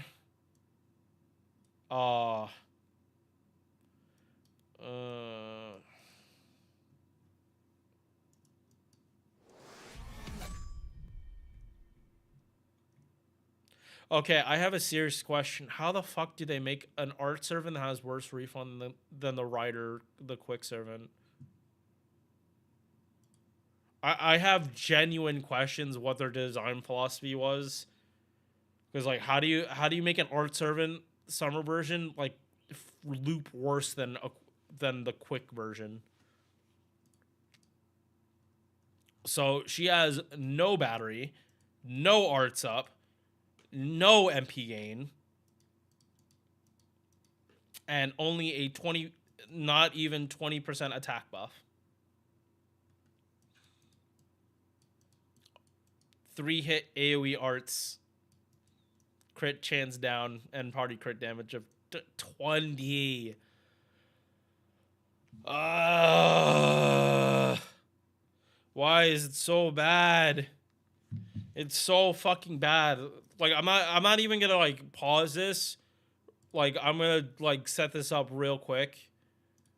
That like to show how bad this looks on paper.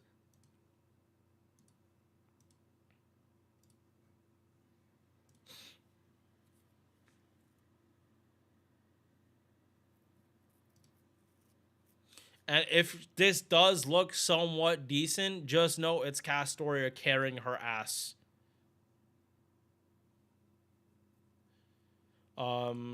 No, I'm gonna keep it on P1.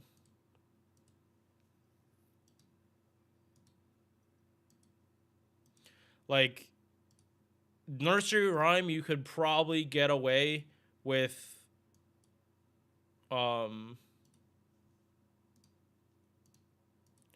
popping shit.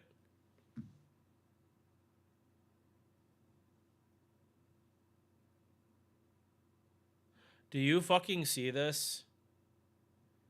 She looped 40%. She looped 45% as a arts unit. Okay. Chat, I just want to know, this is just jokes. This is just jokes. But I genuinely want to see if the quick version can loop better.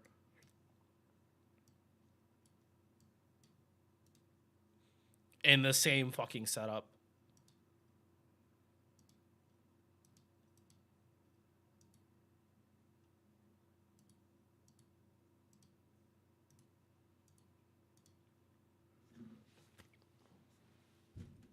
Oh my fucking god.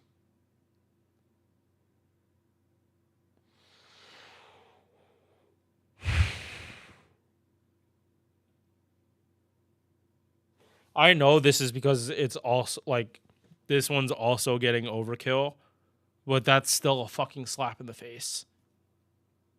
That is still a slap in the fucking face. Holy shit.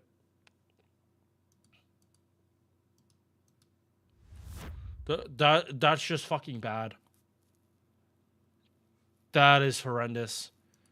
That the quick version almost loops better. The quick version almost loops better when all they're getting is MP gain and not an arts buff.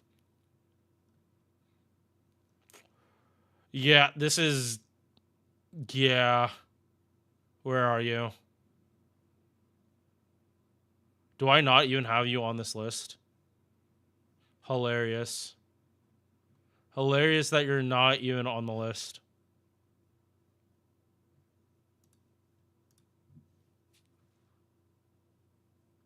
Are you not here? Yeah, spit like slap in the face that I didn't even put her here. So give me a sec. I'm just gonna get this, get her added. My fucking god, chat. I forgot it was that bad. Like, this is do not use. This is absolutely do not use.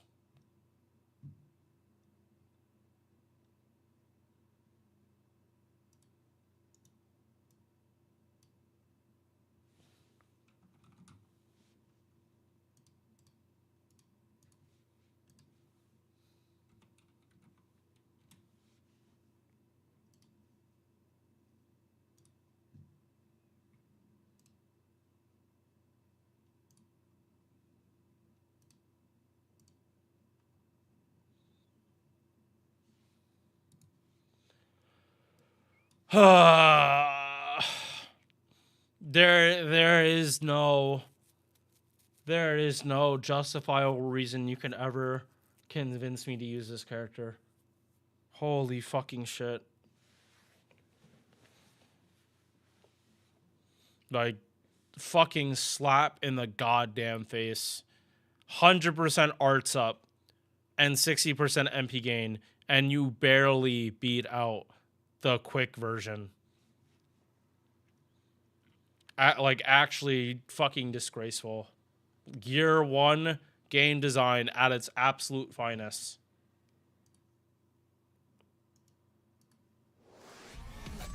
Ilya now.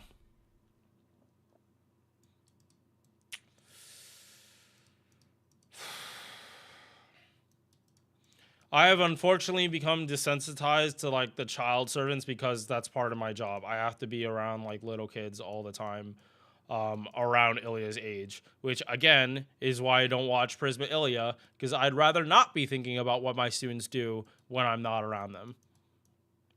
Like, I know they definitely are not acting like like Prisma Ilya shit. I know that for a fact, but it's probably not.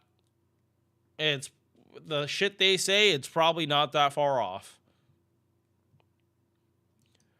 10.9k attack, basically. HP 13.8k. Yeah, okay. MP charge 0.32, but it's fine because she's a buster.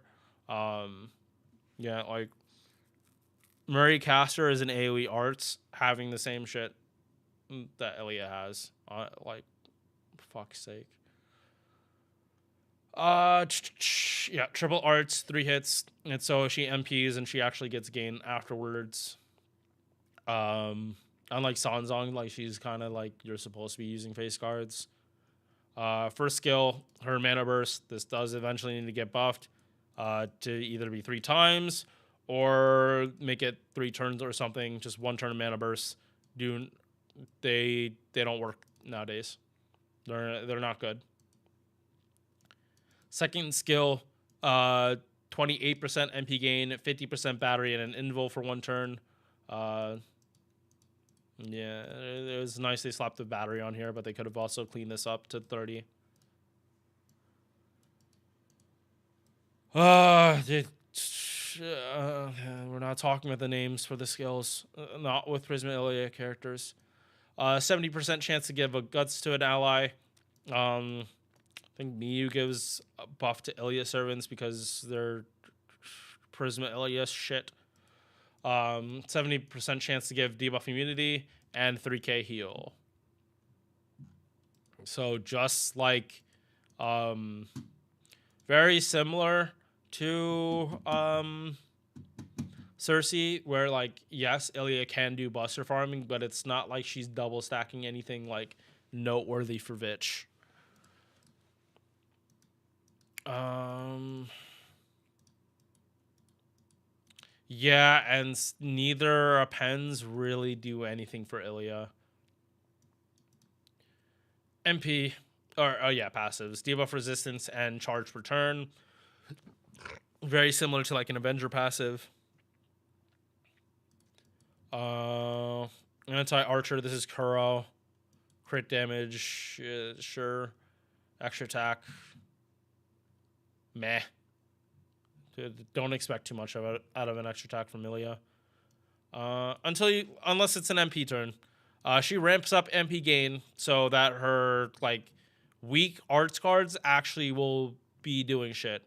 It wasn't always like that, but their buff, they make it so Ilya can actually gen stars and keep spamming her MP. But she puts demerits on herself. Almost guaranteed chance to lose 10% attack and defense for 3 turns. If you're able to continuously cleanse, cool. This is where this debuff immunity came in. It was supposed to mitigate it. And 20% buster up. Bond CE Omni card buff for the party.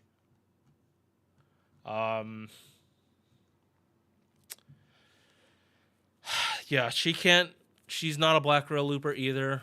Well, no, technically she is. If she's able to use cards. If she's not, she's gonna definitely struggle to do Black Rail shenanigans.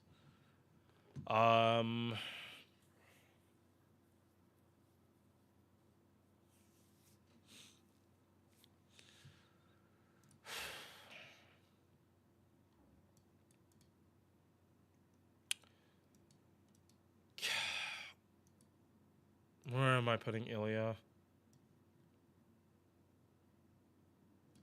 She's functional, but she's not. She needs way more buffs. She needs like her own attack buffs. Like, yeah, no. She has a mana burst and does not have anything Vitch can double stack. She's functional, and her damage probably would not be that far off Cersei's. It would probably be better than Cersei's, simply because she has a buffed MP, and her face cards actually have a good chance to be critting. But I don't know. Am I putting Ilya on the same level as Cersei?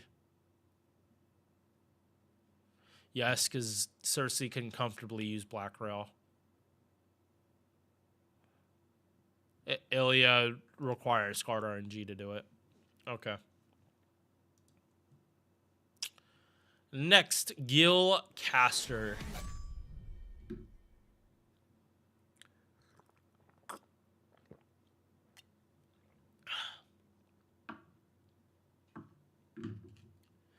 And not the best option. Yeah, no, it is definitely not how kids should be acting. Although I don't mean to be that guy, but let's just point it out. Like, little kids do have crushes on their teachers. It happens, which is why it's like Ilya's like crush on Shiro doesn't. Same with Kuro, like it doesn't bother me that much, because like, come on, when you were a little kid, like, and you had like an attractive teacher, you definitely had a crush on her. Like, we're not erasing the past. Like, obviously, no teacher should ever, like, let kids keep those feelings and not rebuff them. No adult should ever, like, bend to the wishes of children on this. Ever. Fucking disgusting if you do.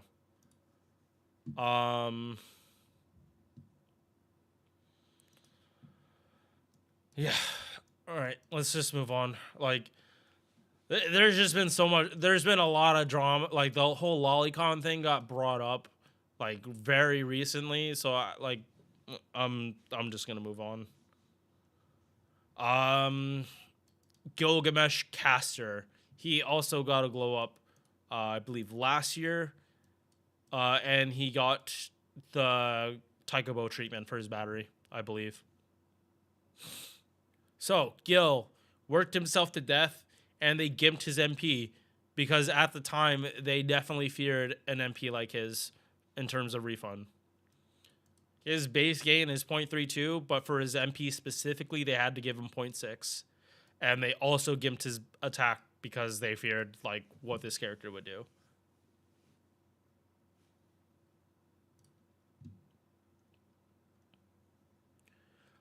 Five-hit arts cards, again, similar to Tomomo. The fucking crazy that we get 3 characters that have the same base, the same gain, the same deck, all released like near each other. First skill, 30% battery for himself, 100% star weight or star gen, and then another 20 battery. This used to just be the star gen skill that he was famous for like literally making arts cards guaranteed gen stars. And now he can supplement in multicore. 21% attack for the party. That's it. Arts up 30%. Debuff success rate up 30%. So very good multi-core utility. Arts up, battery, attack up. And debuff success rate for adding kick for characters like Dioscuri or that like sometimes struggle to land like their res down. Debuff success rate up 10%, arts up 10%, and Divinity for tickle. Mana loading for extra comfort. Can get this, but again, Tomomo only really.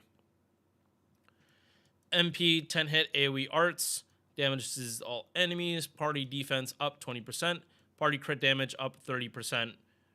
Reduces defense after damage. And Bonsi MP damage while he's on the field.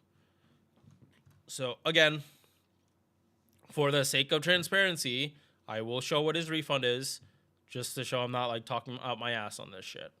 But I am expecting this to go over far better than the other characters we've seen.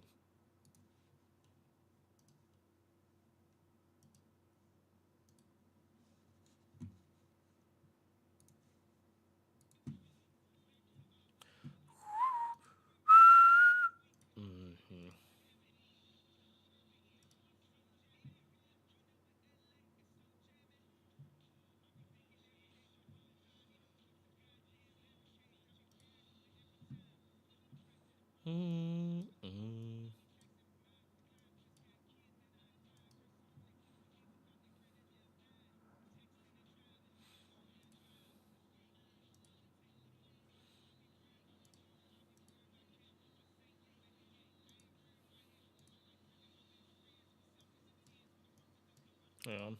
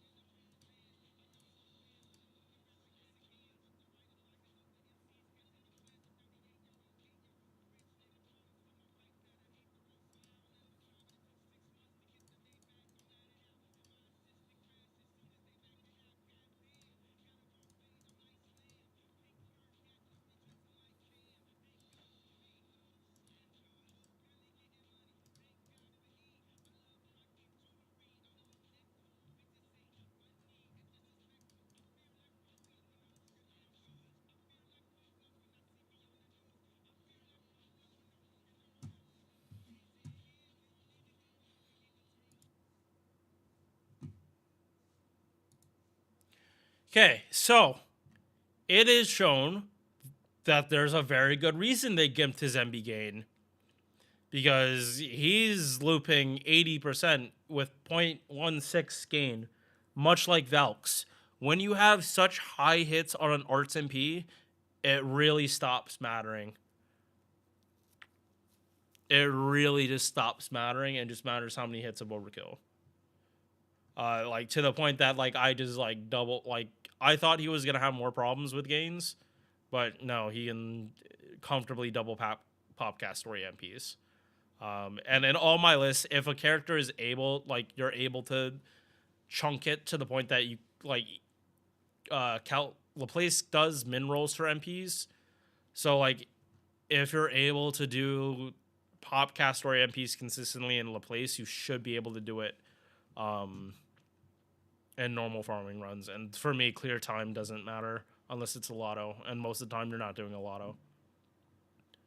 But yeah, this is like fairly good damage, consistent with I think Nursery Rhyme. But he just has far more team utility than Nursery Rhyme that comes from like traded. So yeah, he is at least a full rank above Nursery Rhyme. They do around the same farming damage, but he just like has far better utility for your team. Good wave clear, and then like after he pops in MP, he makes a shitload of stars. As you can see here, Arts MP, and he gens fucking 30 stars. Almost 40 stars.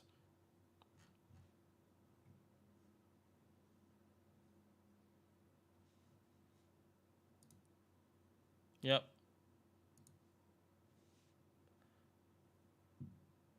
I think my 2 week. Yeah, no. Again, all these numbers are done with Black Rail. So like take what you see here. You need to apply it to your own account because not every account has Black Rail. My main just has 2, but my main has 2 MOBs, but both my alts do not have MOB Black Rail. And trust me, I feel the fucking difference. But eventually, as like you will have an MLB Black Rail. Eventually, you just need to play enough times. If you have to resurrect, do it, because Bargus fight is very infuriating. There's a reason why it does not have a super recollection.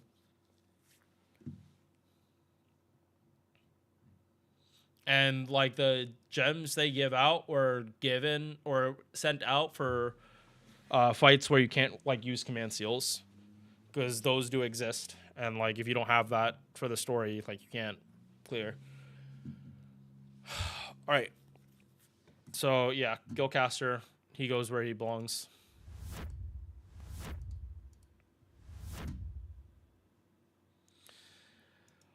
Merlin, the cock wizard himself. Biggest fucking dickhead. He's not Oberon bad, but he's not that much better. If Morgan is given the choice between killing Oberon and killing Merlin, she's just going to kill both of them. But more of the blast is probably going to be on Oberon's end.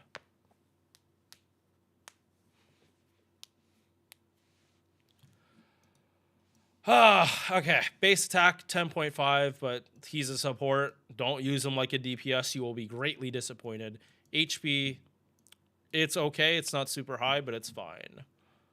MP charge 0.8%. Again, you're mostly doing arch chains, and most of the time you are going to be critting, based on how his MP works. But it's not going to be super crazy.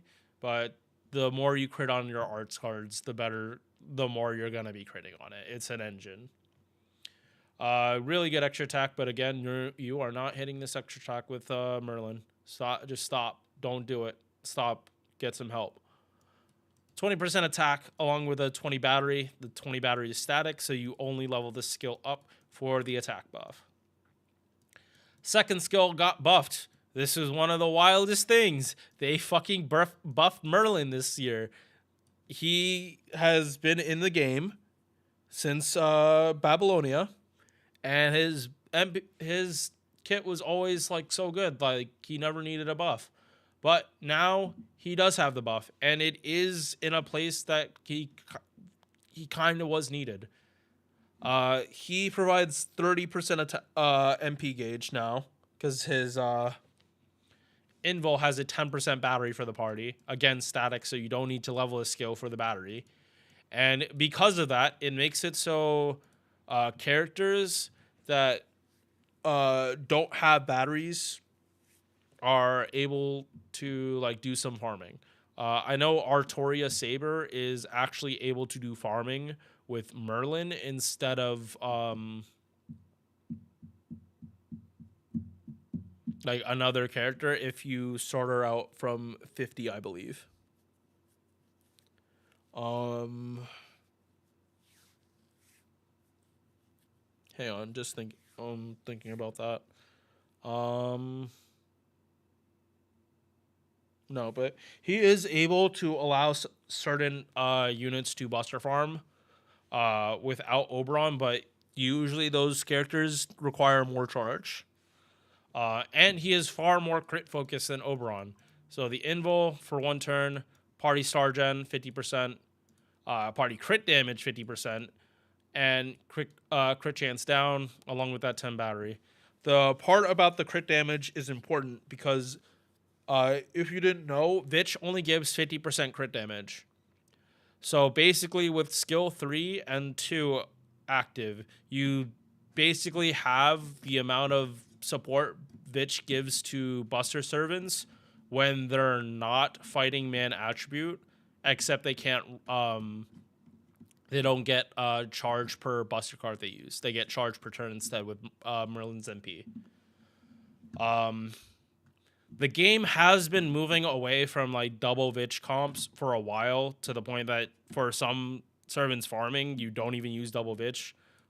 If their kit is built well enough, you can use double Oberon, and it's like legit damage, like Black Rail double Oberon, not like starting with K scope and using double Oberon for some characters. Like the scales have kind of changed as more servants get more charge, and it's just come to the point where Merlin did need a buff.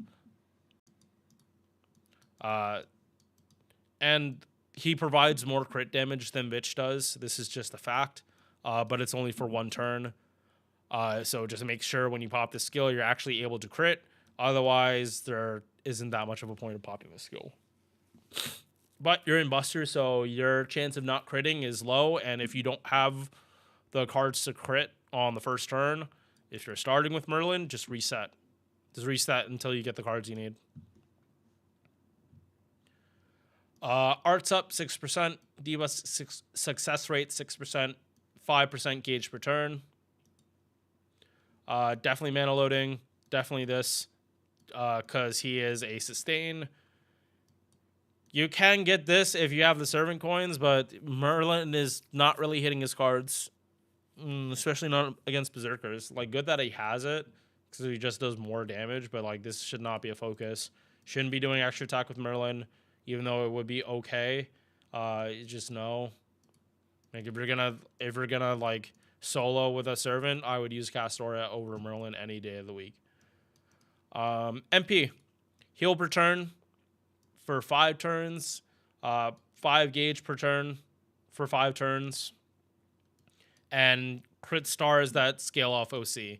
So Merlin is the originator of the Invincible comp, and basically you just MP spammed to the point that you had like as many stars as you needed for a turn, to the point that like any arts card you did was critting, and then you just keep laying on the MPs, and you just heal, and like you would heal way more than the damage you would take.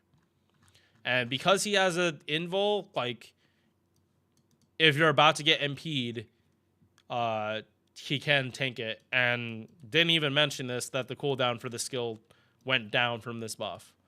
So it's even more reliable for invincible comps if you need like hard survivability.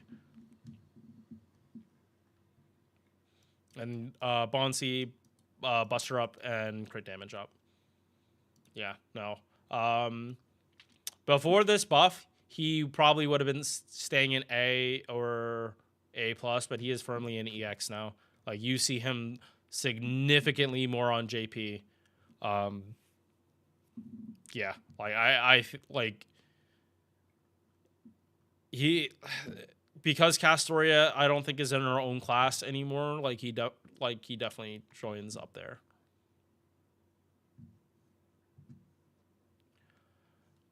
All right, that's Merlin. Okay, how many more? 12, 16. Next, Scheherazade.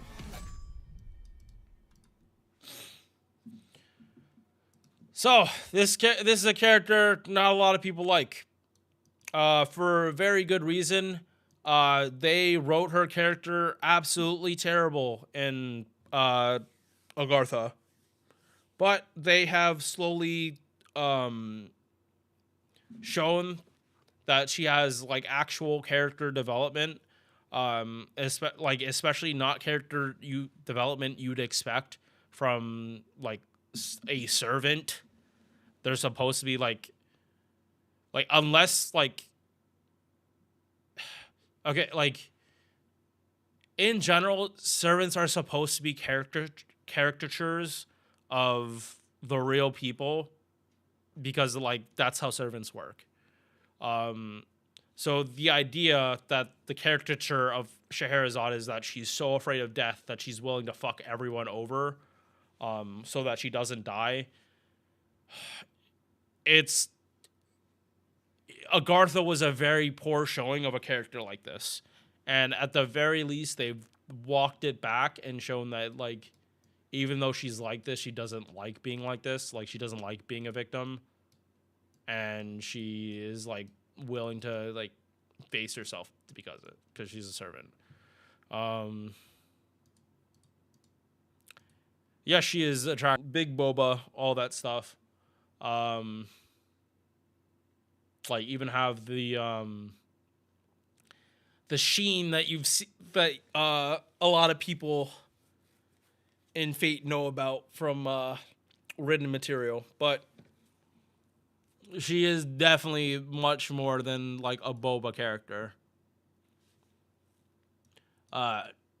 So super low attack, like really low. This is like one of the lowest base attacks for a 5-star. Like, I think in the game. I actually wouldn't be surprised if Scheherazade had the lowest.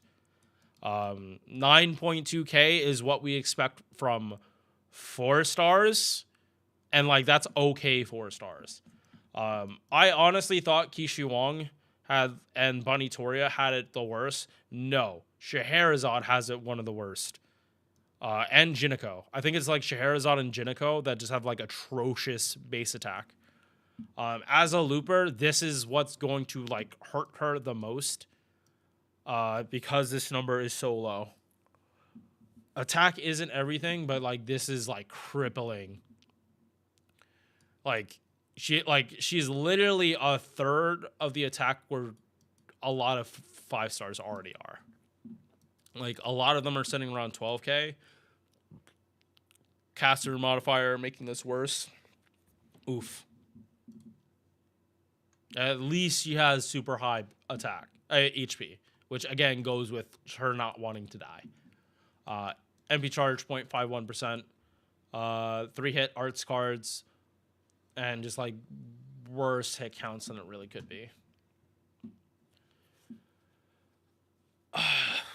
First skill, almost guaranteed drain, 30% arts up and a 30 battery.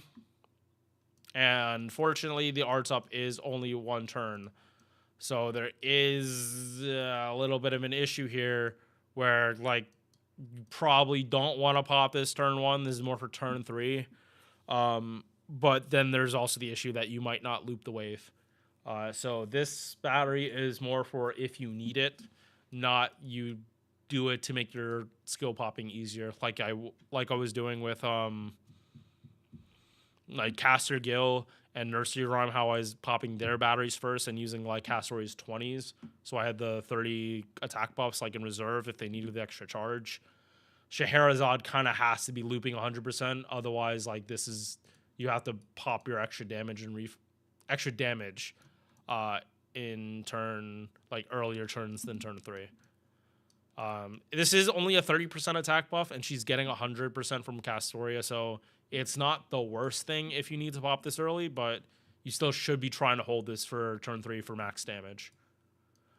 Charm for all enemies, 60%, so it's not even guaranteed. It's chance-based, and 40% defense for 2 turns. Bad Chambers of Survival.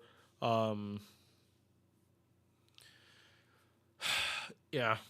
Third skill, Guts, 1 time 5 turns. gives everyone in the party another guts except for herself, 1 time 2 turns. This is basically like if the enemy is about to throw out an MP and you like they have Invo Pierce, at least no one's gonna die. But them getting back up is gonna be a struggle. Also reduces king enemies attack by 50%. So this, if the enemy you're fighting is a king, you're probably gonna face tank the MP. And like your servants that went down from the MP might actually have a chance to survive if they have other defense buffs active. Passive is 11% arts up. Definitely a pen too. So more leeway with the batteries. But again, weird battery situation. This isn't going to matter too much unless you're not not farming.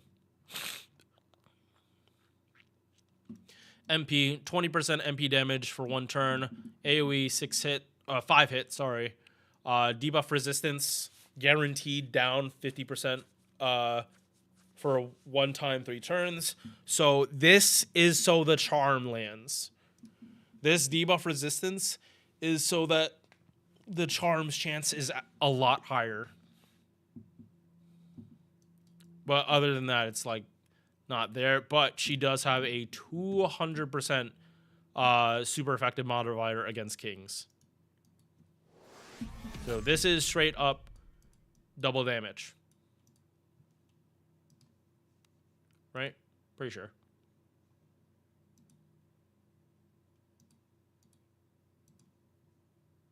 Yeah, this should be like 1-to-1, like 2x. Yeah.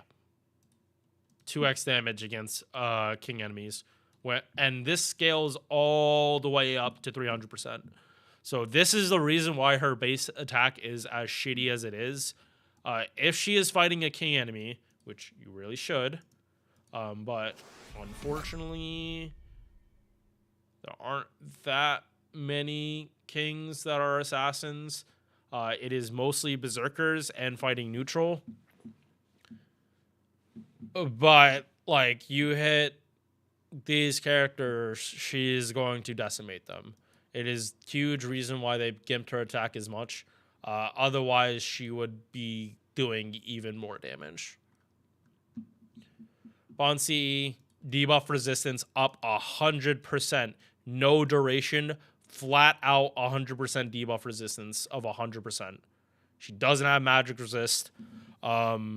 So this is probably the biggest example of making Bond CE's passives and not having a cost for them, because like this does fundamentally change her gameplay if you don't have to worry about debuffs on her.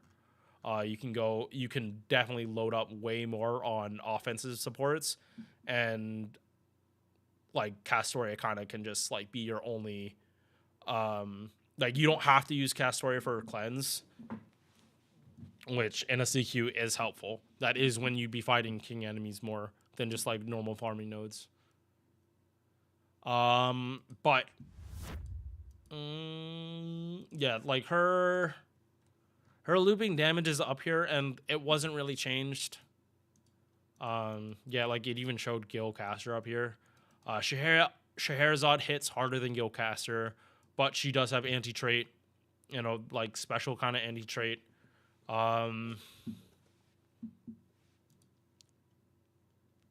Yeah, forgive me for not wanting to do the calcs on this, but I do want this to not take the rest of the day.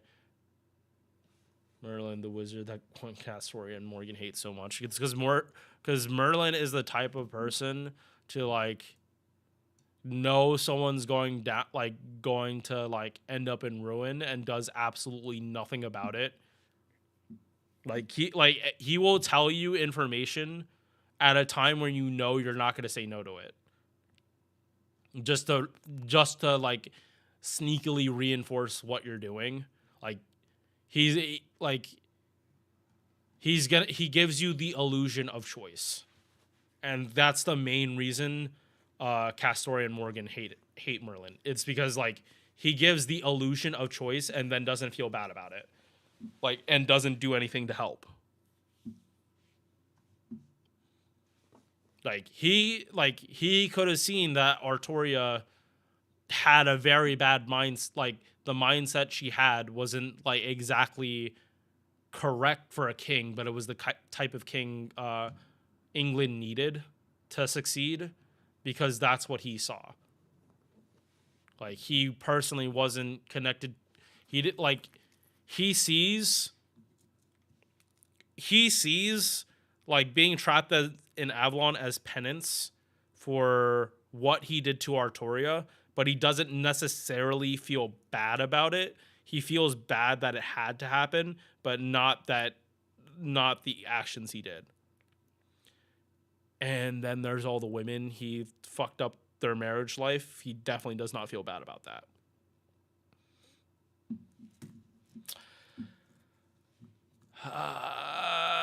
And from rumors, I've heard his VA think cheated on, like, I don't want to go too in depth, but apparently there was some shit with his VA doing, like, pulling some of the shit that Merlin would pull. But again, I don't know that situation enough to be like saying libel or slander or something. All right, so back to this though. Back from the Merlin tangent. Scheherazade B. I think she's just a little too clunky. And like, she's like solo core, and she does around the same damage as a 4-star, even with a buff, like with her buffed MP. Like, I probably would just choose Gil, because he'll also like make another DPS better.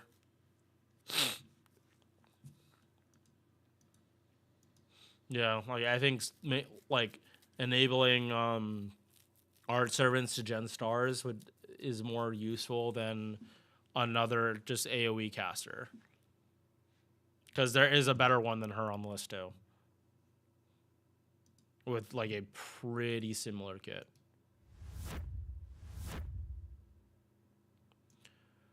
Umu caster.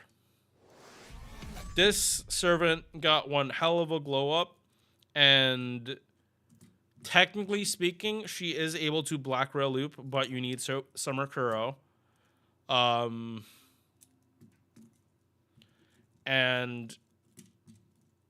based on what I saw, all they need to do is like allow her to be able to Black Rail loop, and she's gonna do great. I'm not going to show the damage on here just because I literally did this yesterday with the GSSR announcement. But basically, in Black Rail comps, she is with Summer Chloe for it, like double Vich Oberon. She's hitting 430,000 per enemy in turn 3, which is very, very similar to Melisande level damage in her optimal farming comp.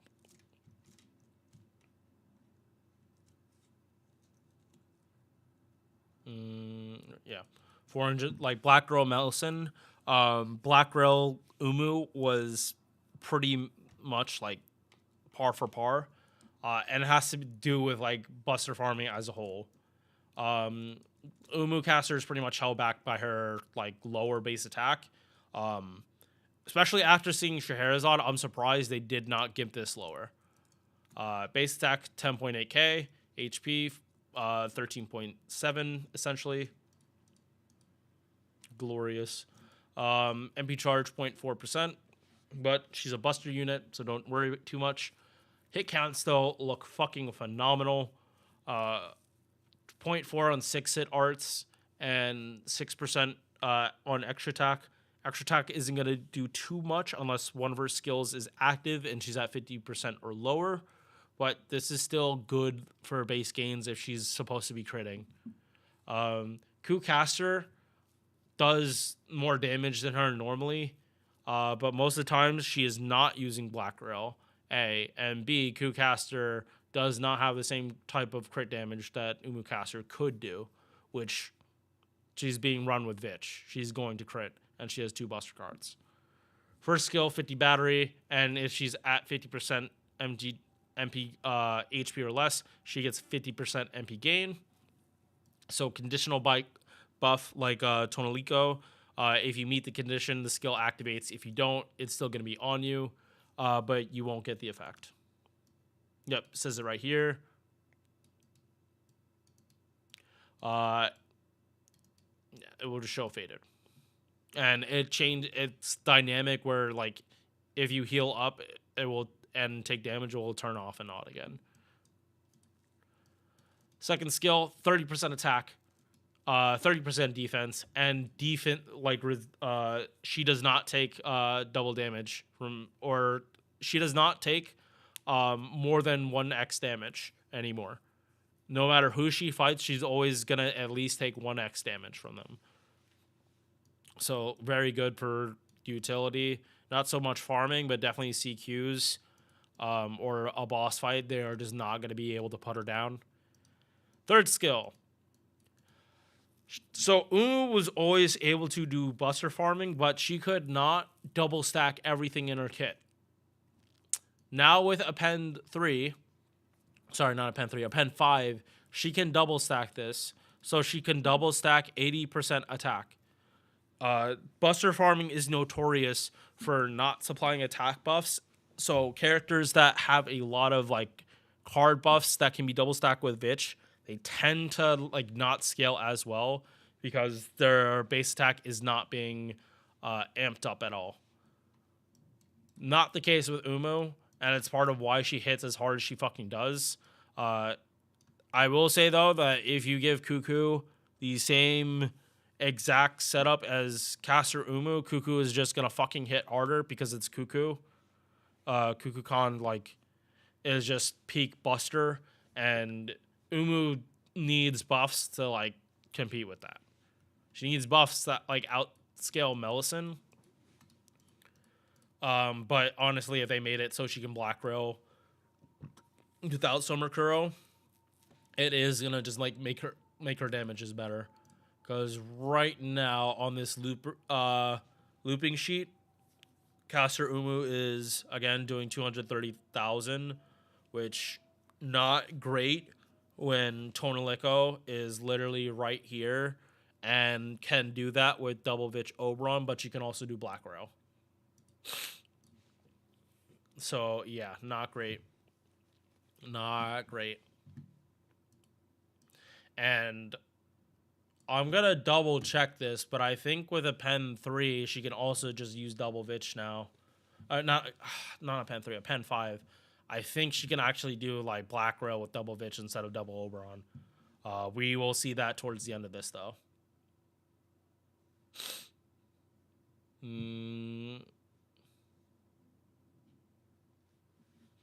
Yep. You kind of need to know how to do the fight.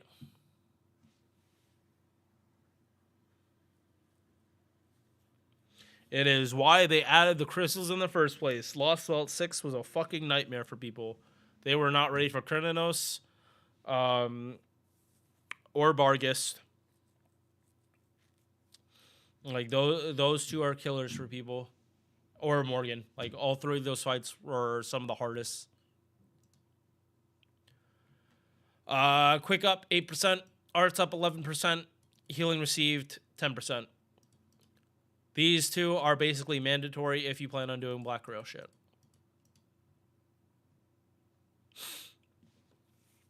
MP, unbuffed 5-hit AoE buster, ignores invincibility, and MP damage up 20%. Bonsi, buster up, and MP gen.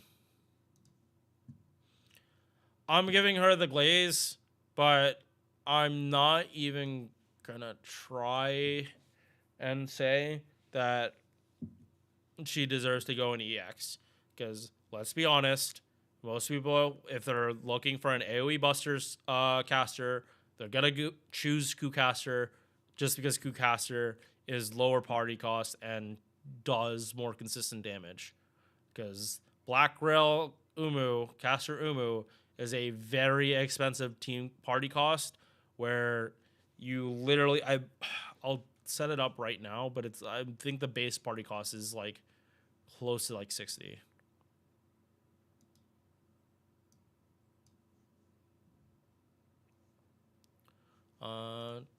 Yeah, so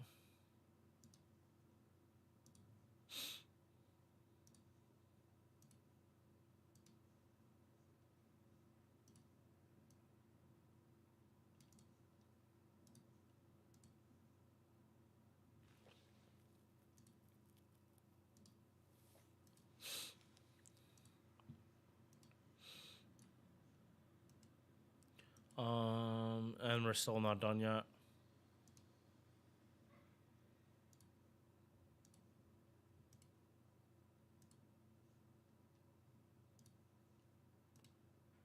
Yeah, like this is the base party cost for a Black Grill Umu team. It is already at 81. Like you literally can't bond greed with this team, which is like the main reason I don't want to rate her higher. Like I do think a Pen 5 working the way it does is really helpful for her, but let's be honest, if you don't already have Tonalico, you are definitely already have a Kucaster. I will say though, if you don't have MP5 Kucaster, your mileage is going to greatly differ because the Kucaster damage you see on this list is MP5. This is not lower copies. So yeah, like if you don't have MP5, it's not like he's instant win button against Caster Nero.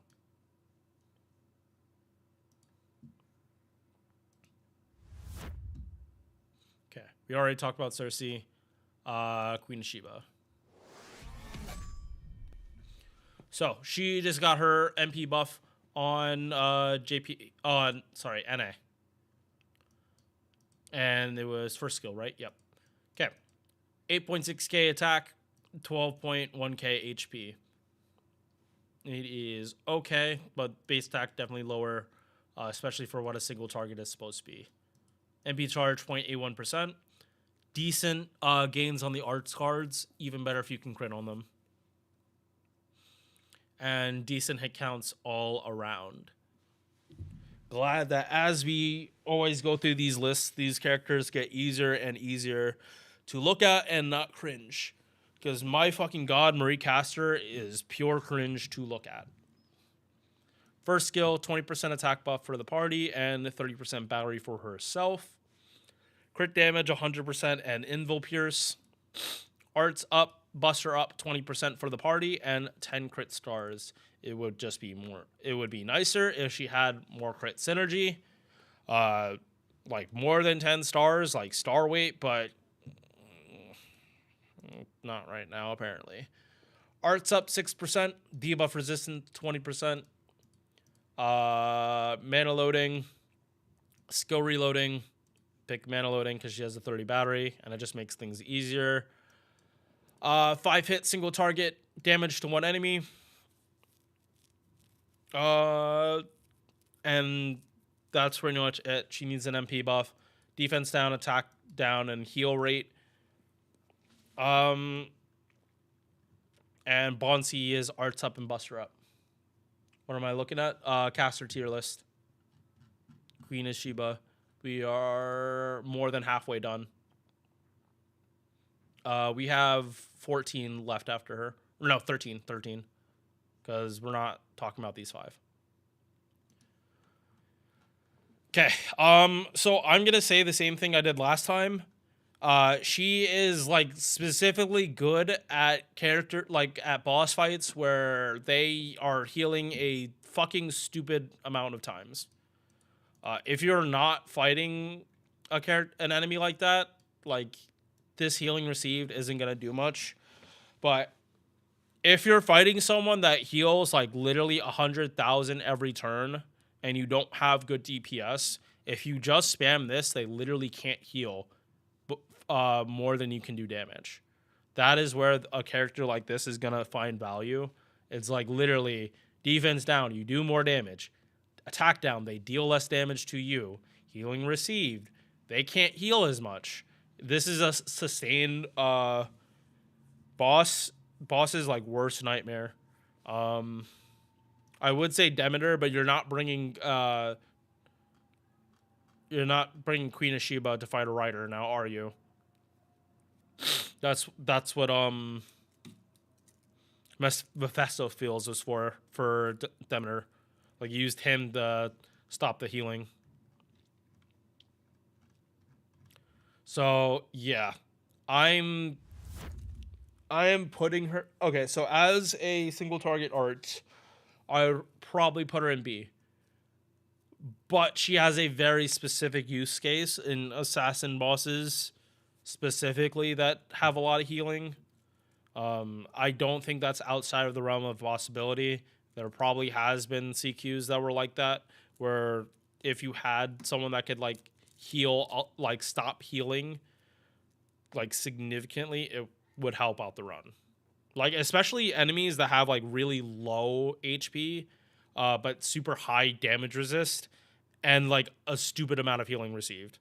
Like, so no matter what you do, you're barely gonna do damage, and whatever damage you do, they just heal right up. So a character like this would like just completely stop shit like that in its tracks. So have to put in niche for that case. Otherwise, again, should probably B or C. If I had to guess, it would be more C, because not a lot of buffs. Mephisto feels.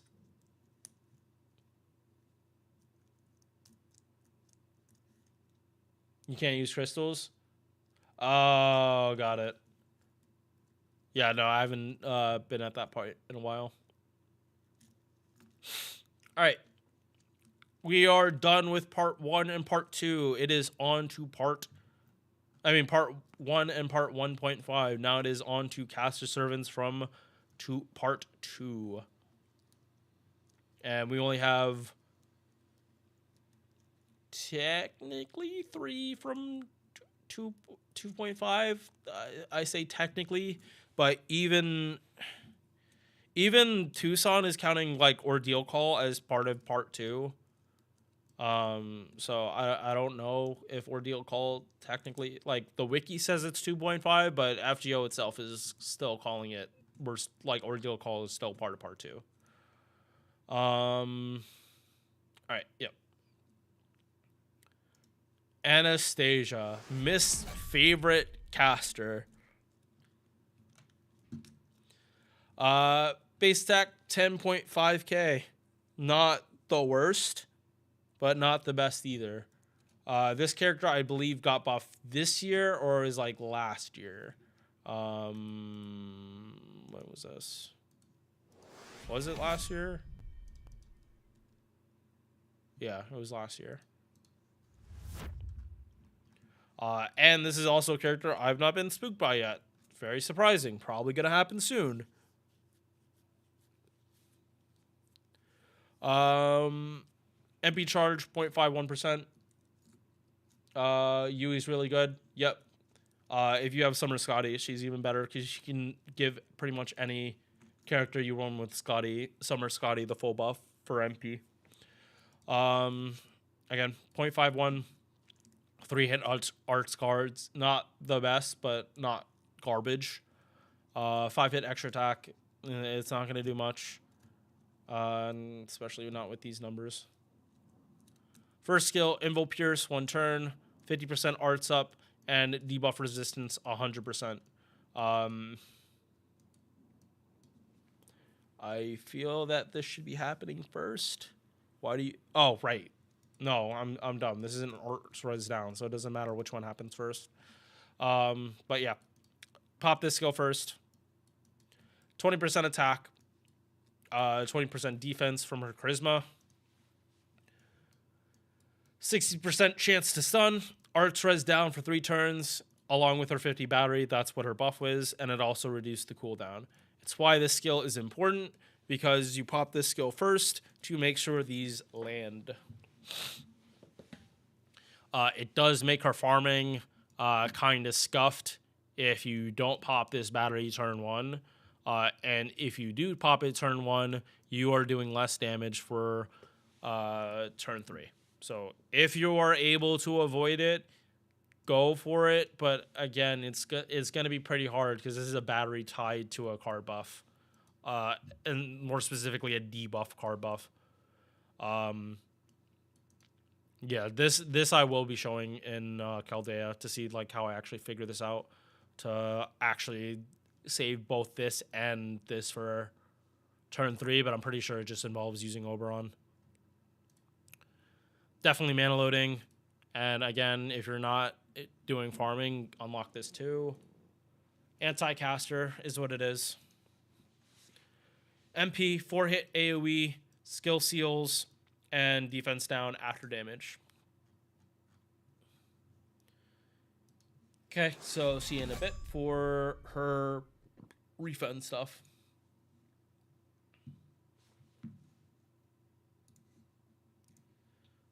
Missed memes, indeed. I gotta show the people I watch. Like, I've always been like, I usually don't hide who I like to watch. Like, even the guys, like, if a person is somewhat controversial, like, it usually depends on the person. Like, it's not blind loyalty. Like, oh.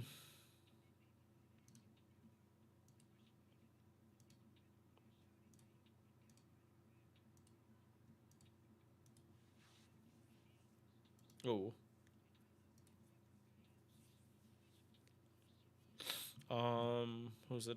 Anastasia? Yep.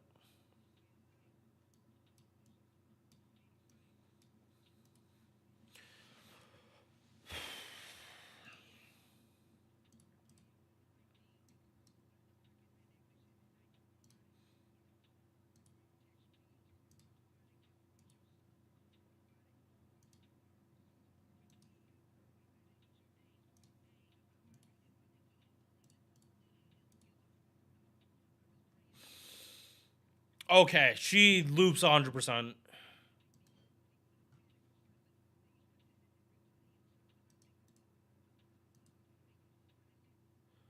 She almost perfectly loops 100%. Unless this is like rounding. No, she loops 100%, but this is against caster enemies. So yeah, you just use Oberon. It's just liberal usage of Oberon in the farming to save it.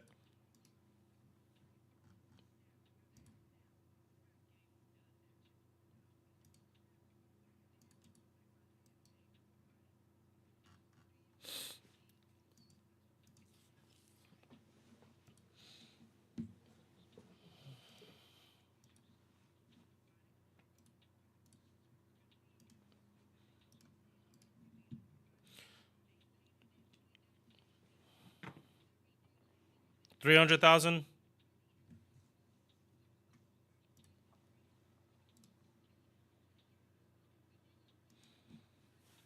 Yeah, being able to pop cast story at MP makes a difference. All right, I'm gonna go to the bathroom real quick, and then come back and do more.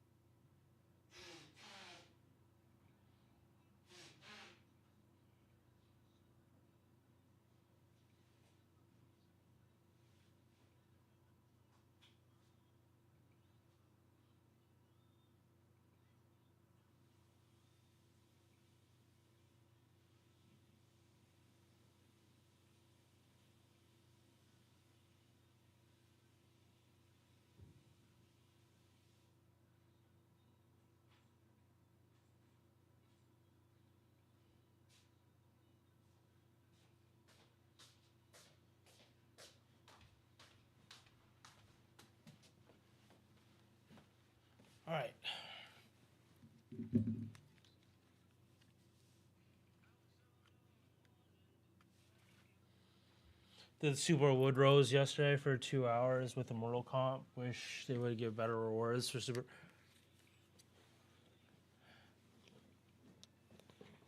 I mean, like,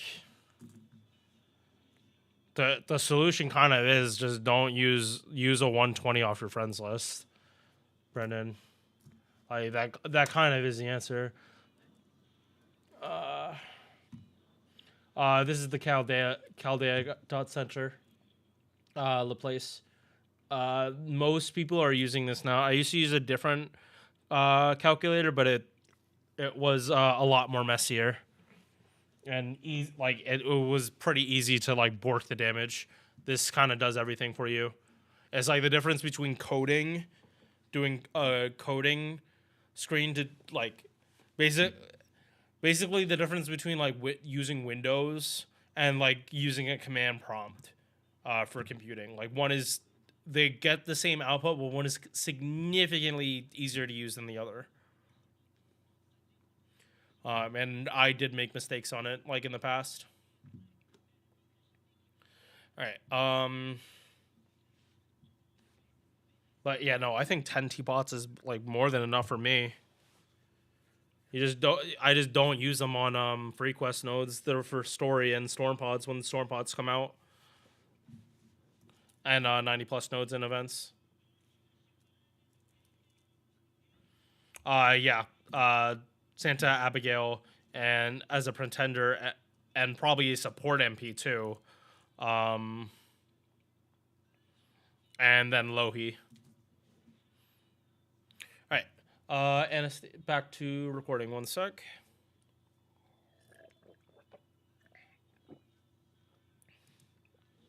Okay. So I think a lot of I just think a lot of like this list is just defined on whether like a character can do double cast story and whether they can't. If they can't do double cast story, they're just not put on this list. Which again isn't a fault on Jord. That's how he wants to do his list. That's his choice. It's his data sheet. If you don't like it, make your own, and that's why I'm probably gonna make my own on this. But it probably would be something similar to this. If I'm being frank, I'm just gonna have like way more comps on this list than just this. All right. But back to this. Anastasia, I actually didn't have a problem like saving all of her buffs for turn 2, as long as it's an Oberon comp. Like I even have this 20 battery here to make up for the fact that like if Anastasia was fighting assassins, she probably wouldn't have as high a refund as she would. Like she might need this 20 battery here. And if the answer is no, like just switch this and use the 50 here. And charge 70 next turn, because like against 3 enemies, Anastasia looping less than 30% is completely unreasonable when she's looping literally 30% against one enemy. Yeah, like her damage setup, she just has a lot of charge for double Oberon. She's able to cast Doria MPs, and yeah. Like her damage, solid.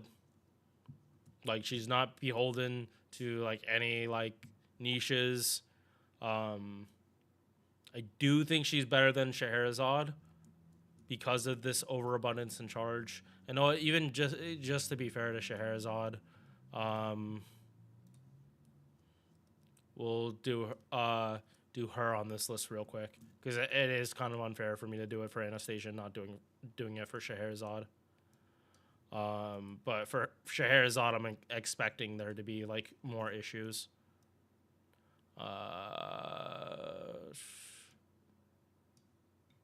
Yeah, 1 second. This is why I usually just do it off screen. Even though I just look at this, I need to just double check that I'm not fucking things up.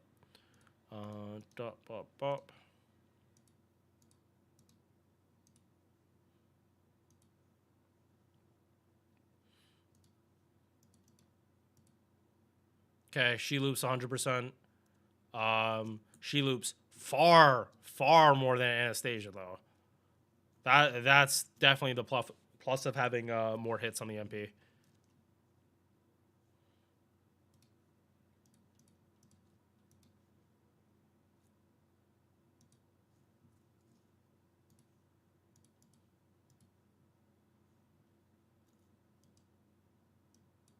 Oh.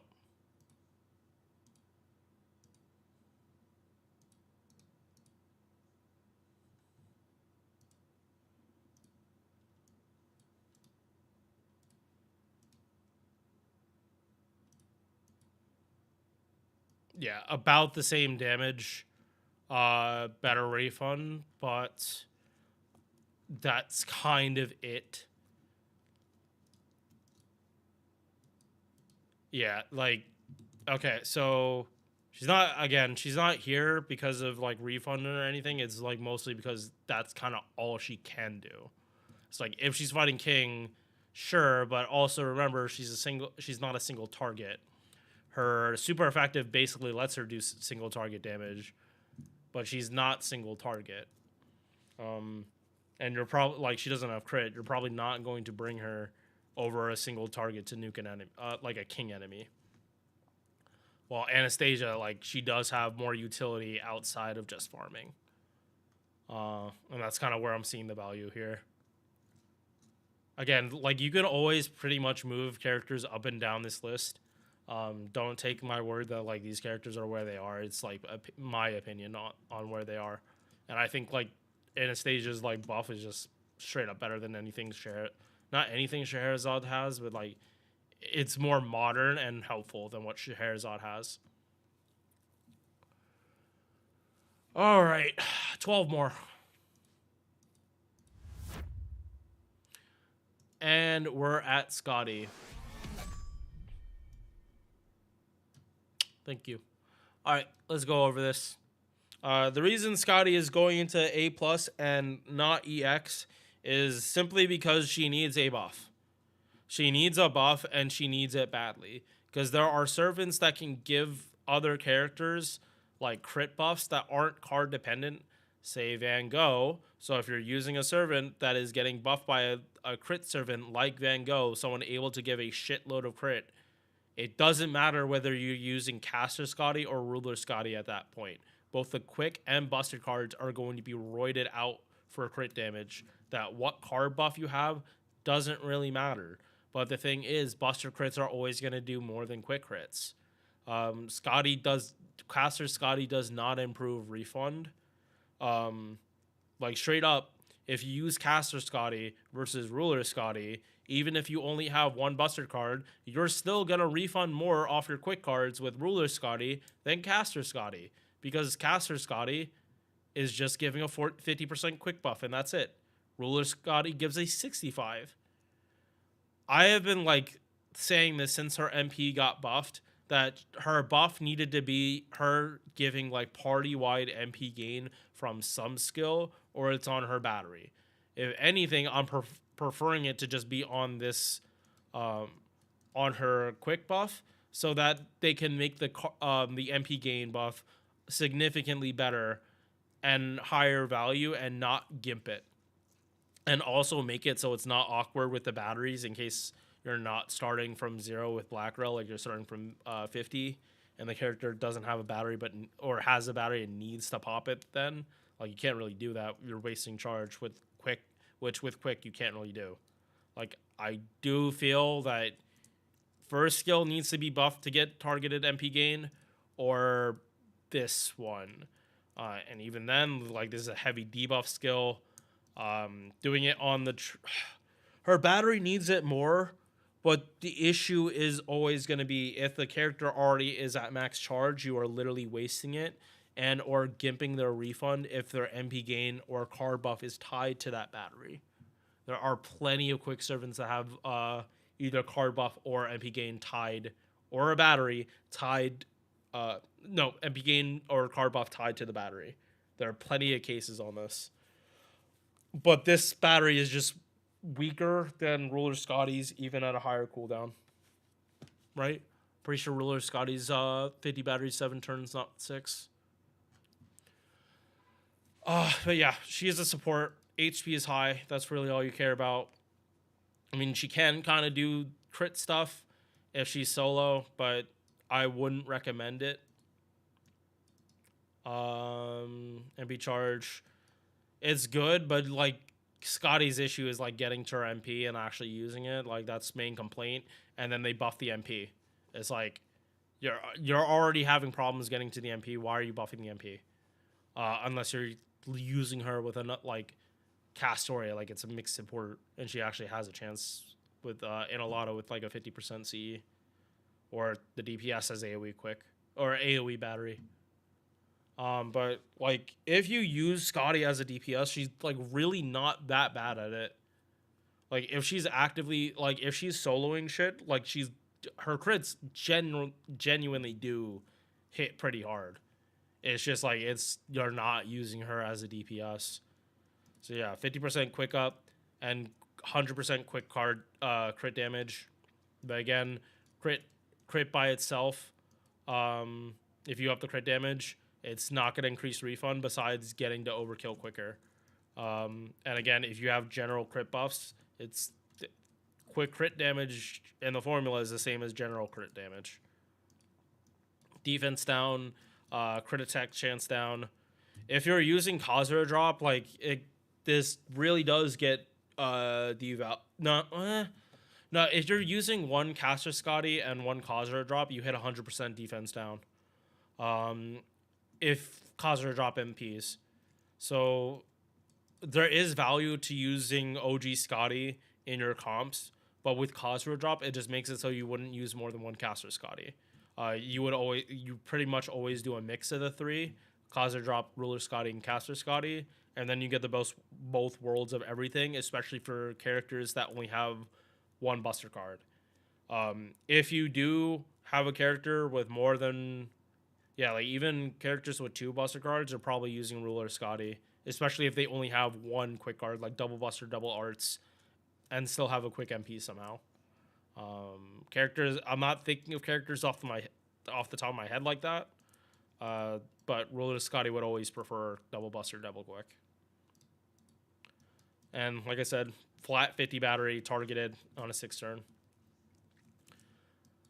Territory creation EX 12% up, debuff success rate to make this stuff stick, and Goth's Essence for 25% debuff resistance and a little tickle.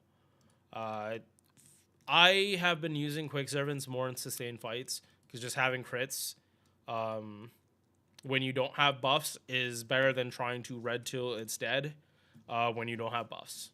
And even for me, like I'm still using Ruler Scotty, not Caster, for those sustained fights. Just because Caster Scotty just facilitates crits just more.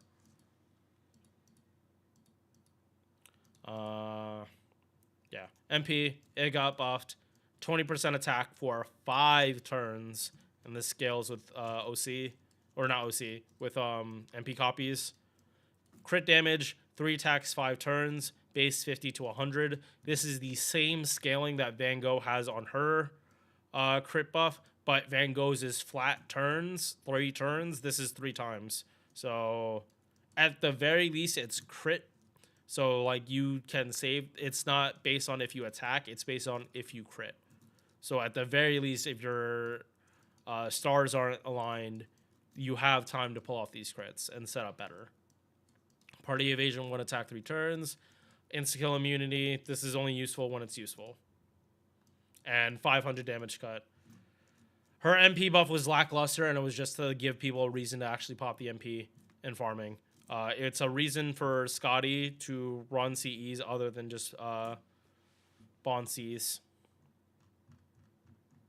If you don't have Ruler Scotty, you're still going to want at least a Scotty. And she's still the best quick support on this list. It's just that she is not. Well, technically, we can get into that with Yui later. But she's not specifically quick. That's the thing. Yui is not specifically quick buffer. It's just like how she works. It works better if you're buffing a quick servant with Yui. Only useful when it's useful. Yeah. Yeah. And we'll get to that later. All right. Next up, Miyu. The servant in the game that gets the most bond CEs, I think. Right now, she gets 3 of them. Living Human, Caster, and Lawful Good. So she can get 60% bond up from 3 bond CEs total. And then if you have it on the support, it goes even higher. But you could, like, if you were trying to squeak out more, you could run another, like, the support pull another Lawful Good or something. But she's just like one of those characters that's just super easy to level up. At least on JP now. And she's like mini Lady Avalon. Like, she's the Lady Avalon before Lady Avalon. Yeah, I'm viewing her as a support. HP, it's okay. Not going to talk about attack. MP charge, literally the same hit counts as Merlin and gain. Weaker extra attack, I think maybe I don't remember Merlin's shit off the top of my head. First skill, arts up 30%, crit up 3 attacks 3 turns. It would be really nice if this was AoE. Like, I think Miyu would like function way better if this skill was AoE. Because this is saying like she should be the DPS, but she's like a support. It would just be better if this was AoE. Guts 1 time 3 turns. Debuff immunity 1 time 3 turns. 2k HP, 6 cooldown. Third skill, 30% battery, along with a buff success rate. So she's another person that gives enough buff success rate for Imperial privilege, which there are a lot of characters that still have IP and it's not buffed, or they don't have a way to guarantee it. So it's just nice.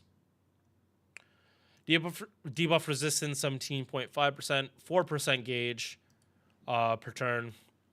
Mana loading, skill reloading, blah blah blah. MP used to be like really bad. They buffed the shit out of this thing. So she has the regeneration buff, unlike Merlin's, which is like everyone gets charged per turn. The buff is on Miyu, so if Miyu dies, everyone loses it, or you don't get charged per turn anymore. Also, it's on a 3-turn cadence. But in addition, you get charisma every turn for 3 turns. And if you have MP5, it is an actual charisma you get every turn. While at MP1, it's only 10%. MP2 is the sweet spot, and it scales literally just like regular damage. Like, this is the normal type of support scaling you'd expect. Unlike fucking Jeanne d'Arc, which has the goofiest fucking scaling I've seen, and I hate it so much. And the OC changes like how many stars per turn this buff gives you, and it's literally Merlin scaling, but on a 3-turn cadence. So she is like literally Lady Avalon, without a lot of Lady Avalon's like key stuff. Like basically like Lady Avalon is Miyu, but like more functioning closer to like Merlin, while Miyu is like kind of Merlin, but with a different twist. Like a more specific niche. And then party MP Gen. Yeah, she got her first skill buffed. She'd be better. But ain't no way I'm putting her on the same tier as Gilgamesh. It's harder to get her MP back. And yeah, like the cadence for her of being 3 turns, if you really want it up all the time, is just like not ideal for what you want from a support. Murasaki Shikibu.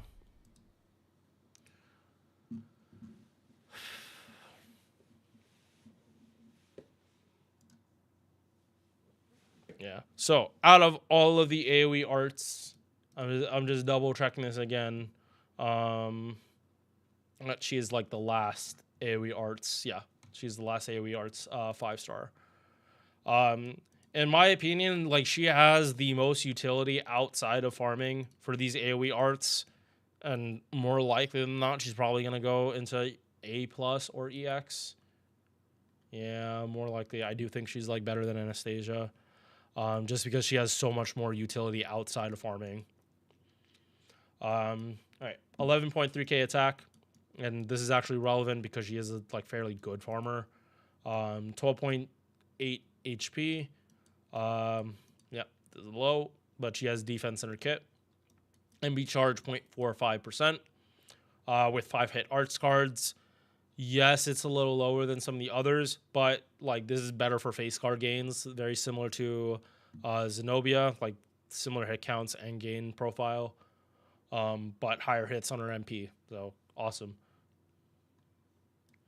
First skill, defense down 30%, and power mod against demonic enemies.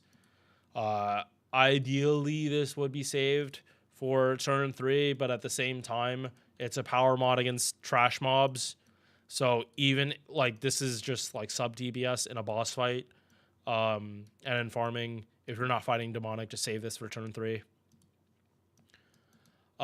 Second skill, MP seal for 1 turn, 30% battery, and MP damage for 3 turns. I think this battery just works out better because it's turn-based damage. In a CQ, you'll just pop this anyway. But in farming, like popping MP seal on the enemy doesn't fucking matter. Like they're dying this turn. Why does them getting MP seal matter? And the MP seal is only 80%.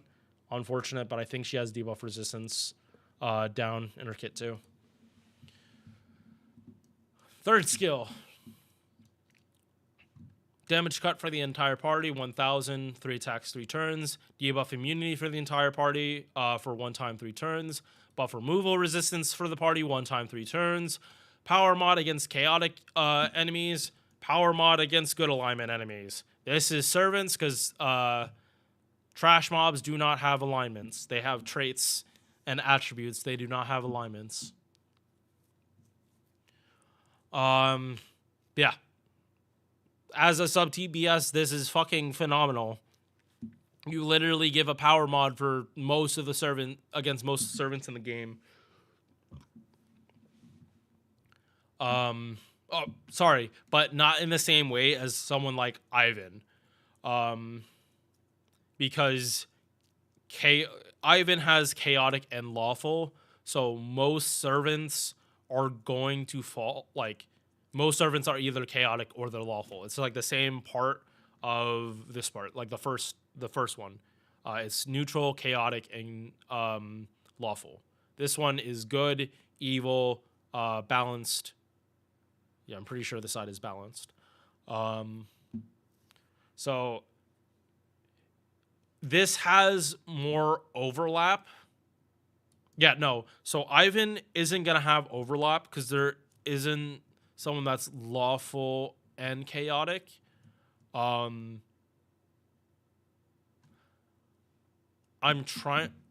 don't think Feiyu counts because he changes his alignment to lawful. And when he pop his second skill again, he doesn't get both buffs. He only gets one. So Ivan's power mods are never going to overlap. Murasaki's, they do overlap. It's just that for not that many characters. And also, these are power mods for the party, not necessarily for her. But there aren't that many assassins that are both chaotic and good. But she has more than 9 enemies she hits, or she can make people hit full power. And again, considering like you can change which class you're fighting, it really does just depend on what enemy you're fighting. But yeah, she basically gives at least a 30 power mod to a good amount of servants in the game, and they're are a select few that she can actually get full advantage herself, and then other allies you have can get even more. But yeah, this buff removal resistance is just nice to have on a utility skill like this. Art's up 7%, debuff success rate 6%, and same thing here. Extra damage against Lancers. Okay. She's not really built for crit. She's only going to crit if you make her crit. NP 6-hit AoE arts inflicts buff block for them for 1 turn. So usually buff block is like a times thing. This is a full turn. And if the enemy is not given skill seal, they're like, and you hit all 3 of them, there is actually a good chance that they're not gonna do anything. They're gonna try to pop a buff, and nothing's gonna happen. If they try to debuff you, there's nothing that can happen. But they can't buff themselves under this. If you're fighting one enemy, there is a like, especially if you're fighting a caster with Murasaki. No, it's not. You wouldn't normally do that. But if you fight a caster, they have 2 actions. There might be a chance that if they don't have a cleanse, they waste both their actions trying to buff themselves, and it just doesn't do anything. The AI or the battle functions for FGO like tends to freak the fuck out when they get buff block, because a lot of them have programmed, if no buffs, activate buff skill. And if that does happen, they're literally wasting their turns. So, and like, because like you can't stack buff block on characters like Jolter, if you spam her MP, it's not going to do anything. If they don't activate any buffs, like, pretty sure you can't stack buff block. So Murasaki's buff block working like this is actually like really very nice. And she has super effective damage against trash mobs. So as a farmer, she just like has an easier chance of hitting overkill. Alright.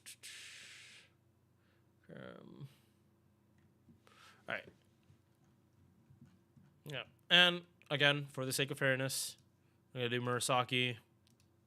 But even though she doesn't have arts buffs herself, I really don't want to have my foot in my mouth on this, because like last time I checked Murasaki, like she felt really good as a farmer, but that's what we're here to confirm and double check.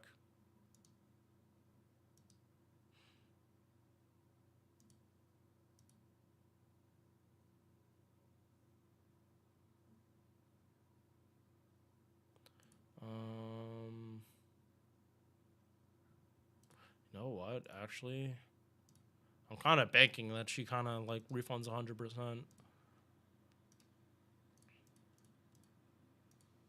Oh, usually. Yeah. Usually I just 42% per enemy. So even higher than what Scheherazade does. What a wonder having 6 hits on her MP does. Imagine.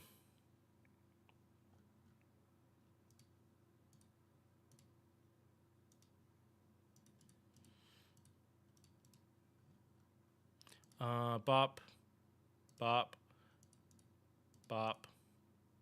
Yeah, like if you do Arch Chain in turn 2, like there's a good chance you can actually double pop Castori's MP. Like literally, you do a face card, a Castoria face card, like before Murasaki's MP and an Arch Chain, and you probably can triple pop Castori's MP, farming with her in some cases.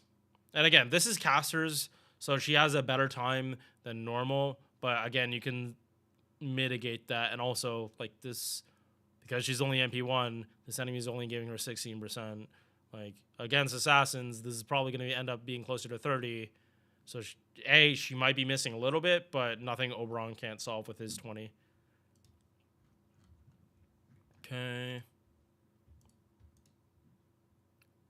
Okay.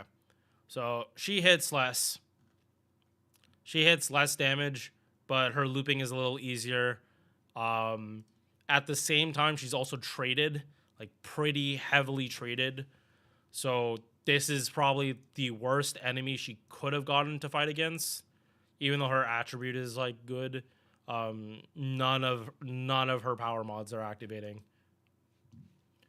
which like her damage is comparable but still less than Anastasia and Scheherazade. But at the same time, she doesn't have a buffed MP. I do just want to double check Anastasia because I forgot if her MP was buffed or not. It's not. Yeah. So like Scheherazade is only like keeping up because she has a buffed MP, which is why Murasaki and why Anastasia and Murasaki don't have buffed MPs. I'm feeling deja vu about this too, chat. Like a giant sense of deja vu.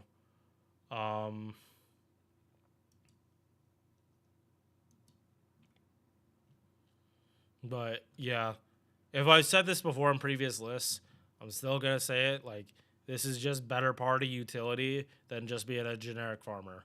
If she's still if without, she does not have MP gain and she doesn't have arts in her own kit.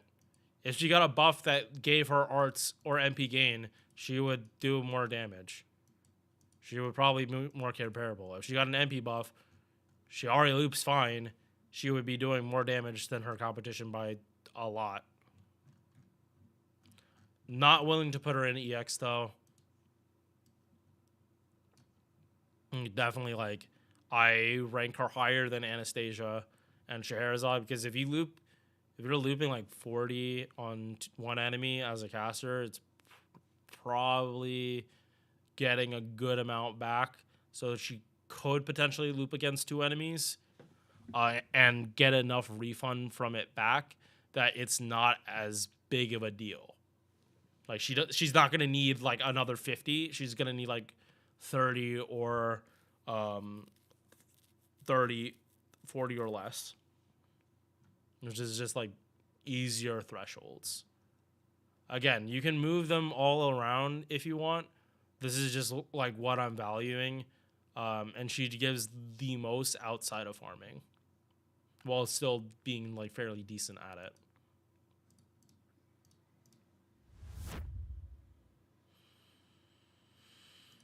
Yep. Okay. Real quick. This is going to be super quick, chat. We don't care about anything here. Her HP can be whatever it wants because she's not going to take damage half the time. Her gains are still really good. Yeah, and sometimes you can even, if shit goes south, you can use her as a solo unit. And because of how her kit works, it's probably not going to be the worst thing. 20 attack and 30 battery. 20 battery, 30 MP gain. Arts up, 50% power mod against threats to humanity, the hardest fights in the game, and an invul for one time. Debuffs resistance, arts up, 12%. Arts crit damage, 10%. Crit attack resistance, 20%. Get whatever you want. This was uncontested the best part of her kit entirely. 30 attack, full cleanse, and depending on OC, you would just straight up not take damage. And there was literally nothing the enemy can do except buff strip you. You didn't even see anti-purge on the enemy side. This was not a thing that you fought against. So there never needed to be a counter. And only recently in OC3 did they finally nerf anti-purge defense by making it so you'd pair it with dodge over anything else, so that nothing can really get past. She is still broken. If you don't have her, she's still the first character you should be getting because there are plenty of fights where you cannot pick supports, and you will notice very quickly what it feels like to not be using Castoria versus you using Castoria. If you have tertiary looping supports, you can get away without needing your own, but we're talking about maxing out 3 stars and using more than 1 3-star at the same time. This character is straight up broken, but I'm not putting her in her own tier because there are plenty of characters that can do what she can do if it's just split across different servants. Yes, she is like combined like 2 or 3 different servants, but at the very least now, she's not the only character that does what she does. Her own Berserker form can give solid defense for your allies, and sometimes you just need it for 1 hit and it doesn't screw with your rotations. Like, you can't double pop, like, if you have Solemn Defense, you can't pop Castoria's MP again. That's a huge weakness. It does not, she does not refresh Solemn Defense. If it's up, you're not going to get a new one, and you have to wait for it to go away. If they ever buff her MP and make it so you can stack Solemn Defense, oh my fucking god, what the fuck are they smoking over there in Lasagna? Like, I know Japan is, like, super against weed, apparently, but what the fuck are they smoking there then? If they think buffing Castoria's MP is a good idea. Alright, rant over. Rant over. We're moving on now. Miss Crane. You are not using this character in farming. This is the one character in the game that will result in you resetting more than any other fucking character. Not like, because if you fuck up where your characters are positioned, your run is completely and utterly fucked. There is no other servant in the game that punishes you as heavily as Miss Crane for not running your character list the way Lasagna intends you to run it. In Lasagna's eyes, your main DPS is supposed to go on slot 1. How I play, my DPS likes to be in between the 2 supports. Or my main DPS I run on 2. And I have been caught with my pants down using Miss Crane the wrong fucking way pretty much every time I first attempt the challenge quest one using her. So if you are not aware, this character is miserable, and you're probably not going to realize it's miserable until at least turn 3 and you realize that your character is not in the right spot. And you're buffing your Castoria with an attack buff and MP damage and more battery. So, Miss Crane. We don't care about her attack because she's not attacking. Her HP, she really shouldn't be even on the field that long for this to matter. If your Miss Crane is taking damage, what the fuck are you doing? She's supposed to be popping out after that, the second she pops in. Also, this Ascension just reminds, and I bring this story up a lot, like this Ascension reminds me of like my childhood because my mom used to wear like clothes like this. She was really into shoes and fashion and like that when I was a kid, and then as I got older, she's still buying purses and bags and all that shit. And she completely turned my little brother's old room when he was a child into a fucking closet. Like, no, not gassing it up. Literally here to the window, and I think the end of my couch is the length, and the width is the wall over there, and the table. I would show this, but I'm not showing how much I don't exactly keep my apartment clean in a video. You guys can kind of see that in the background. I'm not gonna give more fire for not taking care of myself. My family doesn't watch my shit, and I don't need to give them a reason to like expose me, because I'd rather they don't watch my shit and watch me goon. Triple arts, but again, like, you should not be worried about any kind of carding with Miss Crane. First skill, invul for everyone in the party but herself. The reason is she's supposed to be piecing out. Party star gen up 100%. This is what Caster Gil gives. She gives it to everyone but herself. And cast costume owning servants for everyone on the field but herself. They put this here just in case she ever got a costume. You get 10 stars. So this is important. If the character you're using to buff Miss Crane with does not have a star bomb of their own if you're not running a star bomb CE, which you can if you want to double pop Miss Crane. There are ways to like actually do it and cycle in DPSs very similar to how you use Chloe. You can, but again, this is like the most big brain servant out there because you have to be aware of so many factors that for most other servants you don't have to worry about. Like, do you care about positioning where your cast stories are? No. You're running double cast story, it doesn't fucking matter. And then CQs, like, you just make sure that like what esport unit needs to come in, you just put them in one after the other. Miss Crane like really kind of fucks with that. And if you're not using plug suit, you're probably not double popping the MP because it's just like if you're double popping Miss Crane's MP, it needs to be turn 1 and 2. If you're doing it turn 3, like part of the reason is the battery. Speaking of 100% battery, we don't care about the cooldown reduction though, because you're definitely not keeping Miss Crane around long enough for this to come off. And she taunts all your other allies. And plus they're invuled, so they basically will get a free battery during the enemy's turn because they're not going to take damage and they're just going to get hit a bunch. There is an issue though. If you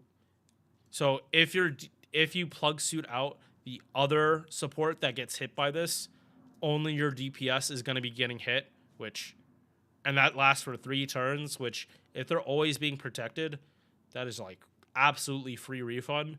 But that also means that you can't rely on any kind of esports shit consistently. Like if you have someone coming in with a taunt with like a full-on esport unit, there is a decent chance they're not going to get hit at all unless the enemy is going to be doing some kind of AoE shit.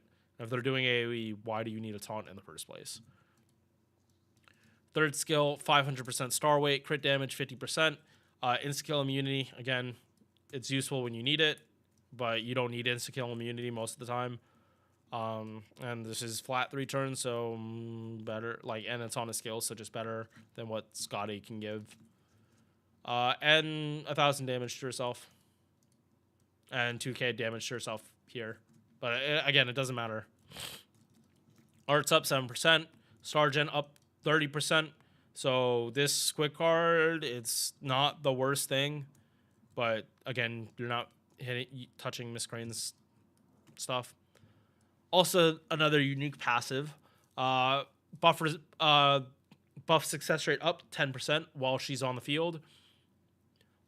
Includes sub members.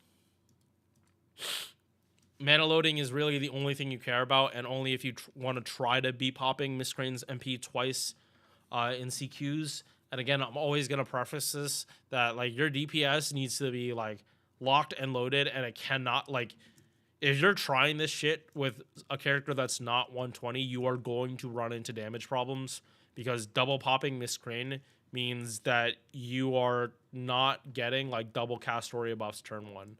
So especially arts, if you don't have face cards with them, you're either very heavily reliant on them getting hit from the taunt and invul with Miss Crane, or you're having other ways to brute force charge.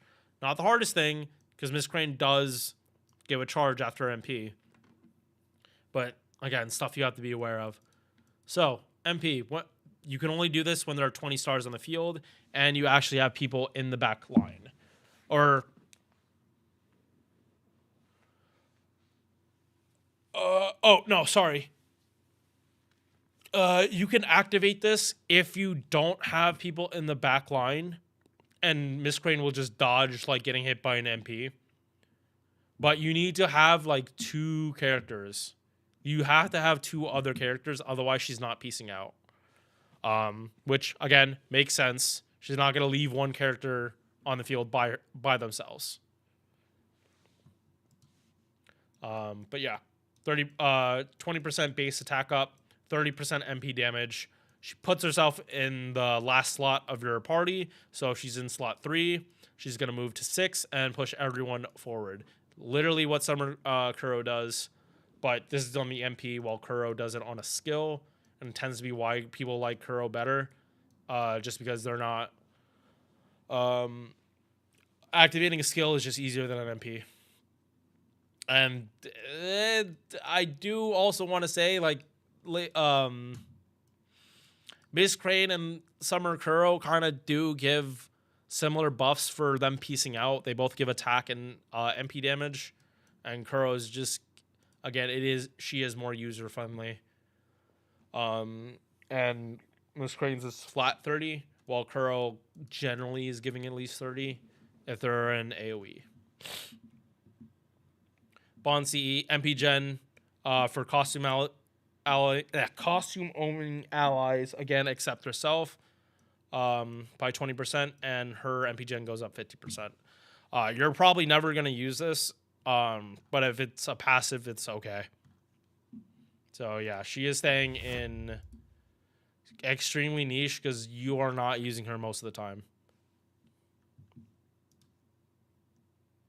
All right, 1, 2, 3, 4, 5, 6, 7. Nice. Charlotte, single target arts caster. Yeah, her main competition is fucking Medea Lily, right? Or no, yeah. No, it's Medea Lily. No, not Lily. Medea and Queen of Sheba. And by default, she hits harder because this is counting that who she's fighting is skill sealed. So her MP damage is on par with Queen of Sheba, but it's easier for her to pull off higher damage, especially depending on what team you run. Base attack is low, is very low for a 4-star. Not super low, but it is low. HP, it's okay, but still could be better. Yep, Sage Magician outfit. MP charge, 0.53%. Triple art stack with 3 hits. And, yeah, hit counts aren't great either. First skill, 30% arts up 3 turns. Confusion, 30% chance to skill seal.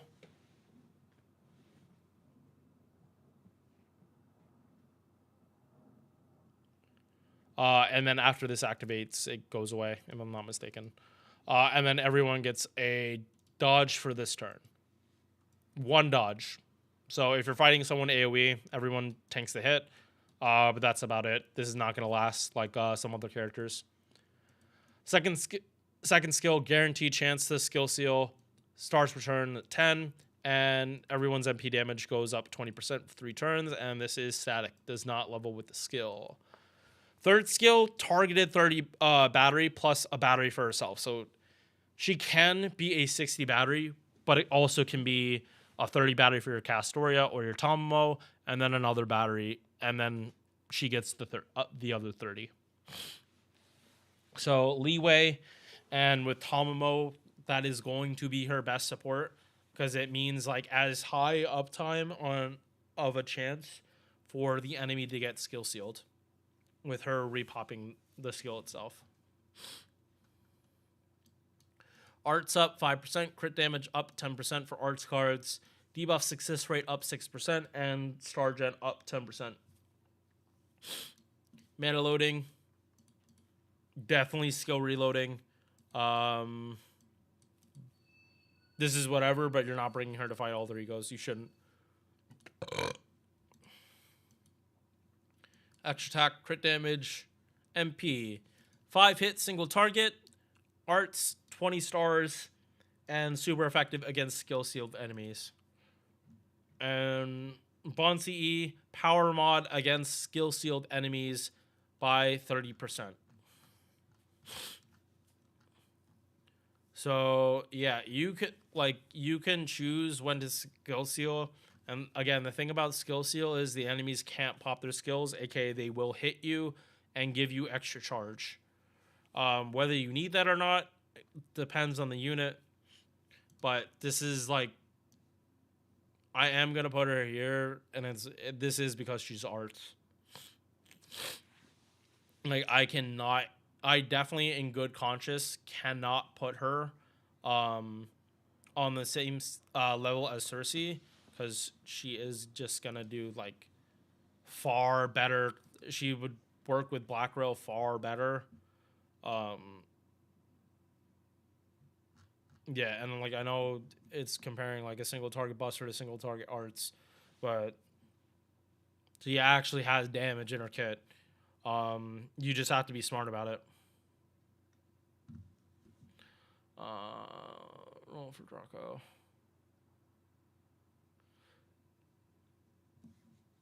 Yeah, I'll answer your question, Gumo, when the ads are done. But yeah, Charlotte, I think she's like really solid. She's a single target arts with like decent damage. Queen of Sheba isn't that bad, and she does have the Pierce Invul, but she has like her crit damage and Invul are only one time, whereas like Charlotte is most of her stuff is lasting. And if you have good uptime with Tomomo, like there is no downtime. Back. All right. Is Miss Crane worth rolling for? It's just nice to have her. But like you just always have to remember, like if she's the only one you're missing and you have pretty much every other art support or kind of support, then if you're missing one, it's fine. It's just the issue is going to be finding them on your friends list. 6 more. Oh wait, no. Yes, 6 more.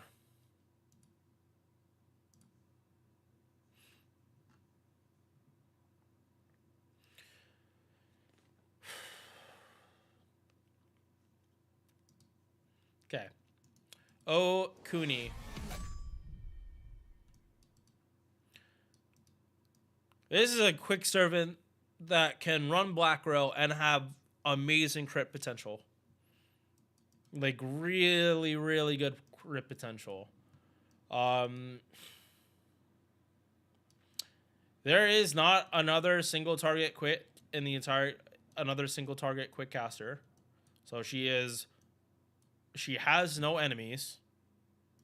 And as you can see here, like Demonic isn't that common, but like 44,000 just from defense down. She's running Black Rail too. I don't think she has defense MP damage in her kit. So it's like all new buffs. And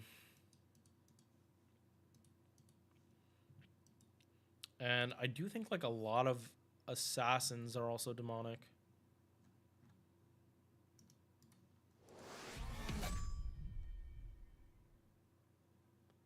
Yeah, no, there are a good amount of assassins and berserkers that are also demonic. Yeah, so let's go through it. Base attack on the lower side, but not like super low. It's just it's slightly under, but it's not concerning. HP is on the lower side for a 5-star though. This would be concerning too.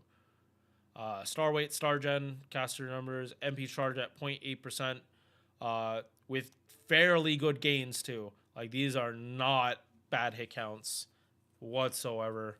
Especially because she's quick, she's probably going to be critting on them. And because she's quick, her mighty chains look fucking amazing. Like MP first, buster arts, and you probably refunded your entire MP. She has good gains like that. First skill, 30% buster and 30% quick, along with a dodge to attack 3 turns on a 7-turn. I do think this is a little too high. I feel like we've seen this stuff at 6-turn.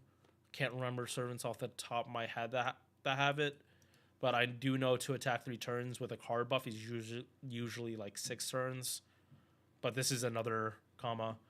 Hard to hear me over the music. Okay. Bump it down a little bit.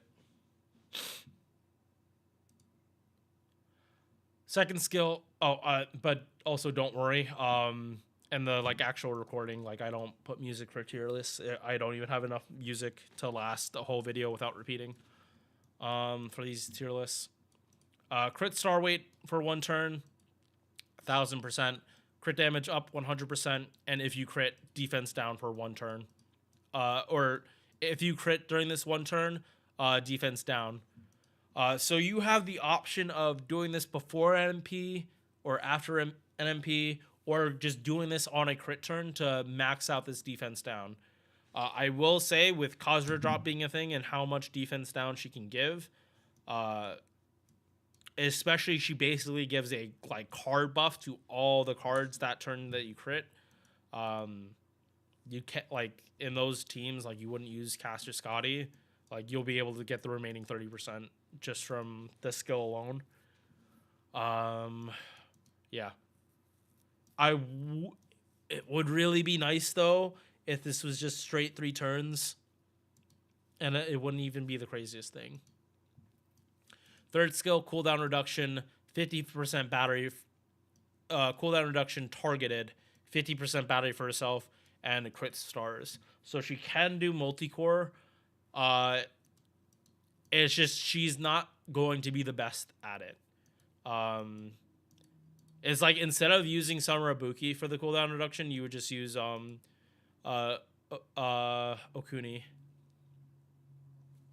Arts up 4%, crit damage up 4%, debuff success rate up 4%, crit damage up 4%, 2 stars per turn every turn, and 4% crit damage. So 12% crit damage, 4% arts, 4% debuff success rate, and 2 stars per turn. Anti-Pretender actually is a decent passive for her, because like pretenders do less damage to cavalry. So this is a case if you don't have a foreigner or a berserker that you trust to kill the pretender, you can use a Okuni to get this extra bonus, and that pretender is not going to hit you as hard.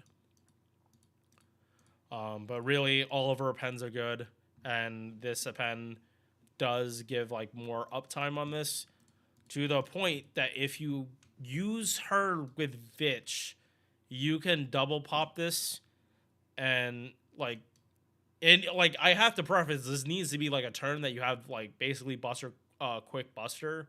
Like, you're not going for a mighty chain, and you just like double stack this shit, and you probably will 200% crit damage, 50% buster crit damage. 1 ruler Scotty is another 100% crit damage. Yeah, like, TL, you hit the cap. So, like, there are so many different supports out there that you have way more combos than you, like, realize just from looking, quick card or quick servant, just only use Scotty. Like, I have used Vitch with a lot of my quick servants that were double buster, double quick before Ruler Scotty came out, and the results were, like, fairly good all the time. Because, like, crits with quick servants is very nice. But yeah, like, higher uptime on this stuff is just nice, especially because 2 of the skills are at 7 turn. MP, 10 hit single target, quick res down, activates first, awesome, and then super effective against demonic enemies.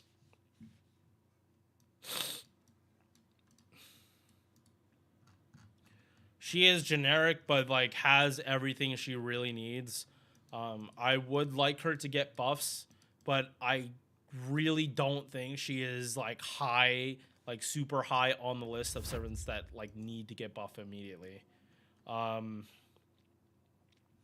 She's kind of here in EX just from lack of competition. There's only like 2 really good single target casters. And especially for Okuni, in a lot of cases, you're probably just going to use Melt instead.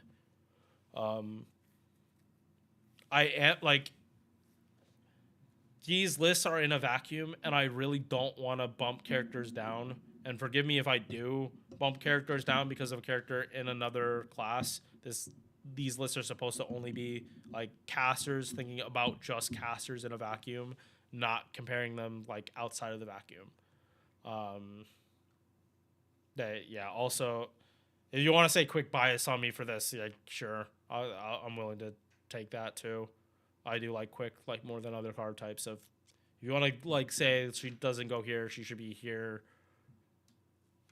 I get you, but this is where she's going. Next up, the rats. These, oh my god, chat. When I first saw this servant, oh my god, I saw their kid, I'm like, holy fucking shit. Like AoE quick servants that actually can do quick AoE casters that can actually do crit damage.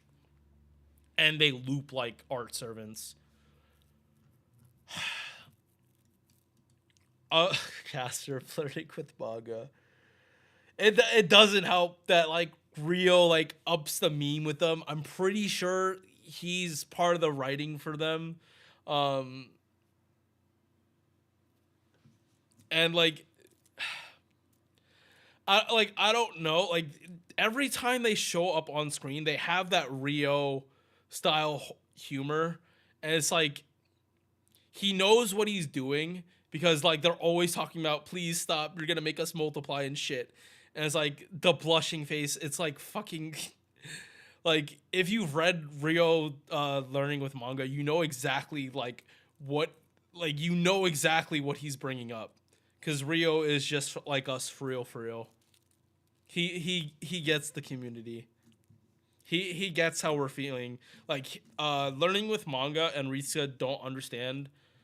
Like they're not like animated like Fate animes, but they're somehow they embody what Fate Go is more than like I want to say even Babylonia.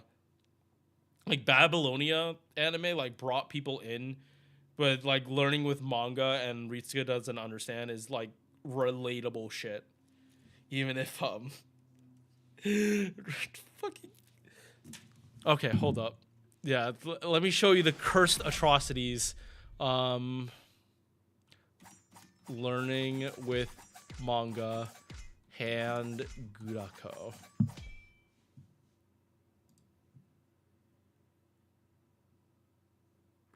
Where is it? There's some like cursed shit where she is like literally a hand.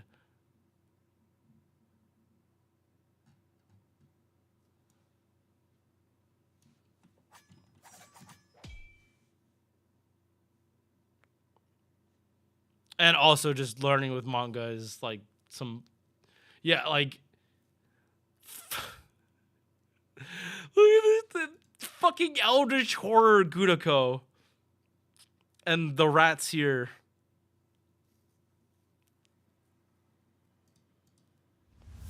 All right, let's move on because I do need to get this done. It's 2:00 and I want to smoke.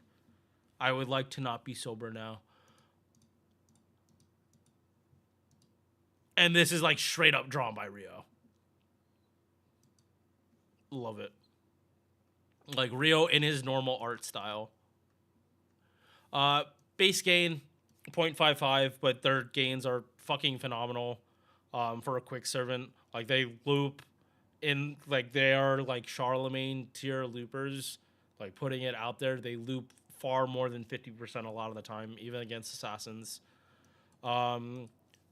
Quick up 30%, crit stars, heals the entire party 1k, 5 turn cooldown, 30% battery, charge per turn 10%.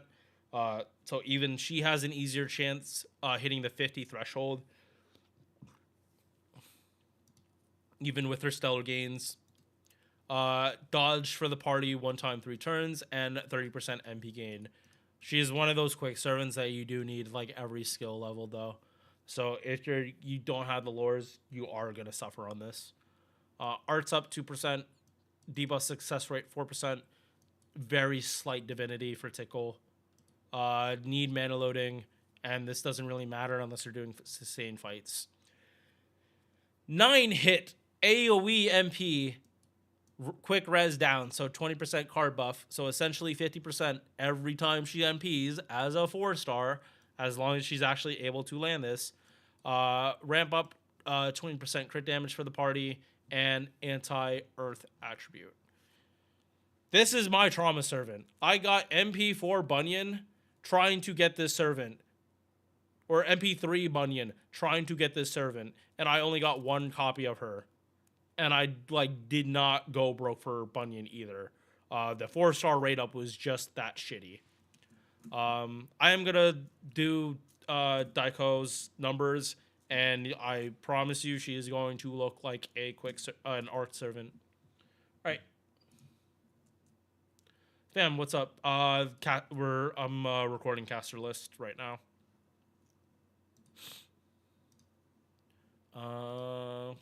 And we're pretty much almost done.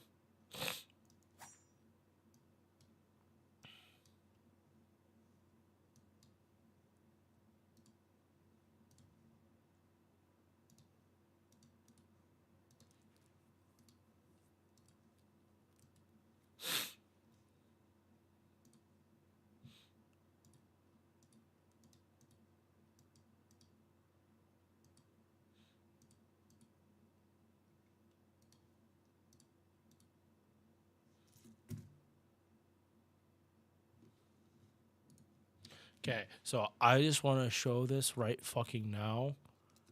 This is a quick servant that loops 90% with double ruler Scotty, and that's it.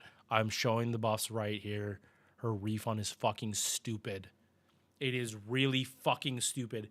80% against casters as a fucking quick servant. If you use triple Scotty, she loops like an art servant. Just like, I'm still gonna go through the rest of this, and 99 stars. I'm still going through the rest of this, but I'm telling you, this servant is really dumb if you have enough damage.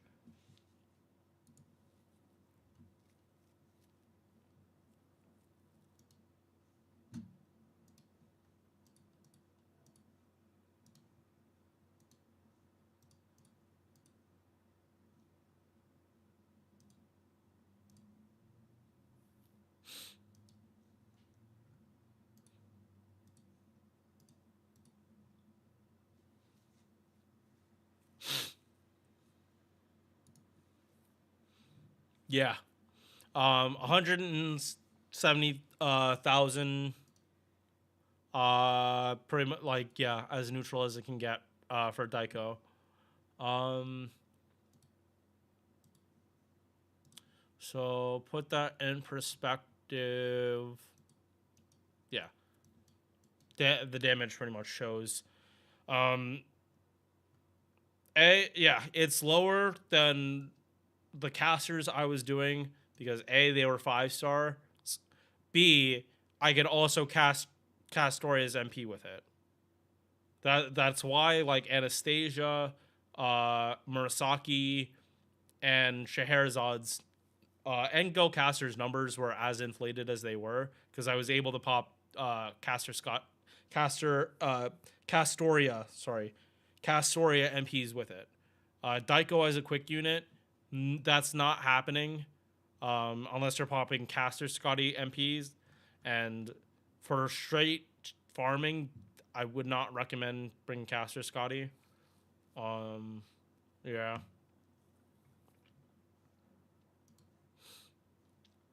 But yeah.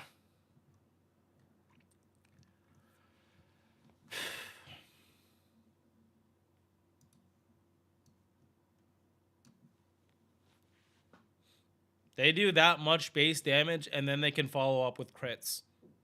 And they ramp up crit damage, too. So if it came down to it, as long as Daiko killed the trash mobs, they would literally just finish off with crits. That is definitely something... I just place so much more value in that than what Anastasia and Scheherazade are really doing. Not to mention, you can also use them in multi-core too, and they would do like probably a little better than these two as well. And that's just MP1. And like, again, she's also traded for anti-earth. So as you're going through trash mobs, she kills them easier and gets more overkill. And there actually is a pretty good chance she loops 100%. Even fighting neutral. So a quick servant that's consistently looping like in the 70s, like goes in A+.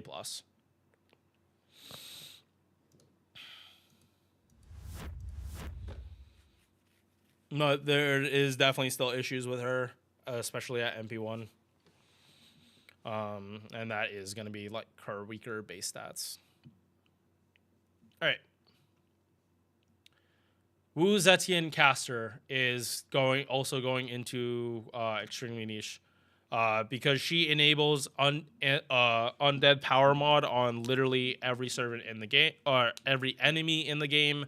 I'm pretty sure most of them can't resist it outside of like debuff success rate. And I think because of how it's coded, even debuff immunity isn't going to work on this because it's not a debuff, it's a trait. They're like, it always depends on some of these traits, whether or not they're being counted as a debuff or just a trait. Yeah.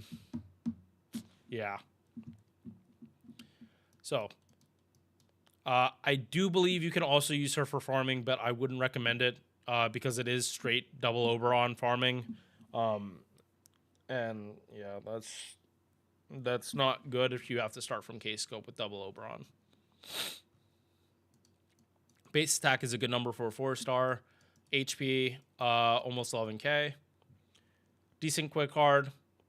Gains on arts cards are okay, but not super amazing. Extra attack is going to be okay. But again, caster star gen, it's not going to get you a whole lot of mileage. First skill, 15% buster, 15% attack, and 20% MP gain. Second skill, guaranteed drain. There is no chance. You're just going to drain. Power mod against undead. 20 battery for the party. Stuns all undead for 1 turn. Heal. Debuff cleanse. 10% arts up. Debuff success rate 10%. Full debuff immunity. You cannot do any of this shit. But this is not going to stop Eternal Sleep. I don't know why it's here. You cannot neg Oberon's skill on Wu Zetian. I'm like 99.999999999% sure you cannot neg Oberon's third skill with Wu Zetian because she has this passive. If I'm wrong on that, please call me out. But I'm just hopping. No, this is casterless. But Melisande is literally in her own tier. I could not, in good conscience, like put her in the same tier as any other character. She can literally solo 90+ nodes and some 90++. Yeah, I can't rank her any lower than her own tier. No, not when they've spent like 2 years trying to buff other servants to her level. Wu Zetian, get whatever. Get this, and it makes getting to MP easier. You don't need MLB K-Scope. You have more leeway. Or start with a 75, and then you're probably good. For like lower cost. MP, 5-hit AoE Buster, Inflex Undead trait on all enemies activates first. So this means that her power mod will activate immediately, even for herself. Super effective damage against man attribute. Defense down after damage. MP damage up 10% for 1 turn for herself. Again, I don't see her as a DPS. Oh, yeah. Power mod against undead, even more, and MP gen up while she's on the field. I cannot see her as anything other than a support for Shisho, because she literally enables Shisho to hit 200% power mod plus against divine enemies, especially divine archers, and there are a metric shit ton of divine archers in the game that Shisho kind of just bends them over her lap, and I would say spanking, but it's more like she's gonna restrain you and then just try to stab you with Gay Bolg, and it's your job to not get stabbed. Good luck with that. If you try to argue that you can't, I'm sure Ku would argue with her, saying he doesn't have a chance to dodge. And I'm pretty sure we all know that Shisho is just gonna say suck it up. Just dodge forehead easy. But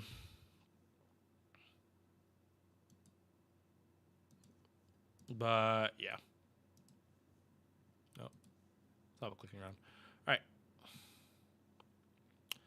We have 3 more now.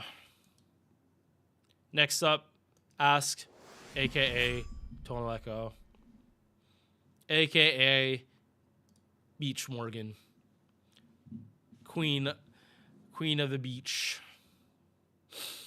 She is undoubtedly one of the best multi-core servants in the game. I love using this character in farming, especially for non-standard teams, where the enemy health is like low enough that you can just like bond read and just fuck with people. Like the amount of times I just like gave no fucks about whatever the enemy composition was is like actually unreal. Like using her, Arquid, and Summer Koyan is like literally some of the most brain dead farming I've ever done. But keep in mind that is also with a MP2 Arquid and MP2 Tonliko. And this is talking about MP1. So the amount of fucks I would have to give with this character is a lot more. And I wouldn't be bringing her neutral nearly as much if both her and Arquid were at MP1. But she also got buffed, and now she can do Black Rail looping, and I think she doesn't need double Oberon. I think it's Black Rail looping with double Vich Oberon. So her real damage got unlocked through cooldown reduction. Basic attack is a good number for a DPS. HP is lower, but part of her kit is getting her HP. She doesn't want to have high HP, because if she has higher HP, it takes longer for her attack buffs to really like settle. MP charge 0.62%.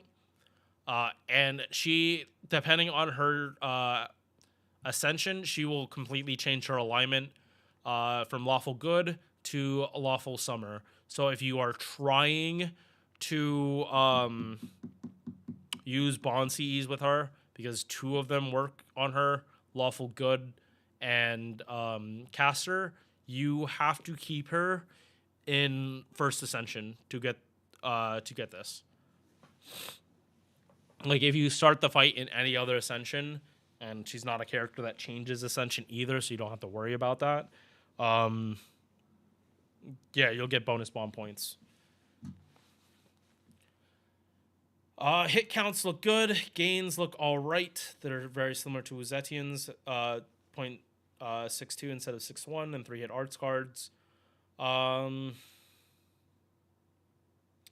move on. First skill, and this is where the cooldown reduction like came in and allows her to Black Rail loop double Vich Oberon. At least I'm pretty sure she can do that. Don't want to like put my foot in my mouth on this. I'm like 99% sure she can do double Vich Oberon. So 10% gauge per turn for 3 turns, 10 stars per turn, 50 battery, and 20% MP damage that lasts for 3 turns. This is on a 7 turn, and again, cooldown reduction. This gets brought down to a 6 turn. Second skill, 20% attack, and then conditional attack buffs. 4 of them. So as long as your HP is not full, you get another attack buff. 75%, 50%, and less than 25%. But if everyone in the party is at 100%, you get 10 stars. Yep. Same thing as what we saw earlier. This is an all or nothing thing. Everyone needs to be at full HP. Otherwise, you don't get this, even if most people in your party are at low HP. So if you are running Black Rail, this is probably never going to pop up. Unless you have healing after the turn. And I don't know which is going to proc first, the healing or the curse, or if it's just going to happen at the same time and cancel out. Third skill. This, when you spawn into the fight, this skill is already on cooldown. The only way to get it off cooldown is normal cooldown reduction stuff, or using the MP. So 10 turn cooldown, and it already starts on 5. Like, you need to wait 5 turns if you're not unless you have cooldown reduction. 50% battery for the entire party, 30% MP damage, party-wide guts. And it even says here, cooldown reduction reduced by normal cooldown reduction means. And after you pop the seal the first time, it will go to the normal 10. It's not going to go to 5. I'm sure a lot of people would like that, but that's not how this works. Passives, 12% arts up. Debuff success rate, magic resist 17.5%. And Fey Eyes, 12% crit attack chance resistance. These two are absolutely mandatory. I don't think mana loading, though, is necessary for Tonalico. I think all you need is a pen 5, and then you're able to do Black Girl looping, and I will definitely be showing that very, very, very soon. 5-hit AoE Buster, Invul for herself, 1 attack, 1 turn. Damage to all enemies, super effective damage against evil alignment, and this scales with that extra copies, but we're only focused at MP1, so we're here at 150%. And defense down 20% after damage. OC, 30% Buster, but here is where you want to be. Every time you pop MP, the cooldown on this skill goes down. So if you're able to give her overcharge, you cut down on the time you need to be waiting for this skill to come off cooldown, and you can use this extra 50 battery. So she had in normal bitch farming, the final turn is not you using an Oberon battery on Tonalico. It is you popping this and this on turn 3. So Oberon pretty much has free charge, and you're pretty much only bringing him there. Or it's not free charge. You need his 50. So you technically don't need Oberon. It's just you have so much MP damage, and you're starting with Black Rail that there's no reason not to bring Oberon. All right, so I'm gonna do this real quick, and yeah.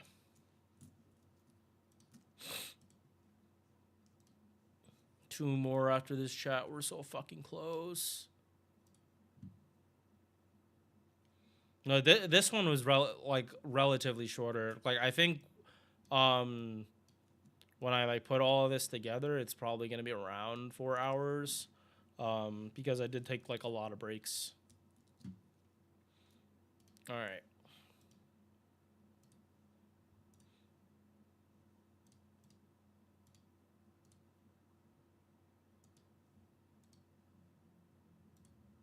Yeah, and also shits and giggles.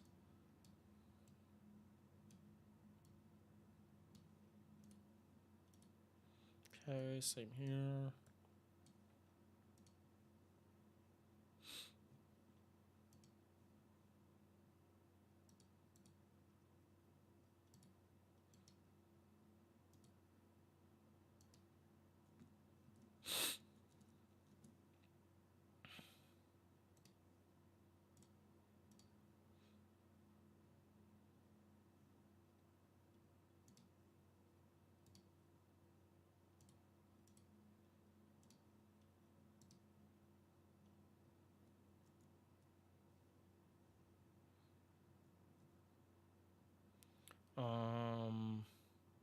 Yeah.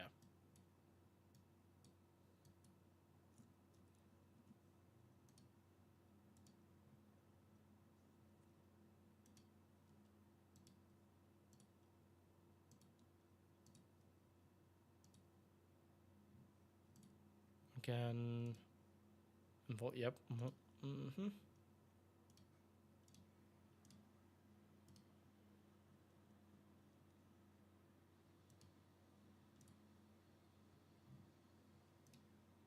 And no Vich MP to up the damage.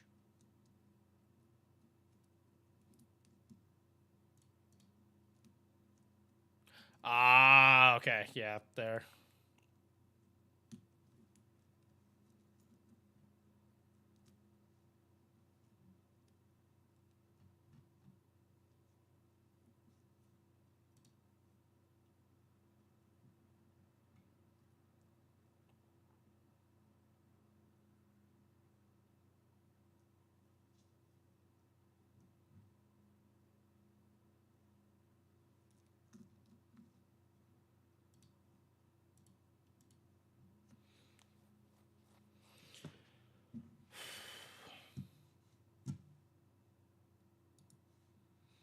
Okay, so just pointing this out, unlike the last two characters, Tonalico actually has a negative on the attribute modifier, so this is not helping her case whatsoever. But 289,000 single target, and this goes up because this is like again 0.9, so like it would go up another 30,000, close to it, or 29,000. So closer to 320,000, which is definitely better than what she had before. But there really isn't that much of a difference between double Oberon Vich versus double Vich Oberon, except her turn 1 damage is like significantly higher. Yeah, 70,000 turn 1, 110,000. Like, again, and these are all negative modifiers. Like, all of this is negative modifiers.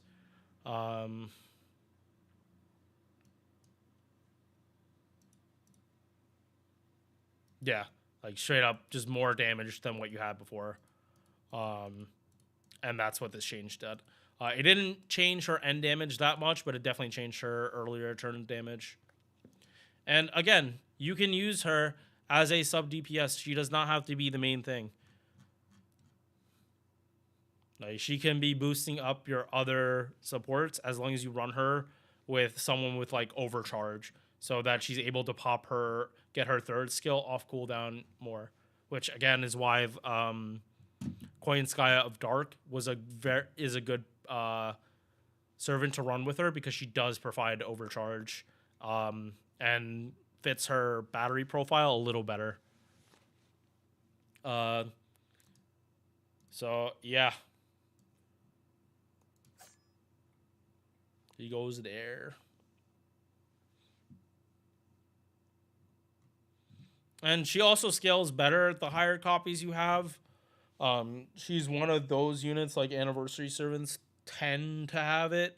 Like, you don't see it that often.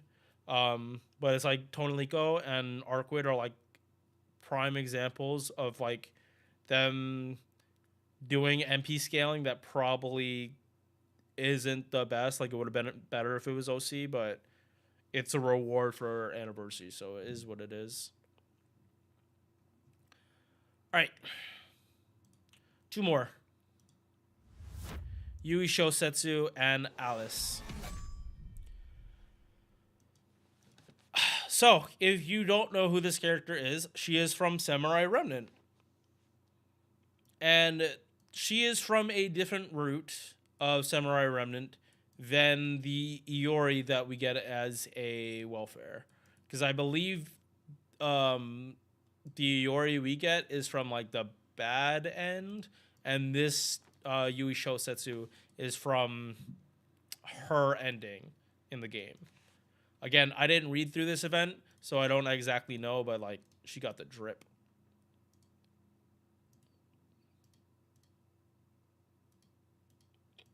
Like, this is like really good looking, especially this one. I really like that she looks like the stereotypical samurai.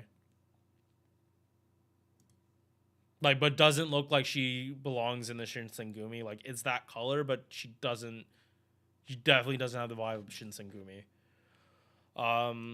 She is a tertiary buffer, but not for arts. Even though she has an arts card buff, most of the time you're using her with either a character that has with quick services that have double buster, double quick, or you're using her with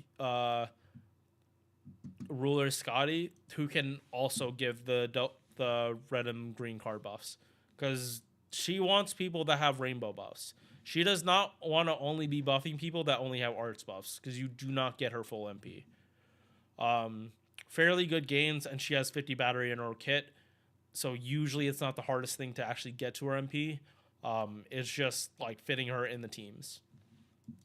Guts, 1 time 5 turns on a 6-turn cooldown, 3k heal from the guts, and then 1000 HP per turn.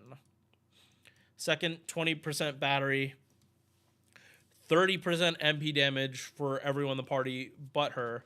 And these two combined is literally Oberon's first skill, but on a longer cooldown. 15 stars per turn, and 20% attack down for the enemy. Third skill, 30% attack, arts up, crit damage up 30%, and she gets a 30 battery, so 50% for herself, 20 for the party. Arts up 7%, item construction C 6%. You only care about this. You only care about this and trying to get her MP as quickly as possible. Especially because you're probably not using her with Castoria. So this 30%, you're going to have to find another way to get to it. Preferably your DPS doing it. Or you just run a CE. And honestly, just run the CE to save yourself the hassle. So, if you have a quick buff, you get 20% attack. If you have an arts buff, 30% crit damage. If you have a buster buff, 20% MP damage. Scales with her MP copies, but this is what we're looking at here. So, servants that have rainbow buffs, if they get it from the MP, you need to pop Yui's MP after them. If they already have the buff, then you're good to go, because she gives arts, and if they have a double buster, red and green buff already from their own skills, you can just pop this first and buff up their MP. I'm pretty sure it's an MP like this is why they buff Constantine, because I do kind of think if you had an MP5 Yui, you probably were just going to use her over Constantine, even for buster units. So, yeah, he did need the buff as the definitive. If you're buster, you use Constantine, and if you're quick, you use Yui. Because this crit damage isn't arts crit damage; it's generic crit damage. And yeah, 3k heal 2 is the OC. That's why it's okay to put this first. You don't care. Or most of the time you're not caring. Also, for quick support, this is higher scaling than Martha, and that is it. She does have a quick MP, so little funny there. Bond C, arts up 10%, crit damage up 15%.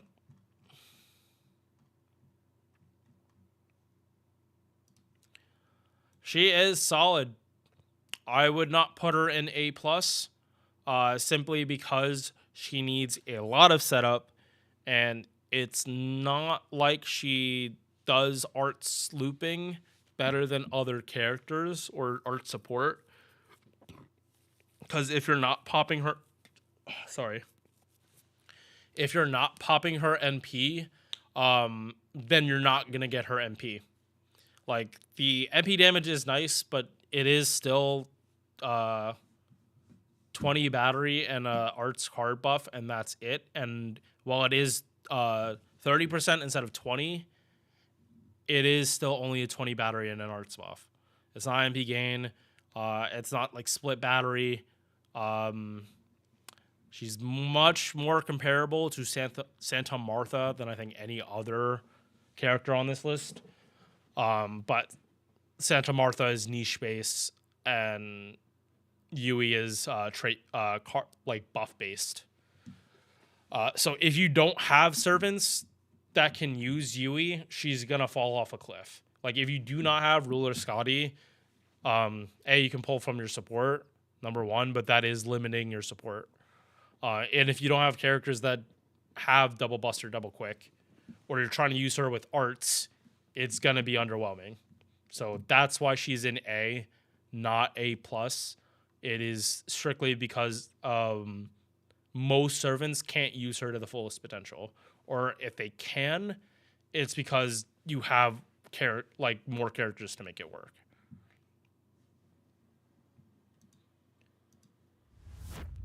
All right. I'm gonna go to the bathroom real quick before I finish this, and then we were actually done. I'm probably gonna take a shower after, because I've just been sitting in my chair and it is kind of hot in here. I think I didn't sweat so hard that it's like I just don't want to be stinky. I really just don't want to be stinky. So I'll be back in a sec.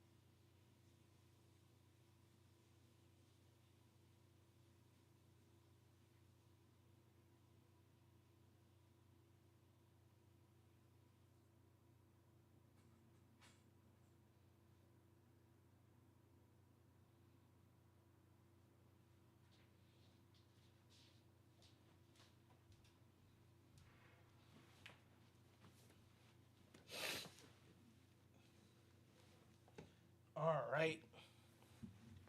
Ready. Last one. I don't know what I'm gonna do either. Because I don't know what time I'm supposed to show up to my parents' house to get my shot. Because yeah, like stream does have an end time today.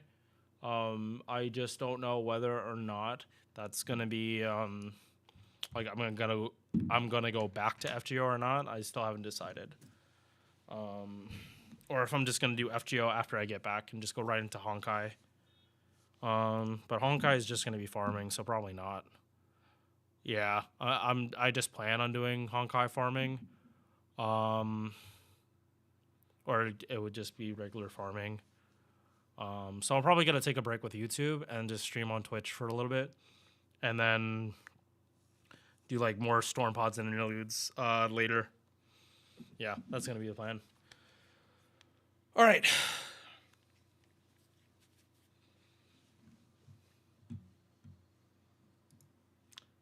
Last up, we have Kunonji Alice. if you've read Witch on the Holy Night, which I definitely recommend, it was awesome read. If you like a lot of the more like slice of life characters interacting with each other over like constant fighting, like you see like in the Grail Wars and FGO, Witch on the Holy Night is like there. Like there aren't many like fucked up scenes like you see in Fate Stay Night, like with Sakura and the worms. Less said about that, the better. This feels like a story of 3 people like rooming together in college. Like that is their dynamic, and I fucking love it. As like an adult, like I just get their dynamics. Alice and Aoko, oh my fucking god. Poor Sotochi. Poor Sotochi. He makes mistakes. They get mad at him, and then they don't tell him what mistake he made and that he needs to figure it out. But then when he keeps making the mistake, and it's like not in an offensive way, it's literally because they just didn't tell him. Both of them just double and triple down on it and keep not telling him, even though it annoys them. Like, okay, so here's the example. Alice is a big tea drinker. So Sojiro, trying to be nice and get Alice to at least acknowledge him, uses her tea to make the tea. Because he thought she didn't like tea from tea bags. Alice was mad, like, gave him a look because he made the tea really shittily, but it also is her tea and she doesn't want to throw it out. So she's still going to drink it, but her pride's not going to tell Sonoji exactly what's wrong, and she acknowledges he's trying to be nice, and she also acknowledges this isn't something I should really be killing him over, but I'm also still not going to tell, like, he still needs to fix this for himself.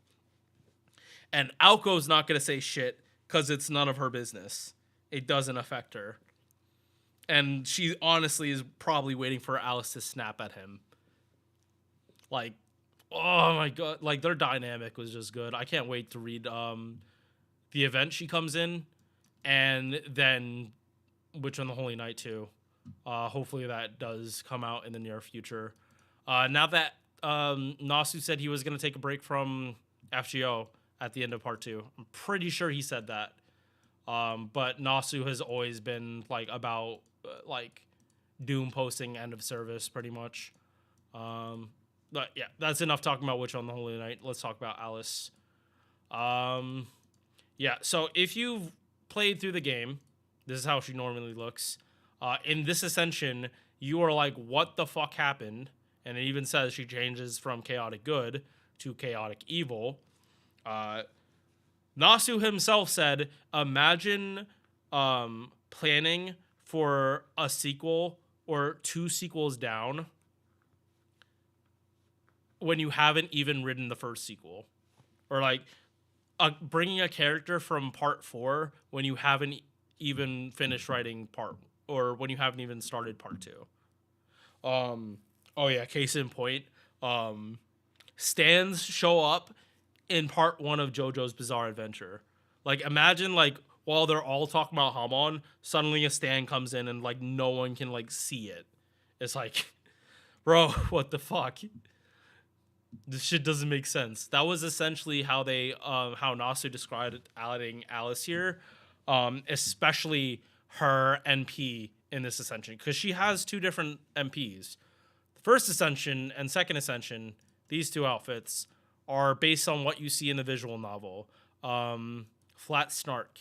And then this is the Vandersnatch, which you don't fully see in Witch on the Holy Night, but you do see part of it. I'm not going to give more spoilers for that. Also, she changes attribute over here. But yeah, time to like actually get started. Base attack, normal number for casters. It's less than the midpoint. She is a farmer, so would be better, but she does have a way to get like a lot higher attack buffs. HP also extremely high. This is one of those farmers that is also extremely tanky. Like, Alice, even for tanky units, she is still stupidly tanky, to a ludicrous degree. I would honestly say she is one of the tankiest servants in the game, because of her third skill. Base gain 0.51%, 5 hit arts and 5 hit quick, and she has 2 of each. 5 hit extra attack. Extra attack's not gonna regen much, but her face cards are gonna do a lot. Khazra drop is definitely her best support. You are definitely gonna want to be using Khazra drop with Alice. First skill, 20 quick, 20 arts, 50 battery, party MP gen up 30%. Diddle, if you didn't know, or if you haven't played Witch on the Holy Night, it's her little charm thing, to activate her magecraft, or that's what she uses to focus her magecraft.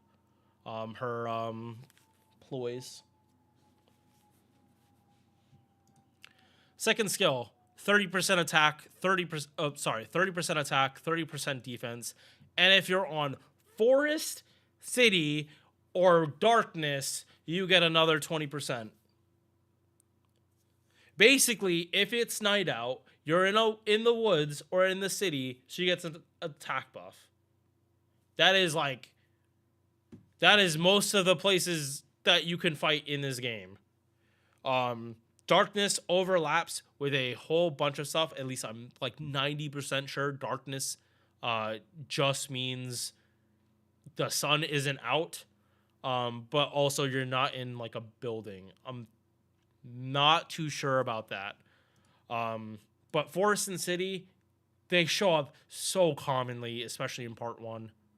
So much in part 1 is like Forest or City. And like the best part is this is the smaller part of the buff. Like you guaranteed a 30, and the attack buff doesn't affect looping, it just affects damage. So yeah, you need to watch out for this, but it's also not something that's truly gonna impact your looping, like say Nero, where her arts buff is conditional if she's on City. So yeah, there could be better things. Also, Thames Troll.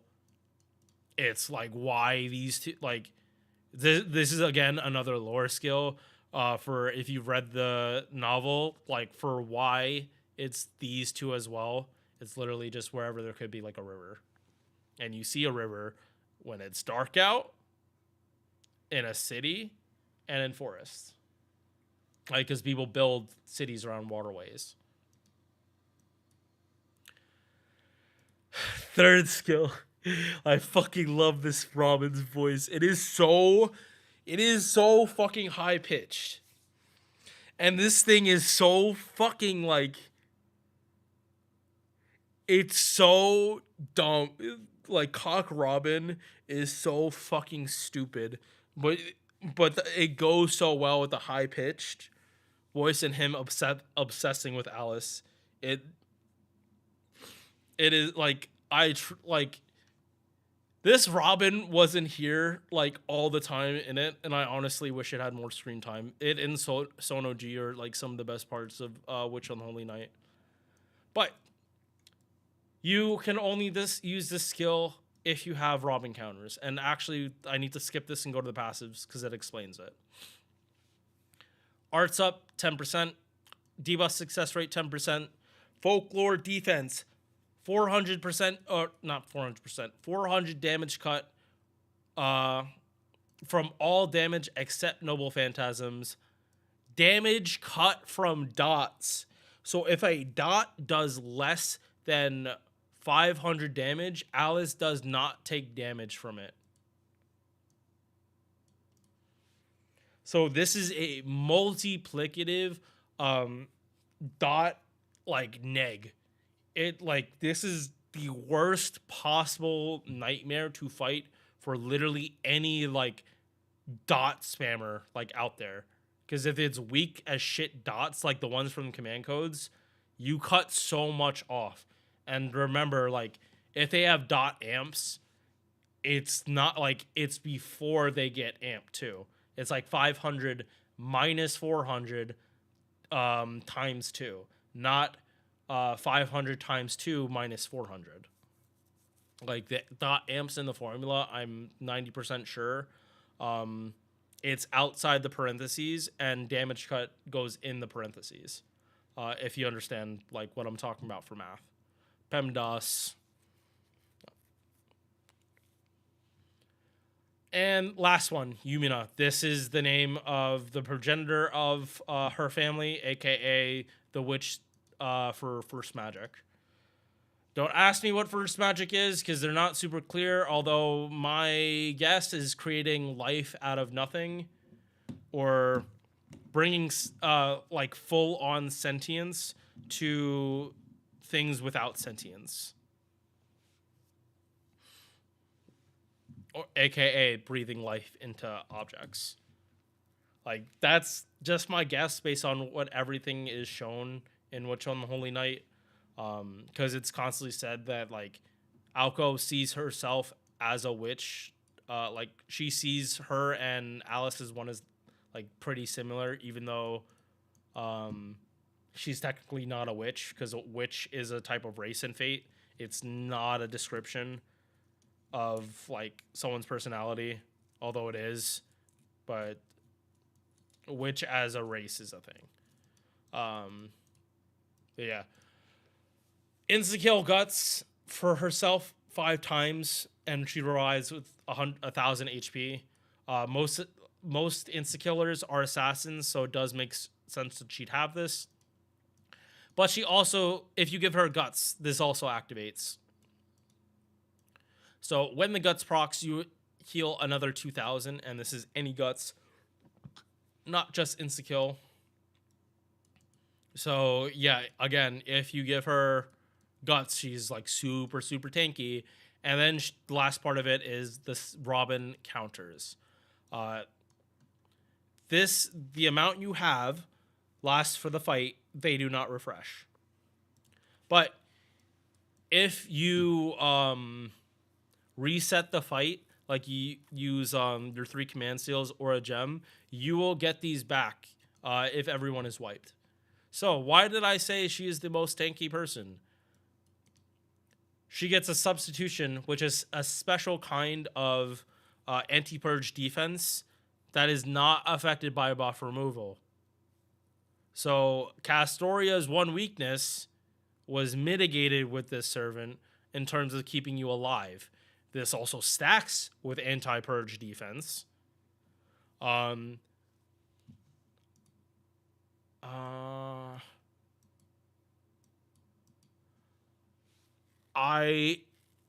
because this is anti-purge, I do believe this does get nagged by Hakuno's MP. Not entirely sure on that, because you can't exactly fight the Hakunos with Alice except for once, and I didn't exactly test it then. And it's not like you can be fighting Alice out in the wild either. But yeah, you basically get a free dodge for 1 attack every 2 turns. So as long, like, every 6 attacks, she has a chance to dodge. And she gets 13 of these every fight. So as pretty much as long as she's not solo, she's probably not taking that much damage. And even if she does, damage cut, defense, she's not taking much damage. Pens, mana loading, because basically she has 90% charge as a quick unit, and she can use this 20% however she needs. So even if her loops are a little scuffed, just don't pop this turn 1, and yeah, just save this for when you need it for looping. MP. Whether you're talking about Flat Snark or the Wonder Snatch, they're both 7-hit AoE quick, ignores dodge, power mod against humans, super effective against man attribute, inflicts terror, 60% chance to activate with stun, and crit attack chance down 20% for 3 turns. Bond CE, 30% MP damage, and she has debuff immunity while she has her fucking dodge. Like, so many characters get broken if their Bond CEs are actually fucking good. Like, what the actual fuck? She has debuff immunity until she gets hit for 2 turns. So if you basically make it so you can't take, like, the substitution never goes away, she just has straight up flat debuff immunity, and they also gave her 30% MB damage to go with it. Like, as far as Bond CEs go, this is like up. I do want to say this is like up there with Herc's Bond CE, because if an enemy is not gonna attack and they're just gonna spam debuffs, like also like a shit ton of dots, like it's not even gonna work on her. Like, they have to hit her for the substitution to go away, because even if they don't, like, and the enemies have a better chance of that working than you, the player, do against Alice, because you can't hit someone then pop skills. Like, and this can't be buffer move. Like, Alice as an enemy is just like, oh my fucking god, would just be annoying to fight. Like, especially if the enemy got this off for free and it didn't count for their actions, then it's just obnoxious. Then it's just fucking obnoxious fighting Alice.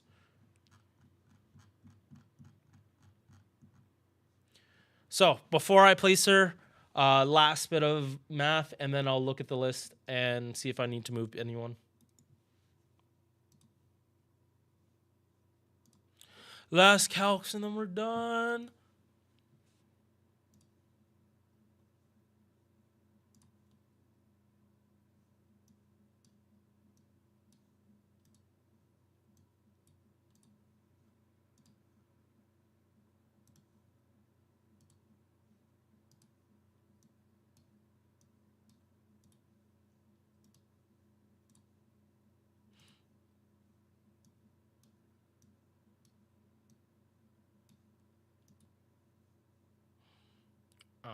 Alright.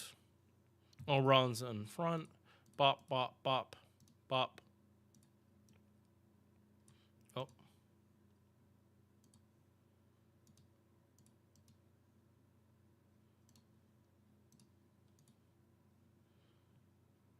Mm-hmm.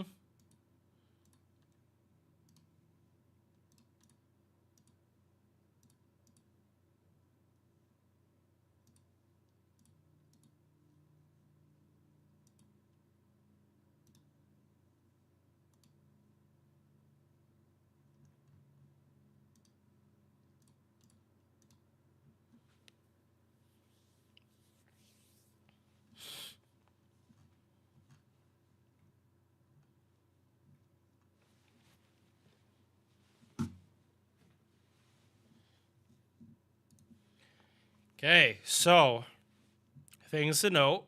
Alice is pretty much hitting as hard as Daiko. They are essentially interchangeable, but Alice is anti-man and has anti-human, so killing man attribute trash mobs is going to be easier for her. And Daiko can go anti-earth. Daiko's also better at multi-core than Alice, just flat out. There is a little scuffness here, but this is because, like, if you're doing double Scotty with Alice because of her battery situation, Oberon's gonna be out turn 1. But while this is bad refund, I also have another 50 battery here that I didn't really use. So like Alice does have an abundance of charge. Like, don't let this 33 mislead you. it is literally because she only has one Ruler Scotty's buffs up at this time. So yeah, I feel I can just put her with Daiko, even though I don't have an AoE quick. These two just don't do enough differently for me to say like one should be higher than the other. And again, this is what A+ was for. I also didn't want to make it so like Alice would just go there because she is the 5-star, so obviously she's gonna go up there. But yeah, honestly, I do like these characters pretty much about the same. I do want to say Alice's charge situation is a little weirder. Like, Daiko is really just consistent as shit. And Alice is gonna run into more problems, but she fucking has a 50 battery and 20 batteries on just a short-ass cooldown. So my opinion, Alice isn't a straight-up upgrade for Daiko. At MP1, they're honestly about even. It's just that Daiko at MP1 is not gonna have you're gonna have to have Oberon out in front as well. But for them, it's not as much of an issue. Like, bringing this back up, technically speaking, because I had another battery, I could have just thrown this battery, like, just throwing it out and, like, had better refund for turn 2. But I'm, like, me personally, how I play, I don't want to leave it to chance like that. Yeah. Oh, this had a negative modifier, too. Shit, wait.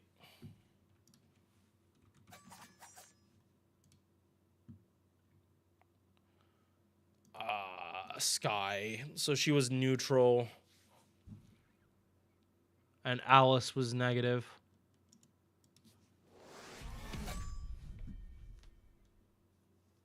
But that changes because she can switch attributes. Yeah, no. There's a bunch that goes into Alice. Okay, actually, I do want to preface this that because Alice is also chaotic evil. No, I'm keeping her in plus, and she goes up or down depending on like truly depending on the fight. She Daiko is kind of static whether or not. But Alice, like, depending on the fight, you would change her ascension and change supports. And a third ascension at Earth, if you're fighting Sky, you can also use Doman. And even if you're not fighting Sky, this is like Sky, you'll have a better advantage than... Wait. Oh, no. Okay, so here she's Earth. Oh, wait, so she's Man, it would show better. Yeah. Okay. Yeah, you really have to play around with Alice for optimal stuff. But yeah, this is my list.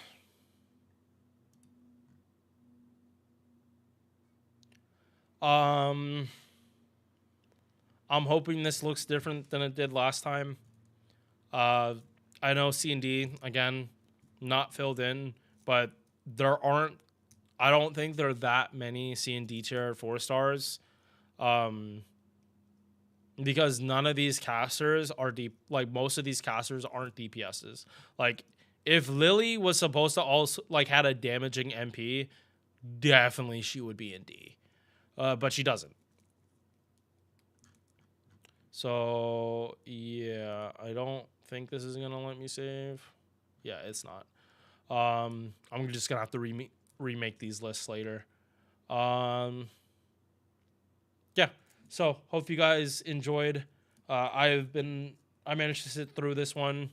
I'm tired and hungry. I will see you guys later. Peace.